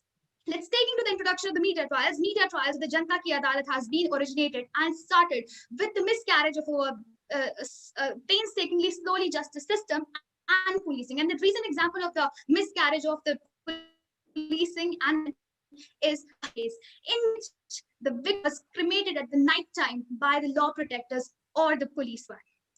The media trials are working as a voice of the people media trials are working as a voice of the people who spend their lives in the doorsteps of the court and just end up without getting the justice. Let's take the example of the Justice Kalal case, who was murdered by Manu Sharma. He was a son of a minister of Haryana in 1990, and even in 2006 he was considered to be an innocent, and this shows the failure of the justice system. But the case was reopened by the media trials, and then the Manu Sharma was considered to be as a convicted and found guilty. Recently, 2020, the WPF report has came, and it gives us the shocking results that India has in the 142. India secured the 142nd position, while between the 180 countries, and it shows that the huge amount of the suppression in the media of India, and also infringement of the Article 19, which guarantees the freedom of speech and expression. Also, some of the reasonable restriction, actually so-called reasonable restriction under the contempt of the court, as recently the Prashant Bhushan and 3 has filed the petition in the Supreme Court with regarding to the unconstitutionalities of the Section 2A of the contempt of the court, that it is infringing the freedom, the Article 19, and also adds up that it criticized that criticizing court does not make the sense that it is offending, or it is not obeying the rules and the rights of the law. One of the principle of the rule of law says that this justice delayed is justice denied.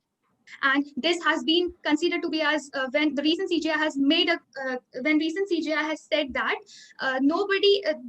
when the recent CJI has made a statement that in the Vikas Dubey case, that this is a failure of the system, when despite of having the 64 cases against the Vikas Dubey, he is roaming freely outside. So these are the factors that which considered that how much media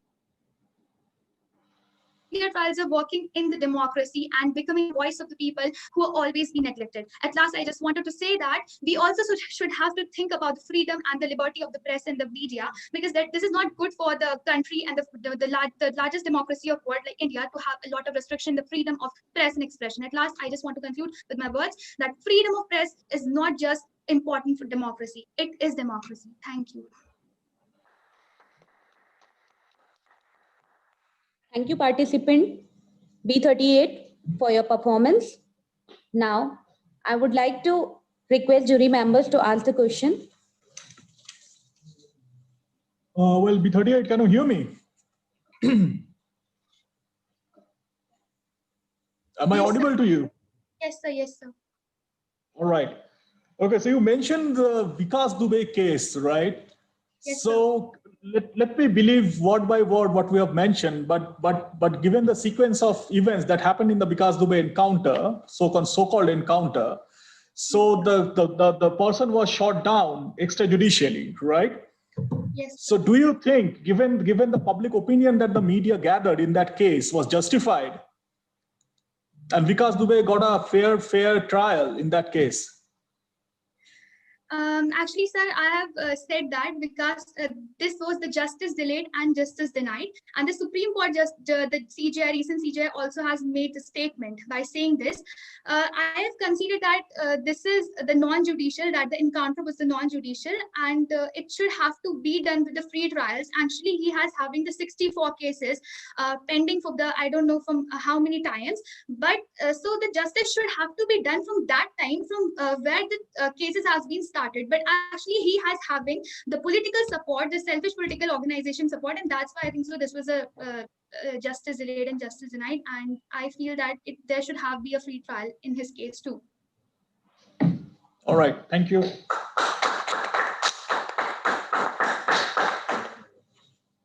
Thank you, sir, for your question. Now, participant B39, I request you to unmute yourself and turn on your video.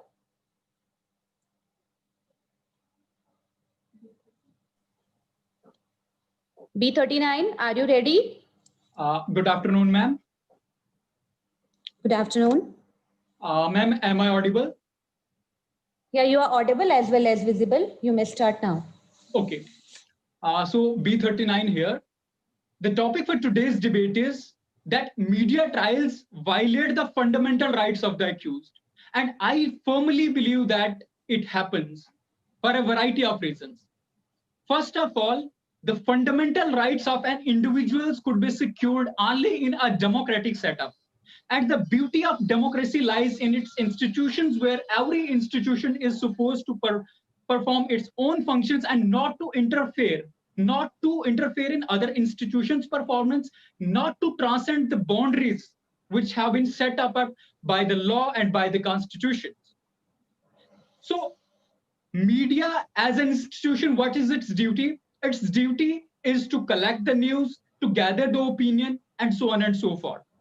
So what is the, when we say courts as an institution, our criminal justice system as an institution, that includes CBI, police, courts. Now what happens? CBI or police investigates, and then trial happens when police investigates and the judge gives its final verdict. That's how trial happens in a democratic societies, not the other way around.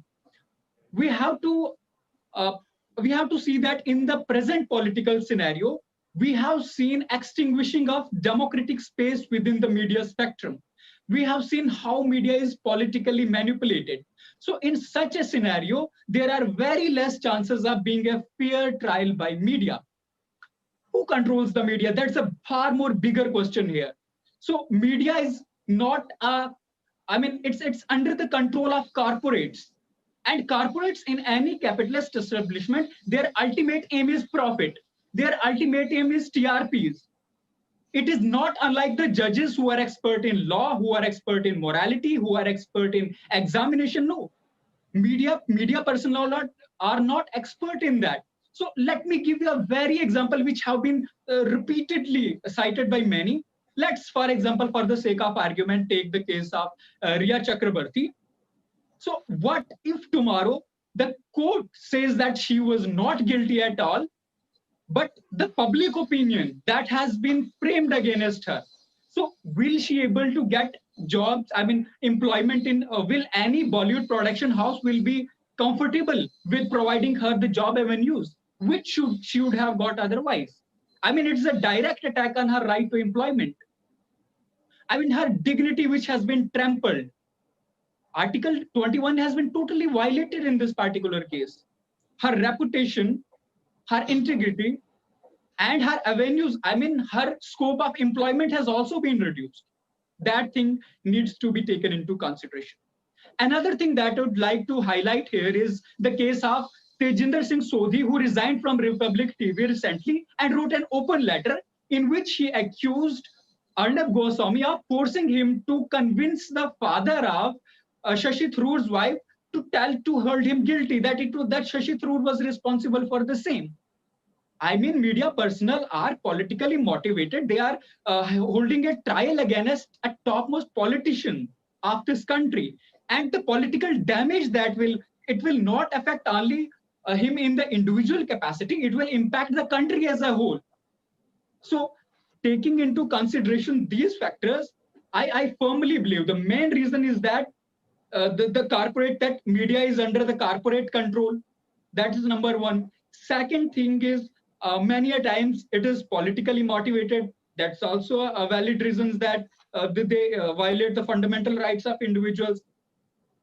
And most important thing that I was highlighting was the independence of institutions in neoliberal societies, where freedom has precedence over all other things. Another thing that I would like to highlight here is that the world, our humankind has always been, okay, so I'd like to conclude by saying that media trials definitely violate the fundamental rights of individuals.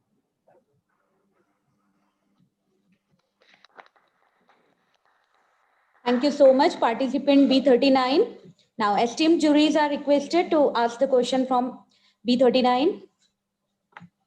Thank you. You spoke well on in favor of the motion, but one of your predecessor said that the courts are to abide by the facts, and they are like they must not take into opinion the media trial and what the people are saying. Or so, how do you reconcile that argument with your views?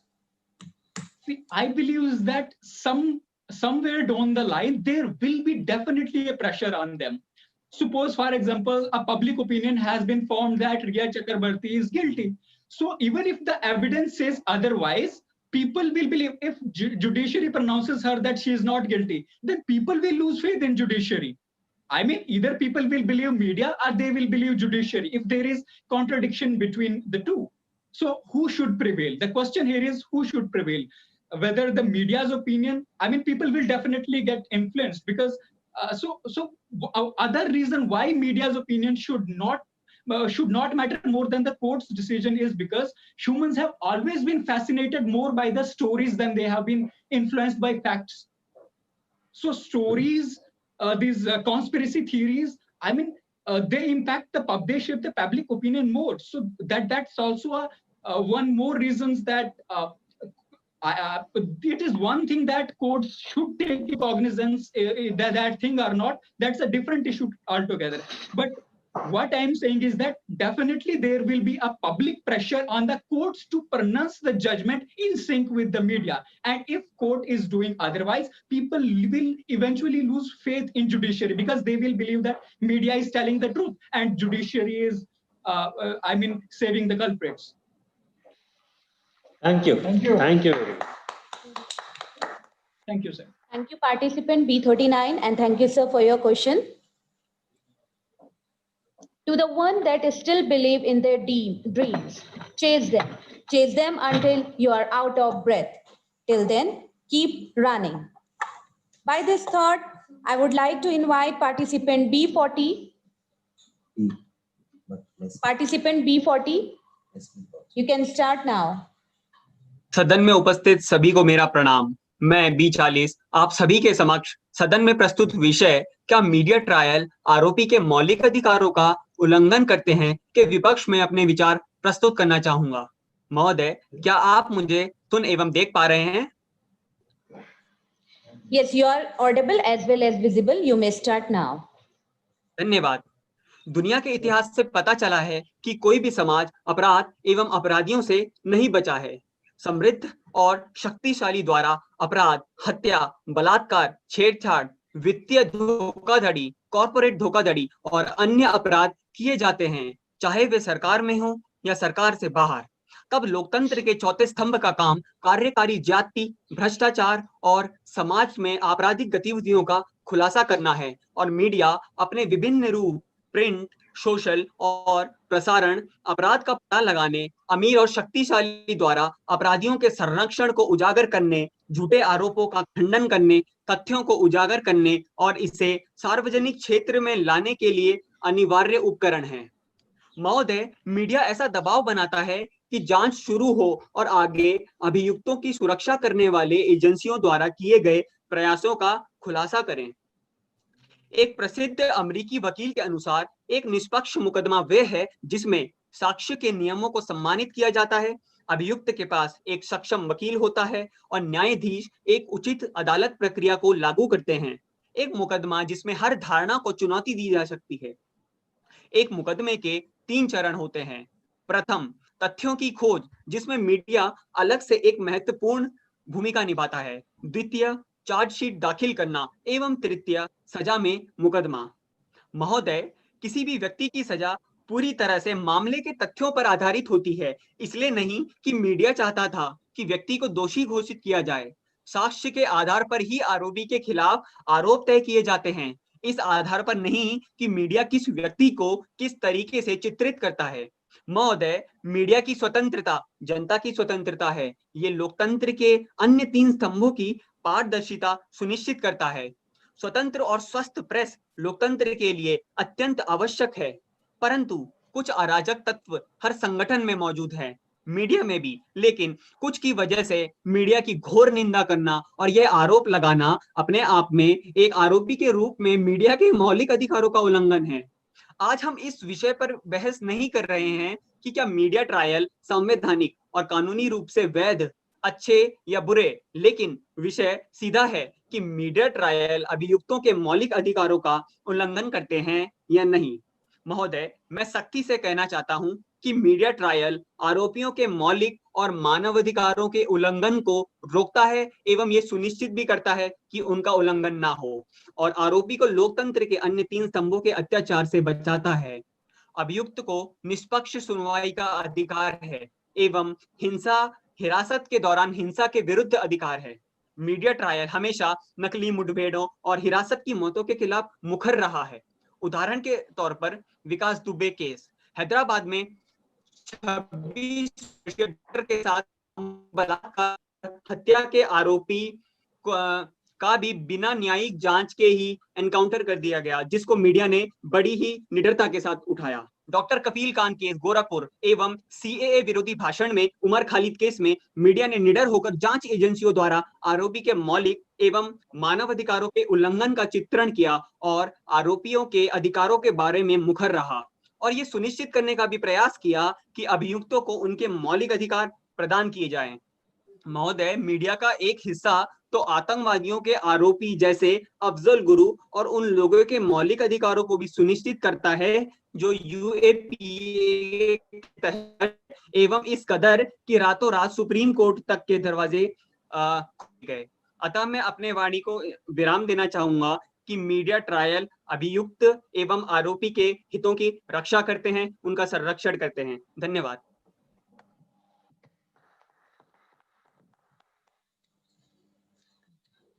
Thank you so much, participant B40. Esteemed juries are requested to ask the question from participant B40.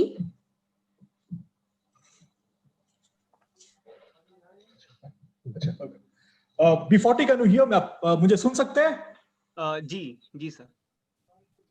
अच्छा, एक बात बताइए, आपने जो मतलब जो मुद्दा है वो आप उसके विपक्ष में आप बोले, तो लेकिन आपको क्या सही में लगता है मोरली कि मीडिया जो अभी जो हो रहा है, हालांकि क्योंकि कुछ तो है जो प्रोसीड्यूरल है और कुछ है जो प्रैक्टिस में हो रहा है, तो उसमें बहुत अंतर है, तो आपको क्या लगता है कि ये सही है morally, technically, legally, otherwise?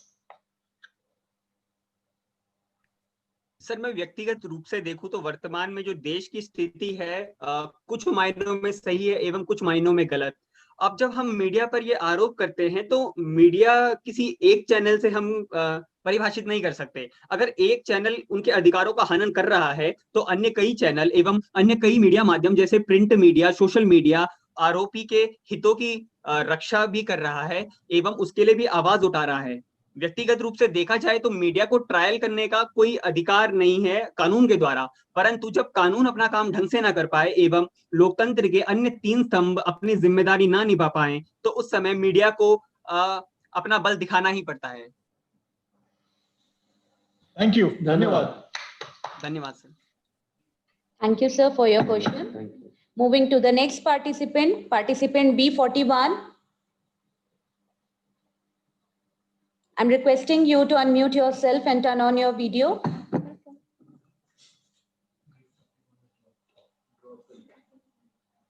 It's not there. Should I move to next one? So B41 is not with us. Moving to the next participant, participant B42. Participant B42. Yes, ma'am. Can you hear me? Yes, ma'am. You may start now. 3, 2, 1, go. आदरणीय निर्णायक, समस्त संयोजक एवं मेरे योग्य प्रतिद्वंदियों को मेरा सादर नमस्कार। ये मंच तर्क का है और मैं अपने तर्कों को ही आधार बनाकर अपने विरोधी मित्रों के एक एक आरोप का खंडन करने आई हूँ। प्रिय मित्र, जिन मौलिक अधिकारों की बात आज हम यहाँ कर रहे हैं, मौलिक अधिकार वो भी उस व्यक्ति के जिसके ऊपर समाज के किसी उत्पीड़न या बुराई करने का आरोप लगाया गया है, पहले आप सब ये सुनिश्चित कर लीजिए कि क्या वो खंडित हो भी रहे हैं। हमारा संविधान रचयिता, हमारा संविधान संशोधक ने स्वयं मीडिया को हमारे जनतंत्र का चौथा स्तंभ बनाया है, उसे इस कार्य के लिए माना है, उसको ये कर्तव्य, ये अधिकार स्वयं संविधान ने दिया है। और अगर संविधान ने उनको ये अधिकार दिया है तो साथ साथ जनतंत्र में, भारतीय जनतंत्र में ये भी सुनिश्चित किया है कि किसी न्यायालय में, किसी भी उच्च न्यायालय में, सर्वोच्च न्यायालय में जो तथ्य, जो सबूत, जो प्रमाण मीडिया अपने दर्शकों को अखबार में या टीवी पे प्रस्तुत करते हैं, वो कहीं मान्यता नहीं रखते हैं। तो मेरा एक छोटा सा सवाल है कि उल्लंघन कैसे, जब वो मान्यता उनको प्राप्त है ही नहीं, तो उल्लंघन कैसे हो रहा है किसी आरोपी व्यक्ति का। यहाँ मेरे जितने भी प्रतियोगी दोस्त मित्र हैं, वो मीडिया और मीडिया ट्रायल्स को दोषी सिद्ध करने का प्रयास कर रहे हैं।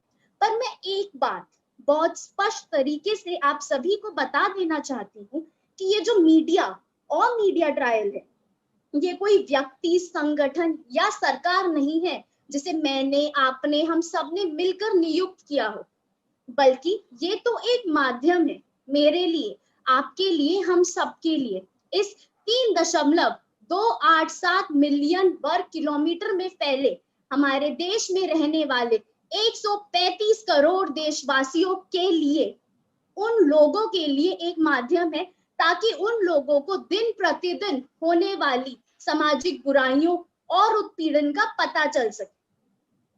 यहाँ मेरे बहुत सारे मित्र अनुच्छेद पे अनुच्छेद बताकर, जैसा मैंने अभी सुना, अनुच्छेद पे अनुच्छेद बताकर मीडिया को गलत साबित करने का प्रयास कर रहे हैं।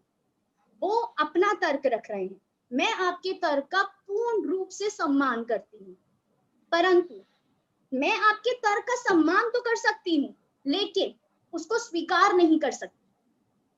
जैसे आज इस मंच के द्वारा आप लोग अपना तर्क रख रहे हैं, वैसे ही हमारी मीडिया जनता के लिए है, जनता का तर्क लेकर वो जनता के सामने रखती है। जो मीडिया ट्रायल करती है या करवाती है, वो भी जनता के सामने रखती है। उदाहरण के तौर पर सन 1999 में एक बहुत प्रसिद्ध केस हुआ था, जेसिका लाल मर्डर केस, जिसके फैसले में हमारे सर्वोच्च न्यायालय ने ये कहा था कि मीडिया बखूबी तरीके से अपना काम कर रही है, पर हमें उसे परिभाषित करने की आवश्यकता है। गौर कीजिएगा इस बात पे।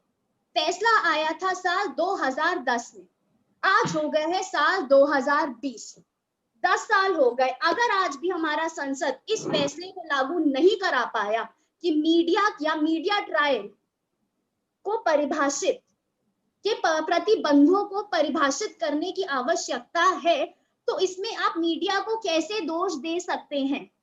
जो मूल हक संविधान ने हमें दिए हैं, उस पर उन्होंने कुछ प्रतिबंध भी लगाए हैं। उन प्रतिबंधों को परिभाषित करना संसद की जिम्मेदारी है। अगर संसद अपनी जिम्मेदारी निभाने में असमर्थ रहा तो उसमें मीडिया की कोई गलती नहीं। अतः अंत में मैं अंत करना चाहूंगी इस बात पर कि दिल्ली का बहुत फेमस एक रेप केस था, निर्भया रेप केस, बाबा राम रहीम केस, रामपाल यादव केस, अभिनेता, बहुत सारे राजनेताओं के केस। आज वो सब जेल के पीछे हैं। किसकी बदौलत? मीडिया और उनके ट्रायल की बदौलत। अगर वो उल्लंघन कर रहे होते मौलिक अधिकारों का, तो वो जेल में क्यों है? धन्यवाद। Thank you, participant B42. Very beautiful performance by you. And now, esteemed juries are requested to ask the question from participant B42. अपने वक्तव्य के शुरुआती चरण में आपने कहा कि चौथा स्तंभ है और इसकी एक संवैधानिक स्थिति है। संविधान के किस आर्टिकल में, किस हिस्से में इस बात का उल्लेख है कि इसको संवैधानिक रूप से चौथा स्तंभ माना गया है? अनुच्छेद 19 सब क्लॉज 2। अलग से उल्लेख है इस बात का? उसमें मीडिया की रूपरेखाएं दर्शित हैं। Thank you. धन्यवाद। Thank you so much, sir, for your question. Moving to the next participant, participant B43. क्या आप मुझे देख व सुन पा रहे हैं? Yeah, you are audible as well as visible. You may start now. चकाचौंध की दुनिया में बुराइयों का अंधेरा है। चकाचौंध की दुनिया में बुराइयों का अंधेरा है और ऐसे घने अंधेरे में मीडिया बनी उजेला है और ऐसे घने अंधेरे में मीडिया बनी उजेला है। नमस्कार, मैं B43 आज आपके समक्ष उपयुक्त विषय पर अपने विचार प्रस्तुत करने जा रहा हूं और मेरा माध्यम हिंदी। मीडिया जिसे संपूर्ण लोकतांत्रिक व्यवस्था की रीढ़ की हड्डी माना जाता है, उस रीढ़ की हड्डी में मीडिया ट्रायल्स बोन मैरो का काम करते हैं। मीडिया ट्रायल्स दोषियों के मौलिक अधिकारों का हनन नहीं करते, अपेक्षाकृत वो तो उसके मौलिक अधिकारों का सही रूप से प्रवर्तन हो रहा है कि नहीं, इस ओर हमारा ध्यान केंद्रित करते हैं। इसको स्पष्ट करने के लिए मैं आपसे कहूंगा कि आप 80 और 90 के दशक की फिल्मों को देखिए, जहां ये बात साफ रूप से दिखाई देती है कि निर्दोष व्यक्ति को उसका दोष स्वीकृत कराने के लिए डंडे से लेकर मार तक हर चीज का प्रयोग कर लिया जाता था। लेकिन आज दौर मीडिया ट्रायल्स का है और आज के इसी दौर में Maneka Gandhi versus union of India case को साक्षी मान के न केवल आर्टिकल 21 परंतु आर्टिकल 22 का भी सही रूप से प्रवर्तन कराने की ओर जो कार्यरत रहती है, वो है हमारी मीडिया ट्रायल। इसी के साथ मैं आपका ध्यान केंद्रित करना चाहूंगा हुसैना खातून versus union of India case की ओर, जहां पे इस बात पर बहुत बल दिया गया था कि निश्चित समयावधि में किसी न्याय को हासिल करना एक मौलिक अधिकार है और इसी मौलिक अधिकार को आर्टिकल 21 के अंतर्गत जगह भी दी गई। परंतु इसी के साथ मुझे एक अंग्रेजी की सुप्रसिद्ध कहावत भी याद आ जाती है, जिसमें साफ साफ कहा गया है कि justice delayed is justice denied. और इसी पूरी संकल्पना को अपने मस्तिष्क में रखते हुए हमारे मीडिया ट्रायल्स इस बात पर भी ध्यान केंद्रित करते हैं कि वह निश्चित समयावधि में स्पष्ट रूप से निष्पक्षता के साथ निर्दोष व्यक्ति को उसका सही हक दिलाएं, ताकि उसकी पूरी जिंदगी सिर्फ कोर्ट कचहरी के चक्कर काटने में ना निकल जाए। आपका ध्यान केंद्रित करना चाहूंगा बड़े बड़े उद्योगपतियों की ओर, जिनका यह मानना है कि वह न्याय व्यवस्था से भी ऊपर है, परंतु उनको कटघरे में जो चीज खड़ा करती है वह और कोई नहीं, हमारी मीडिया ट्रायल ही है, जिसके कारण वह निर्दोष व्यक्ति मुक्त होता है और दोषी को सजा भुगतनी पड़ती है। और इसी के साथ article 14 of the constitution, that is equality before law, यानी न्याय के समान सब सामान्य हैं, उसको भी ये पूरा करता है। इसी के साथ मैं आपका ध्यान केंद्रित करना चाहूंगा इस बात पर कि फॉल्स एक्यूजिशन इंडिया में बढ़ गया है, परंतु महोदय इस समय यह जरूरी हो गया है कि मीडिया ट्रायल्स इसमें अपनी भूमिका निभाए, क्योंकि मीडिया कर्मी जो जमीनी स्तर पर जाके जांच पड़ताल करते हैं और हमारी सरकारी तंत्रों को भी प्रेरित करते हैं कि वो सच और गलत में अंतर स्थापित करे, और इसको करके वो निर्दोषी को उसका हक दिलाते हैं, और यह करके वो article 15 of the Indian constitution यानी राइट अगेंस्ट डिस्क्रिमिनेशन को भी अपना जीवित रखते हैं। इसी के साथ मैं अपने विपक्षी दल के साथियों को का खंडन भी करना चाहूंगा। उनका यह मानना है कि मीडिया ट्रायल का सीधा प्रभाव केस पर पड़ता है, परंतु महोदय मेरा यह मानना है कि हमारी न्याय व्यवस्था इतनी मजबूत है कि वो आतंकवादी कसाब को भी अपना विचार व्यक्त करने का मौका देती है। तो क्या वो अपना निर्णय हमारे देश की सीधी जनता पर थोपेगी? मेरा मानना ऐसा बिल्कुल भी नहीं है। अंत में अपनी वारी को विराम देने के लिए महोदय चंद शब्दों का प्रयोग करूंगा, गौर फरमाइएगा। कोर्टों के बाहर सजी दुकानें, कोर्टों के बाहर सजी दुकान है, आत्मसम्मान बचाना कहां आसान है, आत्मसम्मान बचाना कहां आसान है। दर दर की ठोकरें खा रहे इंसान को, दर दर की ठोकरें खा रहे इंसान को दिखता मीडिया एकमात्र समाधान है, दिखता मीडिया एकमात्र समाधान है। धन्यवाद। Thank you so much, participant B43. Amazing performance it was. Now, esteemed juries are requested to ask question from participant B43. B43, can you hear me? Yes, sir. Okay, it's a very nice presentation, I must say. But आपने ये बताया, जो आपने तर्क शुरू करने में जो पहला जो कुछ चंद सेकंड थे उसमें आपने बताया कि मीडिया जो है ये हमारे डेमोक्रेसी की रीढ़ की हड्डी है। मैं आपसे ये पूछना चाहूंगा कि मेरे ख्याल में तो मीडिया रीढ़ की हड्डी होनी नहीं चाहिए। मुझे तो लगता है लेजिस्लेचर को रीढ़ की हड्डी, जो पार्लियामेंट है हमारा, वो हमारा होना चाहिए रीढ़ की हड्डी, बल्कि मीडिया को हमारा दिल होना चाहिए या दिमाग होना चाहिए, जो भी हो। तो आपको क्या कहना है इस विषय में? पहले सर्वप्रथम तो आपके प्रश्न के लिए बहुत बहुत धन्यवाद। और मैं ये सही कहना चाहूंगा कि मेरी पूरी स्पीच को आपने सुनकर उसको करंट टॉपिक से जो रिलेट किया है, इसको करना बहुत ही दुर्लभ होता है, कई बार देखने को नहीं मिलता। बहुत बहुत धन्यवाद।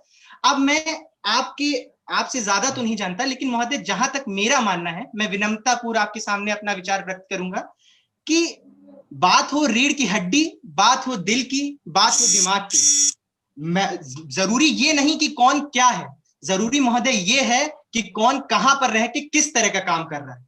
मेरा यहाँ ये मानना है कि चाहे मीडिया को आप जैसा कह रहे हैं वो दिमाग है, दिल है, जो भी है, बस वो अपना जो रोल निभा रही है, जो अपना प्रभाव डाल रही है, जो जनता को और जनता द्वारा हमारे लोकतंत्र की नींव को मजबूत कर रही है, वो मजबूत रहना चाहिए। फिर चाहे वो रीढ़ की हड्डी बन के मजबूत करे, चाहे वो मस्तिष्क बन के मजबूत करे, या वो हमारी आंख बनकर मजबूत करे।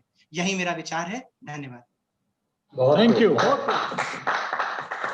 Thank you so much, sir, for your question. Now, I mentioned here B44 is not with us. So the participant who have skipped their chance to speak, now we will give them the chance, and it's time to call participant B19. जी, आप सभी मुझे सुन पा रहे हैं? B19. हाँ, आपको मेरी आवाज आ रही है? Can you fix your camera? Hello. Camera ठीक कीजिए अपना। अच्छा, कैमरा एक सेकंड। लैंडस्केप मोड में डाल दीजिए अपना camera.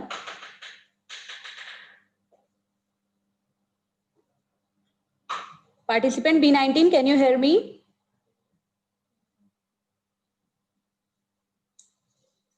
B19, can you hear me? Yes, ma'am. I can hear you. Okay. Now, ma'am, better. Yes, you may start now. अच्छा, ठीक है। आप सभी को मेरा नमस्कार। आप सभी को मेरा सादर प्रणाम और प्रबुद्ध श्रोताओं को मेरा नमस्कार। मैं B19 हिंदी भाषा में अपने विचारों को प्रस्तुत करते हुए, सनसनीखेज टीआरपी के उछलते हुए आंकड़े और मीडिया के हेडलाइंस, इन सब ने अधिकारों और समाज में जो व्यवस्थाएं हैं उन सबको असंतुलित कर दिया है। महोदय, सबसे पहले हम न्याय को समझ लेते हैं। बार्कले जो एक बड़े अपने न्यायिक सिद्धांत में बोलते हैं कि न्याय का तात्पर्य यह नहीं कि न्याय दे दिया जाए, जबकि यह भी है कि वह किस प्रक्रिया से दिया जा रहा है, यह भी महत्वपूर्ण रोल प्ले करता है। अभी तक के हमारे आए हुए कई वक्ताओं ने ये कहा कि मीडिया ट्रायल में वो इंक्लूड नहीं होता है जहां पर जब न्याय प्रक्रिया चल रही होती है तो न्याय प्रक्रिया के साथ नहीं, न्याय आने के बाद से के जो मीडिया ट्रायल होता है उसे माना जाता है। लेकिन महोदय 2017 में चीफ जस्टिस JS खहर ने बोला था कि जब किसी के प्रति भी FIR दर्ज हो जाती है तो उसके बावजूद उसके बाद से ही मीडिया उसके इन्वेस्टिगेशन अपने स्तर पर करने लग जाती है और उसे ही मीडिया ट्रायल बोला जाता है। तो मीडिया ट्रायल यहाँ पर 3 स्तर पे होता है। अगर वह समानांतर रूप से न्यायालय के साथ चल रहा है या उस पर निर्णय आ चुका है या उस पर निर्णय आने वाला है, उसके बाद जब मीडिया अपने ओपिनियंस बनाती है वहां पर उसे हम मीडिया ट्रायल की कंडीशन बोलते हैं। अब यहाँ पर महोदय कविताओं के सुख से हट करके और जो साहित्यिक भाषाओं से हट करके हम तर्कों की ओर बढ़ते हैं। हमारा जो विषय है वो ये कहता है कि मीडिया ट्रायल से कैसे मौलिक अधिकारों का हनन होता है। तो सबसे पहले जो मौलिक अधिकार का हनन होता है वो मानता हूँ राइट टू प्राइवेसी। कैसे जब हम मीडिया ट्रायल देखते हैं कि chat box, personal chats, message, WhatsApp सब कुछ शेयर करके पब्लिक के सामने दे दिया जाता है और आरोपी को ही दोषी करार कर दिया जाता है मीडिया के जरिए से, तो वहां पर उसकी प्राइवेसी भी खत्म होती है, साथ साथ उसके चरितार्थ का भी हनन होता है। जब उसके चरितार्थ का हनन होता है तो मान लीजिए अगर वो आरोपी बाद में निर्दोष साबित हो जाता है तो क्या वो मीडिया हाउसेज जो उन्होंने अभी उनके चरितार्थ का हनन किया है, कैरेक्टर असैसिनेशन किया है, उसे वापस ला सकते हैं? नहीं ला सकते। तो मुझे लगता है मीडिया ट्रायल जो अभी फ्री मीडिया ट्रायल चल रहा है वो चाहे प्रिंट मीडिया के जरिए चाहे मेन स्ट्रीम मीडिया के जरिए हो, चाहे इलेक्ट्रॉनिक मीडिया के जरिए हो, तीनों मीडिया के जरिए ही जो मीडिया ट्रायल चल रहा है वो राइट टू प्राइवेसी का हनन करता है। दूसरी चीज महोदय मैं देखता हूँ कि जो मीडिया ट्रायल है वो right to freedom of expression का भी कई बार हनन करता है। हमारे जनवरी के महीने में जो बहुत बड़ा मूवमेंट देश में चल रहा था, उसी बीच में काफिल खान ने भी एक अपने फ्रीडम ऑफ एक्सप्रेशन के जरिए सेकुलरिज्म की बात की थी। उन्हें एनएसए के जरिए 5 महीने के लिए जेल में डाल दिया जाता है, लेकिन बाद में जब मीडिया ट्रायल उनका इतना बुरी तरह मीडिया ट्रायल करते हैं ताकि उनका नाम भी बदनाम होता है और उनकी जॉब सब कुछ हो, सोशल पॉलिटिकल सारी रिपुटेशन खत्म हो जाती है। बाद में जब उन्हें निर्दोष करार दिया जाता है तो मीडिया ट्रायल मीडिया एक भी बार उसके निर्दोष साबित होने पर कोई इतना बड़ा वो नहीं करती। तो ये जो मीडिया का जो सिलेक्टिविज्म है और जो फ्रीडम ऑफ एक्सप्रेशन के जरिए जो मीडिया ट्रायल कर रहे हैं, तो वो उस मीडिया ट्रायल में उसका फ्रीडम ऑफ एक्सप्रेशन को हानि हुई है। तो मुझे लगता है मीडिया ट्रायल कई बार फ्रीडम ऑफ एक्सप्रेशन को भी हानि करता है। महोदय आर्टिकल 21 बोलता है राइट टू लाइफ्स, लेकिन आज समय समय पर आने में हमारे न्यायालय ने right to lifes with dignity वह एक महत्वपूर्ण शब्द हो जाता है। हम मानते हैं कि सबकी विचारधाराएं अलग अलग होती हैं, हर मीडिया हाउसेस की अपनी एक विचारधारा होती है और उस विचारधारा के जरिए हम जनता का ओपिनियन बनाते हैं, अपना ओपिनियन बनाते हैं और फैक्ट्स और लॉजिक को अपनी हिसाब से, अपने ओपिनियन के हिसाब से वो करके जनता के सामने प्रस्तुत करते हैं। अब यहाँ पर एक बात आती है कि जो इस टाइम पे जो बहुत सारे मीडिया हाउसेस हैं वो जनता के परसेप्शन को दिखा रहे हैं। तो महोदय हमें यह देखना होगा कि हमारे पास एक रिस्पॉन्सिबिलिटी भी है, मीडिया हाउसेस के पास एक रिस्पॉन्सिबिलिटी है। तो ऐसे में हमें जनता क्या मांग रही है, इसके बजाय क्या सही है और जनता के लिए क्या बेहतर, इस पर ज्यादा ध्यान देने की आवश्यकता है। और जो राइट टू डिग्निटी वाली बात है महोदय, तो यहाँ पर देखिए कि हमारे सामने कई ऐसे केसेस आए हैं जहां पर स्टूडेंट एक्टिविटीज थे जिनके खिलाफ एनएसए के जरिए, यूपीए और अनलॉफुल एक्टिविटीज के जरिए केस दर्ज किया जाता है और बाद में न्यायालय उन्हें बरी कर देता है। लेकिन जो मीडिया ट्रायल के जरिए उन्हें एंटी नेशनलिस्ट और इस सब का टैग दे दिया जाता है, साथ साथ एजुकेशनल इंस्टीट्यूशन को भी ऐसा बोल दिया जाता है, तो उसके बाद जब उनके निर्दोष हो जाने के बाद उनकी सम्मान कैसे आएगा, उनकी डिग्निटी कैसे आएगी। तो ये जो right to life with dignity है यह भी कहीं ना कहीं हार्म होती है। एक बात आती है महोदय डबल जीरो पार्टी न्यायालय इसे मना करता है। कई बार ऐसा होता है कि मान लीजिए निर्दोष जो दो व्यक्ति है जो दोषी पाया जा चुका है, तो अगर उसका दोष सिद्ध हो जाता है तो उसके बावजूद भी मीडिया ट्रायल कई बार उसे ऐसे प्रेजेंट करती है, उसका मीडिया ट्रायल करके उसका कैरेक्टर असैसिनेशन करती है, क्योंकि उसके बावजूद उसके बाद उसे सोशली बहुत कुछ सहना पड़ जाता है। तो ये जो डबल जीरो पार्टी असैसिनेशन है, इसे भी हमें समझना होगा कैसे फ्री मीडिया ट्रायल इसको बढ़ावा देता है। देखिए यहाँ पर फ्री मीडिया ट्रायल की कितनी आवश्यकता है या कितनी आवश्यकता नहीं, मुद्दा का विषय ये नहीं है। मुद्दा का विषय यह है कि मीडिया ट्रायल कितना ज्यादा इंपैक्ट डाल रहा है हमारे मौलिक अधिकारों में, हमारे अधिकारों को संरक्षण देने पे। अब यहाँ पर एक चीज जो बात आती है कि हमारे विपक्ष के वक्ता यहाँ तर्कों वितर्कों का कितना भी अनुलोम विलोम कर ले, शब्दों को कितना ही घुमा फिरा कर ले, लेकिन वो इस बात से मना नहीं कर सकते कि कहीं ना कहीं वो जो जजमेंट है, जो आप मीडिया ट्रायल के जरिए जजमेंट देते हैं, क्योंकि आपका खुद का एक पर्सनल ओपिनियन रहता है, आपकी एक आइडियोलॉजी होती है और उस आइडियोलॉजी के जरिए आपका जो निर्णय होता है वो बायस होता है, क्योंकि आपको एक बहुत बड़ी जनसंख्या में लोग देखते हैं तो आप उनका ओपिनियन सेव करते हैं। जब आप उनका ओपिनियन सेव करते हैं और आप उस किसी व्यक्ति को दोषी करार देते हैं और बाद में वो निर्दोषी साबित हो भी जाता है, तो यहाँ पर आप उसका निर्दोष का उसकी इमेज कैसे दोबारा बना पाएंगे, जो आपने पहले ही बार बात कर दी है। और महोदय हमने यह भी देखा है कि कैसे न्यूज चैनल जो होते हैं अपने सिलेक्टिविज्म, अपनी आइडियोलॉजी के सिलेक्टिविज्म के अनुसार न्यूज दिखाते हैं। तबलीगी जमात का पहले जब आता है तो कोरोना का पूरा माहौल तबलीगी जमात और धर्म विवाद पे भारत में आ जाता है, लेकिन बाद में जब बॉम्बे हाई कोर्ट उसे रिहा करती है और उन्हें निर्दोष साबित करती है, तो कितने ऐसे मीडिया हाउसेस हैं जिन्होंने तबलीगी जमात का ऐसे कैरेक्टर असैसिनेशन किया था और उनको ऐसा कोरोना का आत्मघाती हमलावर बताया था। उनके सपोर्ट में कितने लोगों ने ऐसा मीडिया ट्रायल करवाया, किसी ने नहीं किया। तो यहाँ पर जो मीडिया का ओपिनियन है वो पहले अपने हिसाब से, अपनी आइडियोलॉजी को प्रोपेगेट करने के हिसाब से कार्य करता है। अगर वो निर्दोष साबित हो भी जाता है तो अपने सिलेक्टिविज्म के चलते वो कार्य नहीं करते हैं। Your time is over now. जी धन्यवाद। Thank you for your performance. Esteemed juries are requested to answer question from participant B19. जो आपने बात अपनी रखी उसमें अगर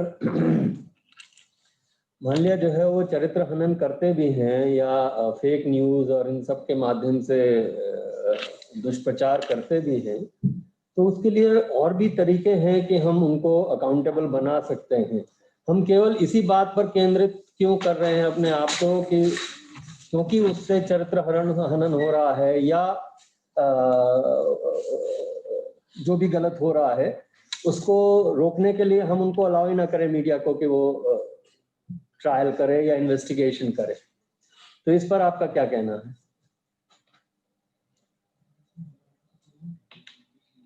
आपकी आवाज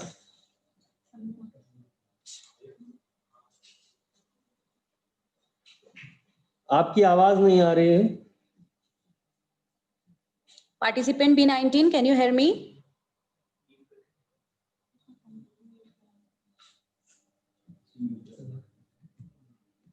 We are not able to listen. Hello hello Participant B19, हाँ, मेरी आवाज आ रही है? yeah, you are audible now. अच्छा जी सर, आपके प्रश्न के लिए बहुत बहुत धन्यवाद। जो यहाँ पर प्रश्न जो केंद्रित है वह यह है कि मीडिया की स्वतंत्रता और मीडिया के सिर्फ एक जो कैरेक्टर जो चरितार्थ हनन वाला है उसके हिसाब से क्या हमें फ्री मीडिया ट्रायल को बंद कर देना चाहिए। तो महोदय हमें यह देखना होगा कि कितने उसके लाभकारी स्टेप हैं और कितने उससे नुकसान हो रहे हैं। तो जब हम ये देखते हैं कि जो स्वतंत्रता है, जहां पर आपकी हर एक चीज करने की स्वतंत्रता है, तो उस स्वतंत्रता में आप कितना बेटर गुड्स करते हैं और कितना नुकसान कर पा रहे हैं। तो यहाँ पर जब हम देखते हैं कि मीडिया ट्रायल सिर्फ चरितार्थ हनन नहीं करती है बल्कि पब्लिक का एक ओपिनियन शेप भी करती है। साथ साथ वहां पर जो पब्लिक का ओपिनियन शेप हो रहा है वो कैसा हो रहा है, यह डिपेंड करता है कि मीडिया हाउसेस जो है उसकी आइडियोलॉजी कैसी है, उसका ओपिनियन कैसा है। हम मानते हैं कि यहाँ पर बहुत सारी डिफरेंट मीडिया हाउसेस हैं और इलेक्ट्रॉनिक्स है, पेपर वर्क वाली भी है और मेन स्ट्रीम मीडिया भी है। अब जब उन सबकी कुछ की अलग विचारधारा है, कुछ की अलग विचारधारा है, सब अपनी अपनी विचारधारा के अनुसार चीजें बता रहे हैं, तो हमें लगता है कि ये विचारधारा भी है, ये विचारधारा है। जब दोनों विचारधारा है तो लोकतंत्र में बेहतर है। लेकिन देखना होगा कि कहीं अगर आप एक आरोपी को सही साबित कर रहे हैं बिना उसके दोषी या सही साबित प्रूव होने से पहले, तब भी आप गलत हैं। और अगर आप आरोपी को सही बता रहे हैं कि वो दोषी नहीं है दूसरी विचारधारा को लेकर के, तब भी गलत है। तो जब दोनों ही गलत हैं तो आपको न्यायालय के निर्णय का इंतजार करना चाहिए और आपको इंफॉर्मेशन लोगों तक पास करना चाहिए। जो टीआरपी है और जो सनसनीखेज है खबरें हैं, जो हेडलाइन और डेडलाइन वाली, उनसे बच करके हमें जनता के रिस्पॉन्सिबल बनना होगा और जनता के ओपिनियंस को ना ध्यान रखते हुए और अपनी टीआरपी को ना ध्यान में रखते हुए हमें जनता के बेहतरीकरण के लिए कार्य करना होगा, जो कहीं से भी उनके अधिकारों का हनन भी ना करे, उन तक सही इंफॉर्मेशन भी पहुंचाए और हमारी भी वैलिडिटी बनाए रखे। वरना मीडिया हाउसेस की भी वैलिडिटी कम होती जाएगी इस समय के साथ। धन्यवाद। बहुत बहुत धन्यवाद। Thank you, sir, for your question. Now, next participant is participant B41. B41, can you hear me? Yeah, I can hear you. Am I audible? Yeah, you're audible as well as visible. You may start now. Okay. B41. 3, 2, 1. माननीय न्यायाधीश महोदय, अध्यक्ष महोदय और विभिन्न platform के through मुझे सुन रहे मेरे साथी, अपने वक्तव्य को पक्ष में अपने विचार प्रस्तुत करने से पहले अपनी लिखी हुई 4 लाइनें आपके सामने पेश करने की इजाजत चाहूंगा महोदय। कि गुनाह किया हो या नहीं, कोई भी गुनहगार हो जाता है। ये मीडिया की अदालत है साहब, यहाँ चीता भी सियार हो जाता है। और कहता है आदि कि हर कदम फूक फूक के रखना, कहता है आदि कि हर कदम फूक फूक के रखना, जाने कौन कब तक अपना रहता है और कब गद्दार हो जाता है, कब गद्दार हो जाता है। किसी भी आम नागरिक के ऊपर कोई भी आरोप लगे तो न्यायाधीश महोदय तक पहुंचने से पहले ही हमारी मीडिया उस आरोप को साबित करके उस आरोपी को फांसी की सजा सुना चुकी होती है।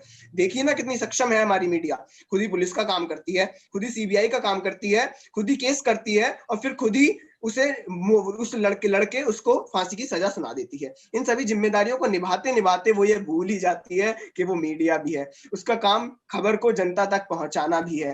हाल ही में मेरे मित्र ने एक चुटकुला मुझे भेजा था कि पहले मुझे ड्रग्स के बारे में कुछ भी जानकारी नहीं थी, लेकिन जब से मैंने मीडिया वालों को सुनना शुरू किया अब मुझे पूरी जानकारी है। क्या होता है, कितने प्रकार का होता है, कैसे लिया जाता है, कहाँ मिलता है, किस नाम से मिलता है, किस दाम मिलता है और अनेक बातें। क्या यही मीडिया का उत्तरदायित्व है? अब आता हूं शीर्षक पर। मीडिया ट्रायल्स आरोपी के मौलिक अधिकारों का उल्लंघन करते हैं। इस बात को संतोषजनक निष्कर्ष तक ले जाने के लिए आपके सामने कुछ तथ्यों को पेश करना बेहद जरूरी है महोदय। जस्टिस खेयर और जस्टिस NV रमन की एक सुप्रीम कोर्ट की ब्रांच ने यह कहा था कि पुलिस ब्रीफिंग पर कुछ गाइडलाइंस होनी चाहिए। खेयर जी ने कहा था कि किसी शख्स की छवि बेहद अहम होती है। अगर किसी गिरफ्तार किए व्यक्ति को इलेक्ट्रॉनिक मीडिया में दिखाया जाता है तो उसकी छवि हमेशा खराब हो सकती है, भले ही बाद में उसे बाइज्जत बरी क्यों ना कर दिया जाए। तो यह काफी गंभीर मामला है।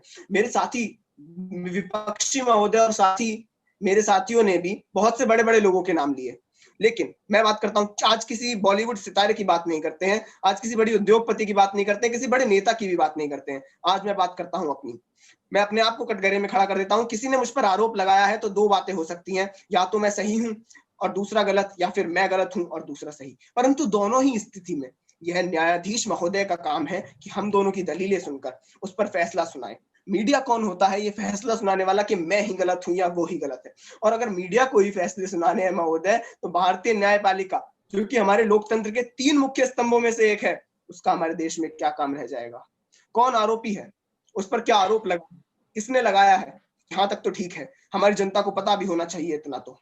लेकिन उसने क्या खाया, कितने बजे खाया, क्या पिया, कब सोया, कब जागा, यह सब जानकर हमारी आम जनता क्या करेगी महोदय?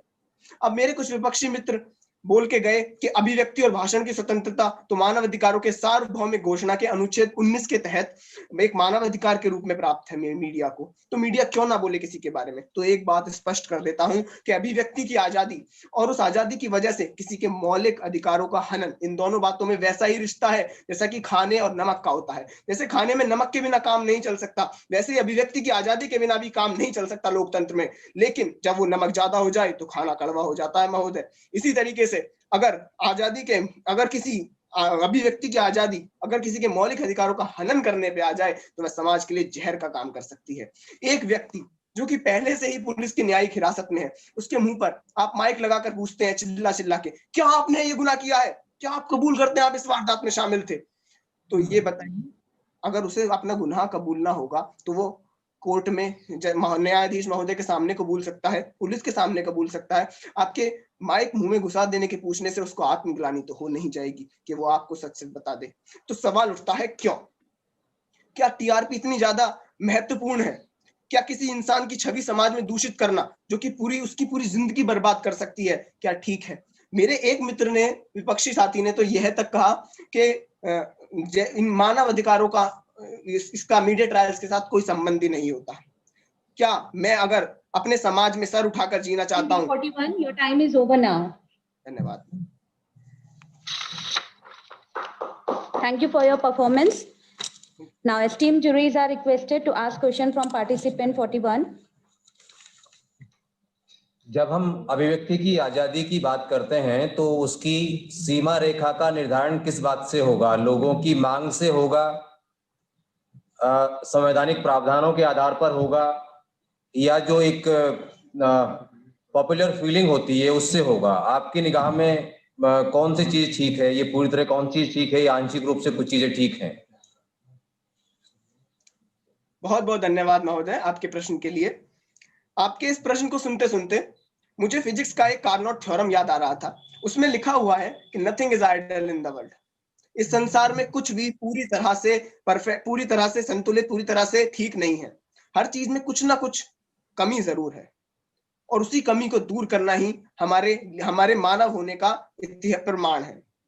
तो अगर हम मीडिया ट्रायल्स के अंदर हमें ये कमी लगती है कि वो मीडिया ट्रायल्स किसी के चरित्र का हनन कर सकते हैं, तो हमें उसे सुधारना होगा। इसे सुधारने के लिए हमें ऐसा नहीं है, हमें सबसे पहले तो हमें इंतजार करना होगा कि न्यायाधीश महोदय ने क्या फैसला सुनाया है। हमें अपने लोकतंत्र पर, हमें अपनी न्यायपालिका पर भरोसा जताना होगा। इससे हमारे न्यायपालिका के प्रति लोगों का विश्वास बढ़ेगा। और अगर हम खुद ही न्यायपालिका बनकर जवाब देने लगे, लोगों को सजा सुनाने लगे, इससे पहले मुकदमा दायर भी पूरी तरह से खत्म भी नहीं हुआ है और हमने सजा सुना दी है कि ये तो 100%, ये तो पूर्णतः 100% आरोपी ही है, तो इससे तो उसका भी चरित्र हनन होता है और खुद मीडिया का भी चरित्र हनन होता है जब बाद में वे आरोप साबित नहीं कर पाते हैं। बहुत बहुत धन्यवाद महोदय। Thank you. यहाँ पर एक डाउट है, जब तक तुम्हारे पार्टिसिपेंट ने बोला उनका पूरी फोटो जो थी वो फ्रीज थी, जैसे आप लोगों ने क्वेश्चन पूछने लगे वो आ गया। तो एक डाउट है कि शायद उन्होंने पढ़ के नहीं बोला था, फिर इस चीज को consider. Thank you, sir, for your question. Now, debater B7, 15, 17, 20, 22, 25, and 30, 44 have not joined. Yes, we are sorry to say we will not able to give you an opportunity to present now. So well done, all debaters. Now, switch on to the ending. A wise person knows there is something to be learned from everyone. And along with this, now I would like to request our honorable jury member to kindly enlighten us with some wisdom. Now, I would request Mr. Kaushik Sarkar sir to speak some kind words.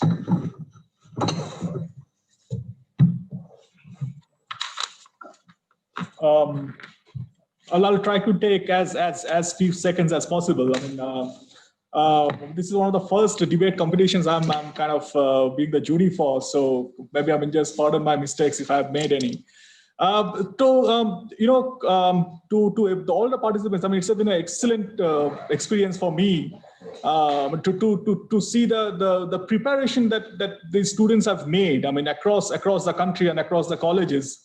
And to really, I mean, kudos to you to have really participated in such a manner to the level of preparation that has been gone into it. I'll just make a couple of points that will maybe, I mean, once you progress onto that couple of the next stages, I mean, we'll maybe kind of make it more fruitful experience for both the jury members and as well as for the participants as well. So the first point I will make is just don't assume that the judges or the jury members know everything that you are speaking about. So all the jury members come from different walks of life, different professionals from different professions. So whenever you are speaking about articles or when you are speaking about some court cases, the verdicts and other technical matters, to be sure that you mention at least maybe a one line or a couple of words on the background of that article or the judicial matter, I mean, that you are mentioning. The second point I would say is the debating is all about structure.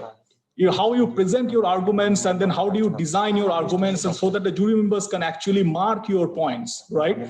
So what I saw here is there are very, very valid arguments being made, but then somewhere I felt some members, for some participants, it might have been better if you could structure your arguments in a better way, right? So just go for structures and then look for the flow in your arguments. So I think that's a very pertinent matter when you go for international and national debates. And then the third thing is prepare yourself very well. I mean, it doesn't matter if you cannot put all the arguments in front of the jury because of the time limits and all, but then it's important that at least the major points, prioritize your points, prioritize the arguments that you think are the most valid, and put it succinctly in front of the jury members. I think that's what is important in a debating championship.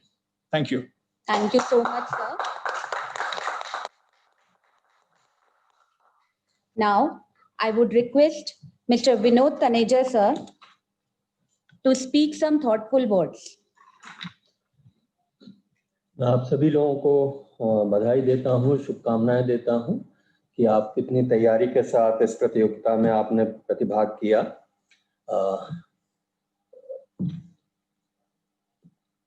बहुत अच्छा था, हमें भी कहीं पर बहुत दिक्कत हुई, पर इसको आप अगर आप सफल नहीं होते हैं दूसरे चरण में जाने के लिए, तो जरूरी नहीं कि उसमें आपकी कोई कमी हो। 4 मिनट में किस तरह से आपने अपना प्रस्तुतिकरण किया, किस तरह से आपने तथ्यों को हमारे सामने प्रस्तुत किया, हमने केवल ऑब्जेक्टिव रूप से केवल वही देखा है। तो इसमें हमें बहुत विभिन्नता देखने को मिली। कई लोगों का, कई पार्टिसिपेंट्स का बहुत अच्छा कोहेसिव प्रस्तुतिकरण था जो हम लोगों को भाया, और कुछ लोगों में तथ्यों का अभाव या कह लीजिए कि जो विरोधाभास था उनके प्रस्तुतिकरण में, तो वो अपने अगली प्रतियोगिताओं में उसमें सुधार कर सकते हैं। पुनः आप लोगों को आपके भविष्य के लिए शुभकामनाओं के साथ मैं अपनी वाणी को विराम देता हूँ। Thank you so much, sir. Now, I would request Dr. Sushil Upadhyay, sir, to speak some kind words. शुक्रिया आपका। जितने भी प्रतिभागी आज मौजूद थे और जिन्होंने इस विषय पर अपनी बात कही है, मैं तुलना कर रहा था कि आपकी उम्र में जब मैं था तो शायद जो परफॉर्म आपने किया है उसका 50% भी ना कर पाता। आप में से अपवाद छोड़ दीजिए तो प्राय सभी लोगों की भाषा अच्छी थी, भाषा का गठन अच्छा था, और जिसे हमने शुरू में कहा कि अंदाजे बयां खूबसूरत था, और उस अंदाजे बयां की खूबसूरती आपके तथ्यों के साथ और बढ़ गई। कुछ चीजों की अपेक्षा हमेशा रहती है, जैसा विनोद जी ने कहा कि और चीजें बेहतर हो सकती हैं, उनमें से कुछ मामलों में अभ्यास की जरूरत है, कुछ मामलों में आपको अपने तथ्यों को नए सिरे से देखने की जरूरत है। और अपनी प्रस्तुति को आपने जिस तरह से 4 मिनट के समय में बांधा, वो वास्तव में प्रभावपूर्ण भी है, उल्लेखनीय भी है। आपके वक्तव्यों में जो 2-3 चीजें आई, उनका उल्लेख करते हुए कुछ बातों की तरफ मैं इशारा कर रहा हूं कि जब हम मीडिया ट्रायल की बात करते हैं तो मीडिया ट्रायल कहीं ना कहीं पब्लिक सेंटिमेंट को अपने तरह से व्याख्यायित करना चाहता है, और उसके पीछे एक बिजनेस मॉड्यूल भी काम करता है, क्योंकि भारतीय मीडिया हो, किसी भी तरह का मीडिया हो, प्रिंट हो, इलेक्ट्रॉनिक हो, वर्चुअल मीडिया हो, उसका जो बिजनेस मॉडल जो है वो बहुत हद तक जिन लोगों पर, जिन संस्थाओं पर केंद्रित है, उनकी तरफ से भी कुछ चीजें ऐसी होती हैं कि अचानक हमें मीडिया का एजेंडा या मीडिया के ट्रायल्स या मीडिया की लाइन एंड लेंथ बहुत ही अलग दिशा में जाती हुई दिखती है। अक्सर कहा जाता है, जो मीडिया थियरिस्ट है, खासतौर से आप नॉम चॉम्स्की को सुन लीजिए या प्रोफेसर डेविड क्रिस्टल को सुन लीजिए, तो मैन्युफैक्चर्ड रियलिटी के साथ अनफिल्टर्ड ट्रुथ की बात अक्सर होती है। हम मैन्युफैक्चर्ड रियलिटी के दौर में हैं, और इस मैन्युफैक्चर्ड रियलिटी से हमें अनफिल्टर्ड ट्रुथ तक की यात्रा करनी है। इस यात्रा में मीडिया 100% गलत हो, ऐसा नहीं हो सकता। मीडिया अपने आप में एक बहुत ही ब्रॉड टर्म है, और हम उसके एस्पेक्ट्स को, पहलुओं को जब देखते हैं तो हमें ये समझने की आवश्यकता है कि यहाँ हम में इतनी समझ पैदा हो जाए कि हम अच्छे, औसत और बुरे मीडिया की पहचान कर पाएं। अभी हमारे सामने जो चुनौती है, हम फ्री ट्रायल के साथ साथ फ्री प्रेस भी चाहते हैं। हमें मीडिया भी स्वतंत्र चाहिए। और एक डर मुझे अवश्य लगा कि जब हमारे पार्टिसिपेंट्स जो युवा हैं, जब वो खास तरह से प्रतिबंधों में बहुत जोर दे रहे हैं, तो एक पूर्व मीडिया कर्मी के नाते मेरे मन में थोड़ा सा डर पैदा हुआ कि जो एक पॉपुलर फीलिंग को तथ्य के रूप में प्रस्तुत किया जाना एक चिंताजनक स्थिति पैदा करता है। उसको एक बार दोबारा देखे जाने की आवश्यकता है। आप में से कुछ लोगों ने डॉक्टर अम्बेडकर को कोट किया, महात्मा गांधी को कोट किया, और दुनिया के रिनाउंड स्कॉलर्स को कोट किया। उससे हम लोग भी एक तरह से पुनर्नवा हो गए, रिफ्रेश हो गए। कुछ तथ्य हम लोगों से छूट रहे थे, उनको आप लोगों ने पुनरुज्जीवित किया है। और जब हम मीडिया की आजादी की बात करते हैं, तो मीडिया को हमारे पक्ष में या हमारी आवाज बनने के लिए जो अधिकार मिले हैं, उस पर एक पाठक और दर्शक के तौर पर हमें ही जागरूक रहना है। सारी चीजें रेगुलेटरी एजेंसीज के भरोसे छोड़कर शायद भविष्य की दृष्टि से हम अपना अहित कर लेंगे।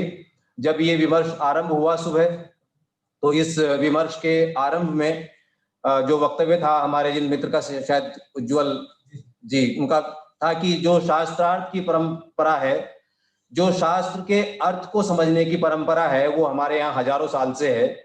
और शास्त्र का अर्थ हम समझ पाए, इसके लिए हमें अपने ट्रेडिशन को, अपने सीनियर्स को, जो लोग हमसे पहले ज्ञान सिद्ध हुए हैं, जिन्होंने एक बड़ी परंपरा में अपने आप को झोंका है, उनके अनुभवों से और वो सच तक कैसे पहुंचे हैं, उसको देखते हुए चीजों को समझना, देखना चाहिए। मुझे इसलिए खुशी है कि जब मैं क्लास में मीडिया पढ़ाता हूं, तो आज मुझे इस बात का मलाल हुआ कि इनमें से अगर कुछ विद्यार्थी मेरे पास भी होते तो शायद वो डर ना रहता कि हमारी ज्ञान परंपरा में या मानस परंपरा में अगली संततियों का खतरा पैदा हो गया।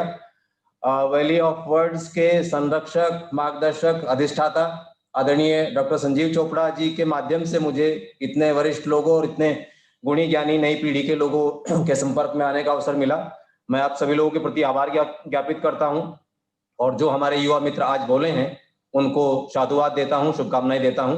बहुत बहुत आभार, धन्यवाद। Thank you so much, sir, for your kind words. Now, I would like to request Dr. Sanjeev Chopra, Dr. Onima Sharma, and Dr. Archana Pal to give potted plants and token of love to honorable juries.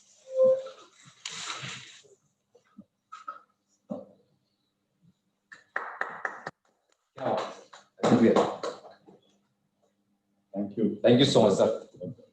Sir के साथ एक अच्छा सा photo नहीं तो बहुत जल्दी अवसर नहीं मिलता आपके संगत में आने का sir. Thank you so much. Thank you.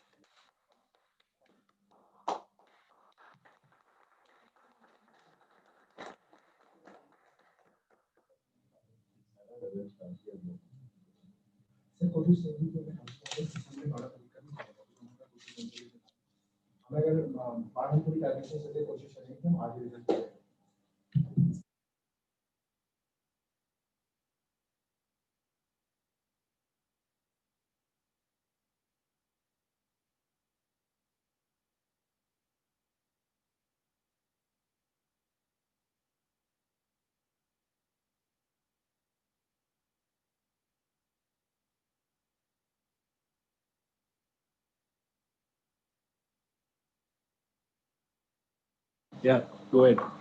With this, we conclude this event. Thank you so much for joining us. We can log on to the other channel.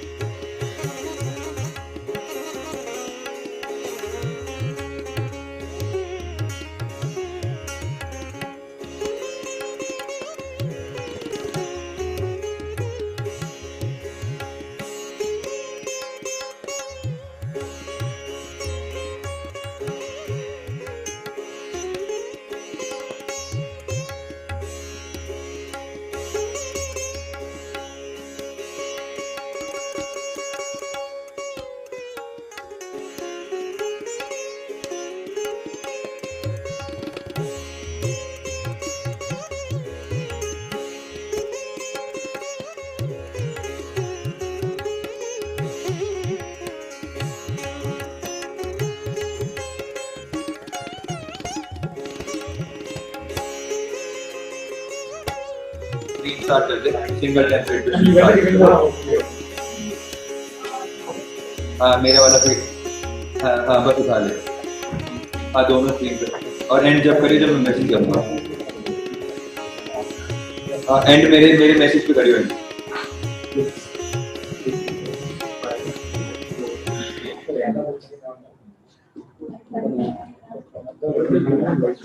So we are ready, we can start.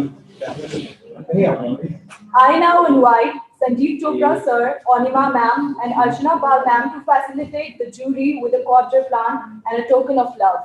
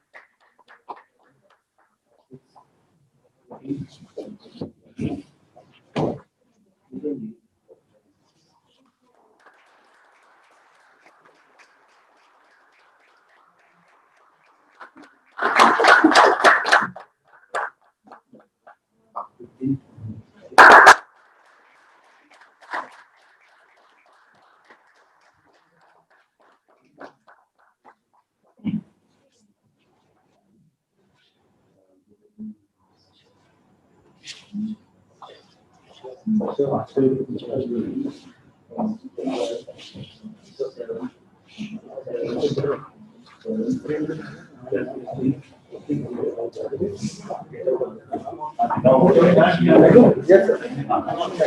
You can sit here around. सब एक minute sir आप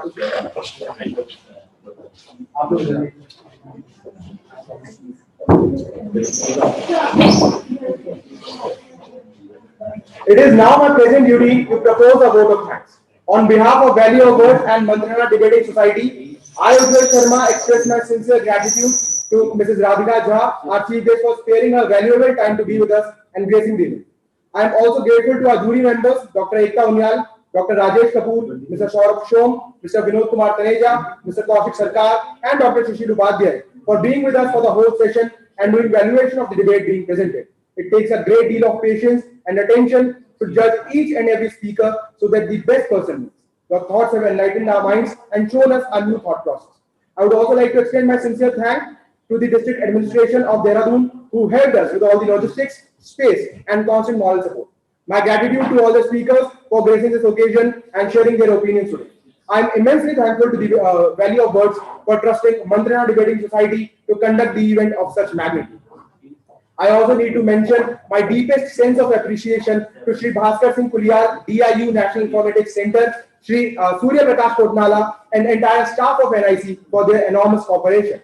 I would like to extend my heartfelt thanks to Mr. Ranjan Kutty, Mr. Abhinav Chopra, and the entire team of Bizcraft India for delivering seamless technical assistance during the entire course of the event. I would also like to thank Dr. Onima Sharma and Dr. Archana Pal, who continuously work behind the scenes to make this event happen. Also, the volunteers of Mantrana Debating Society have done a tremendous job to ensure seamless conduct of the event.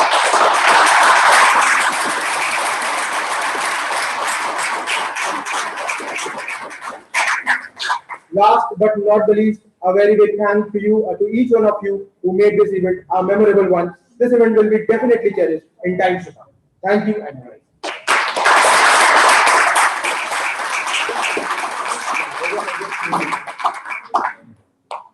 Good. Very nice.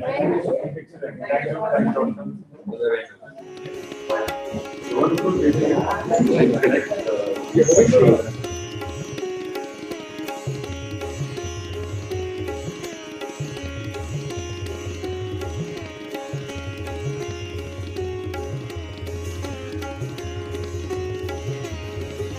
The recording has stopped.